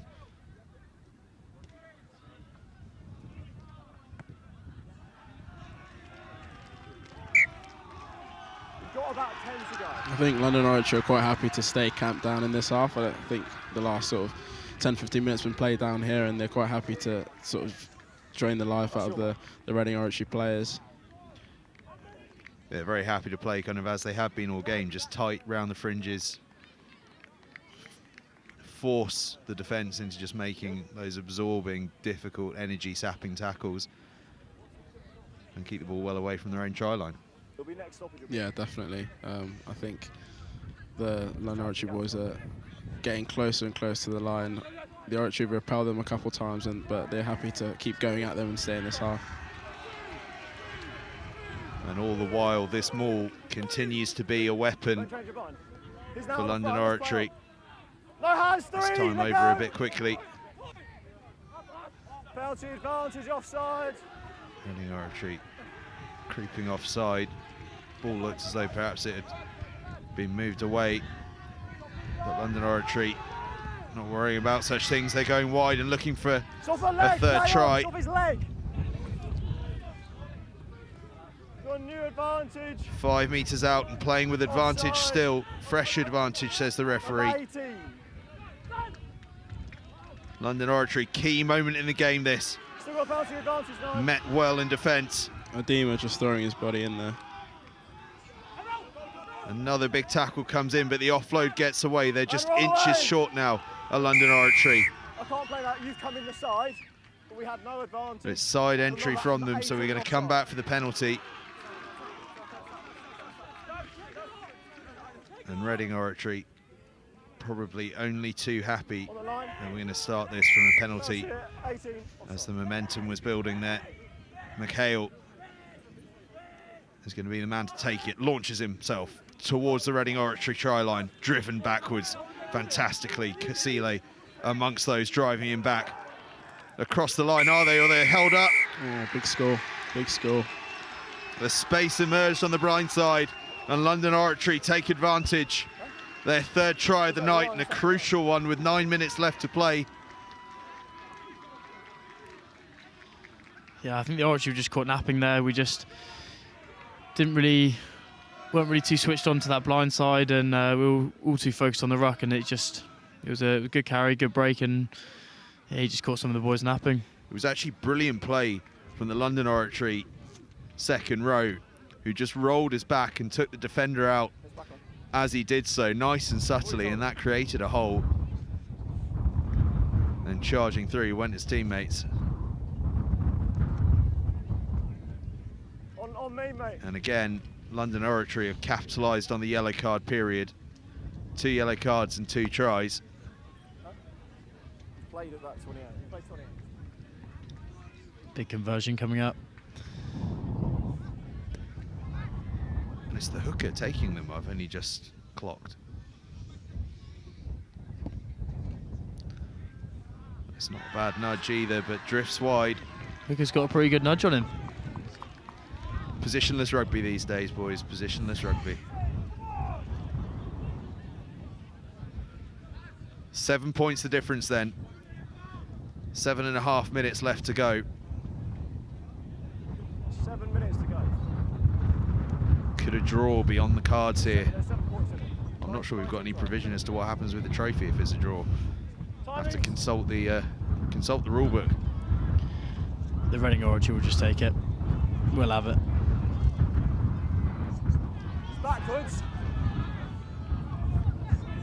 Ball spilled from the kickoff, but eventually comes back on the side of London Oratory.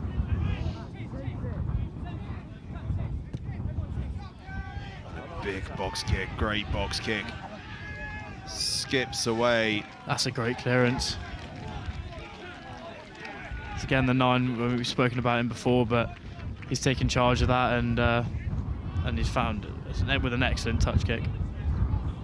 And if you're the pack of forwards from London Oratory there, who are probably expecting to have to go through 8 minutes of hell, and he's just put in a nudge like that, that's the sort of thing that is earning him a big pat on the back for the rest of this game from his big men up front. Yeah, it just alleviates that pressure, and because you're 80 meters away from your own try line, you can throw a bit more at it. So you don't have to be so conservative in D, and don't have to worry about the pens so much. So yeah, you feel a bit more confident, a bit more comfortable. Unfortunately, I can't let offside. And with the line out not straight, Line out, scrum. suddenly from under pressure on their own 22, 1 box kick and 1 skewed line out later, London Oratory have a scrum pretty much on the 22, 15 metres in, or 5 metres in rather, in Oratory territory.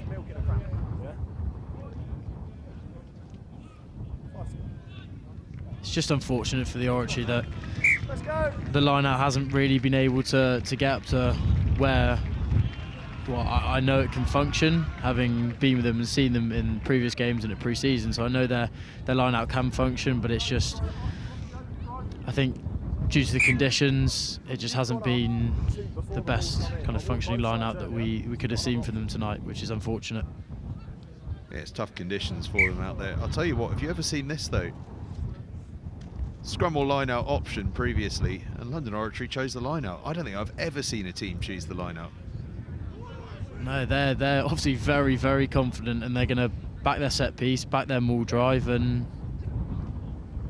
done the first bit right. The ball slow to get started, and it's really well defended, so they're forced to go wide. A chip kick through from the hooker. The race is on for the try line. Oh, what a glorious bit of rugby this could be. It's tidied up in the end by the Oratory. Well, I laughed about positionless rugby earlier on, but 2 can do everything. Delightful little chip from the hooker. Reading Oratory go quickly from the 22. London Oratory receiving. Well, that's a great hit. Tega again. Spilled. Referee didn't see the knock on, so we play on. It's been lost. Now it's turned over though by the Oratory. No harm done in the end. Into the hands of Amorin, the danger man. He's met well in defence. Crowd on that far side. loving what they see. And eventually the defence, buoyed by that crowd, drive the Oratory into touch. So line out, yellow front. Amazing what a few faces cheering you on can do. The ultras are out in He's on his force. feet now. Take the line.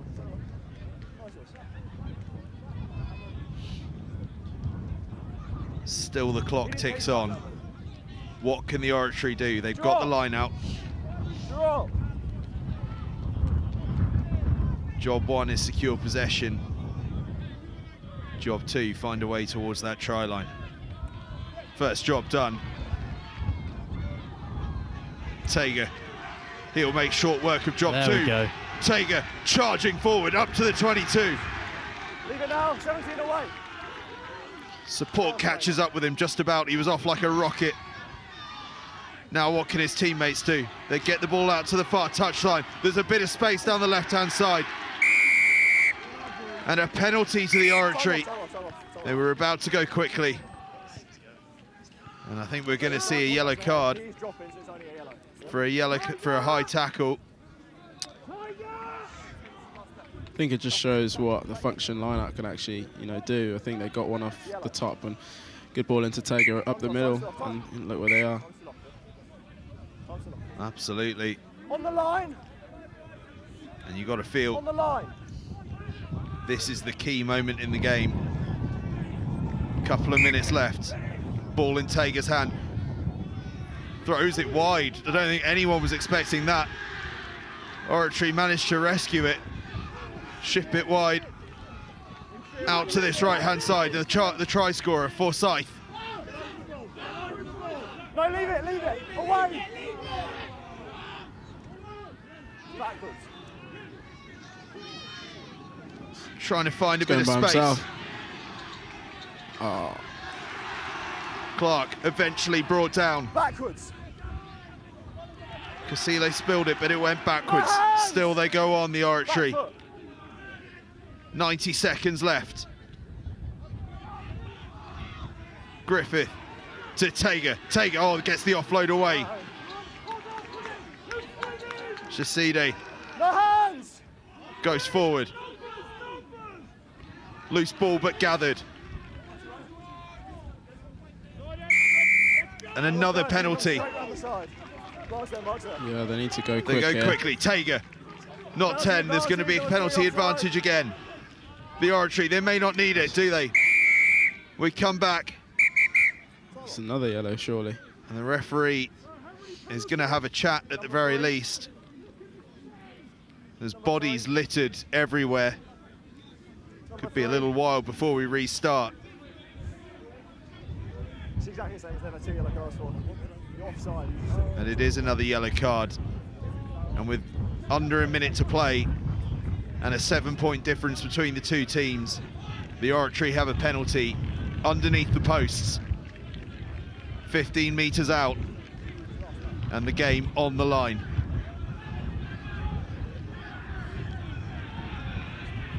And an awful long time to think about what to do with it. What's the play here, lads? I mean, you could take the scrum and you've got numbers, but I think we all know what's going to happen. It's going to be Tager over that ball, tap and go, and run flat out. Yeah, there's no hiding what's about to happen here. Tager, foot at the ready, taps it, has a charge. It's a cheeky offload to Casile. And away, red. Met well by the defence. Penalty advantage. They look wide, playing with advantage again. 15 v 13, remember. Inches short are the Oratory. Casile goes around the side. Is he over? Not quite held short, is he? Ball held up, but will come back for the penalty. We had penalty advantage. I think they need to go. They need to go pretty quickly here and try and get London Oratory napping.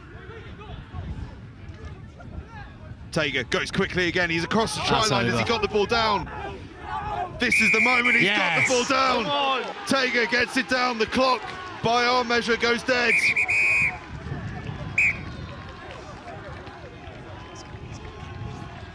big kick coming up here.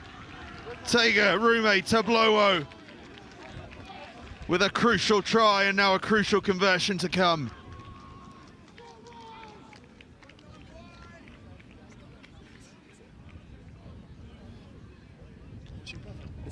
I'm going to let you talk us through this one. Yeah, anywhere in London. Yeah, big kick coming up here. Maybe a bit nervy for him, but nah, he should be all right. Windy day, so we'll see what happens.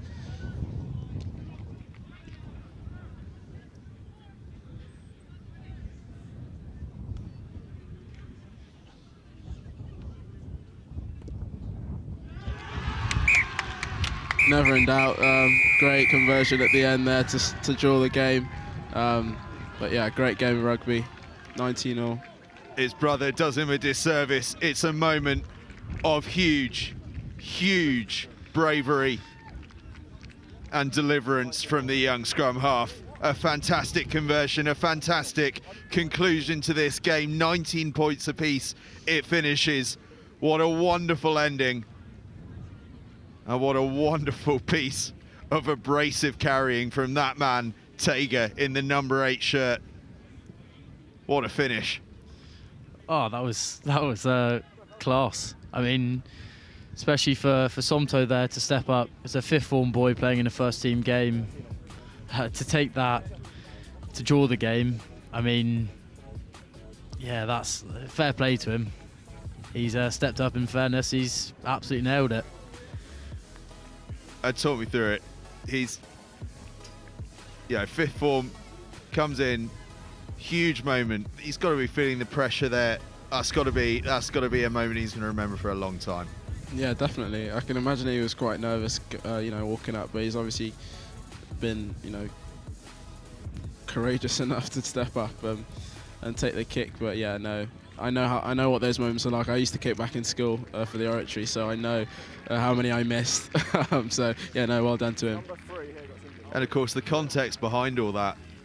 Early on in the game, the Oratory lost their fly half and captain Ollie Winterbottom, who of course would have been the man standing over the conversion, the man you'd have probably bet your house on with any of these. But in the end, it's the younger Monya that gets the glory.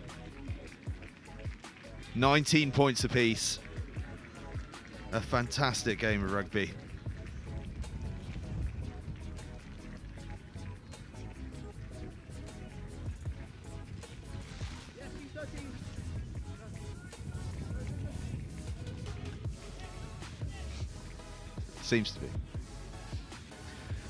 Seems to be some real joy out there on both sides. A brilliant occasion. And two wonderful groups of players. And we can see Mikey Hennessy coming towards us with the try-scoring hero, Tega, who scored that crucial try towards the end. So I'm going to jump off this mic and jump off to the other one. But before I do, a quick thank you to the two of you, Ollie and Morgan, for your chat through the game. Wonderful game of rugby, and what a conclusion. Yeah, no problem. Thanks for having me. Yeah, likewise. Thank you very much.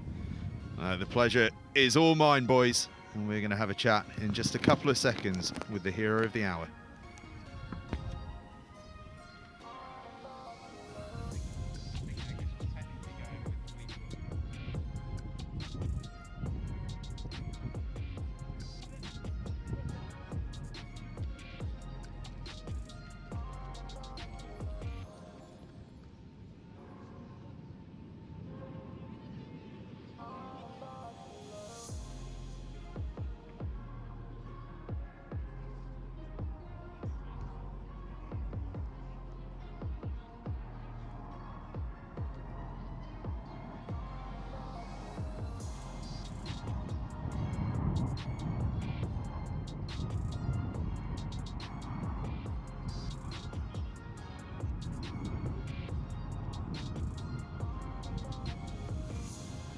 And so after that incredible game of rugby, a 19-all draw, I'm joined by the try-scoring hero, Tega.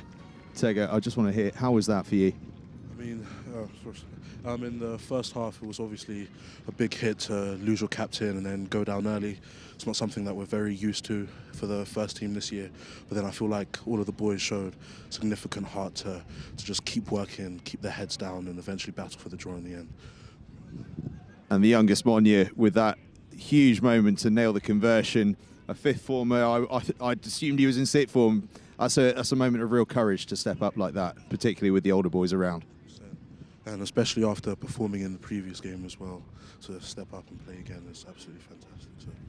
Absolutely wonderful. Mr. Smith, the headmaster here. What an occasion, 100 years of rugby at the Oratory. Fantastic. Yeah, we're absolutely delighted. Fantastic game, fantastic occasion. Obviously, we struggled a bit, having lost our captain early on, but the boys showed tremendous heart and came back really well in the second half. So I think probably a fair result in the end, and honours shared. But just a fantastic day for the school, fantastic occasion for us to be here under the lights with you guys, and very, very proud headmaster indeed. Very proud indeed, and you have the honour of presenting Tega with the trophy, having retained it after victory last year. We weren't quite sure what to do with the draw, but we've decided that that's probably the best thing. Okay, Tega, congratulations, well done. Thanks very much indeed. Thank you very much, gents. Go and enjoy yourselves, go and warm up, I'm sure, and we'll see you next year, I hope. Enjoy the rest of the centenary. 100 years of rugby at the Oratory, and they have concluded this evening in the most spectacular fashion. Tega, as we saw, with that wonderful try to finish things off, and then Monye the younger with the conversion of dreams to land things at 19 points apiece. It's all finished up here at Grasshoppers RFC. It's been a wonderful day. Thank you so much for joining us, and if you've been with us since 4:30 today, a very well done to you as well. Thank you very much for watching. We'll catch you next time.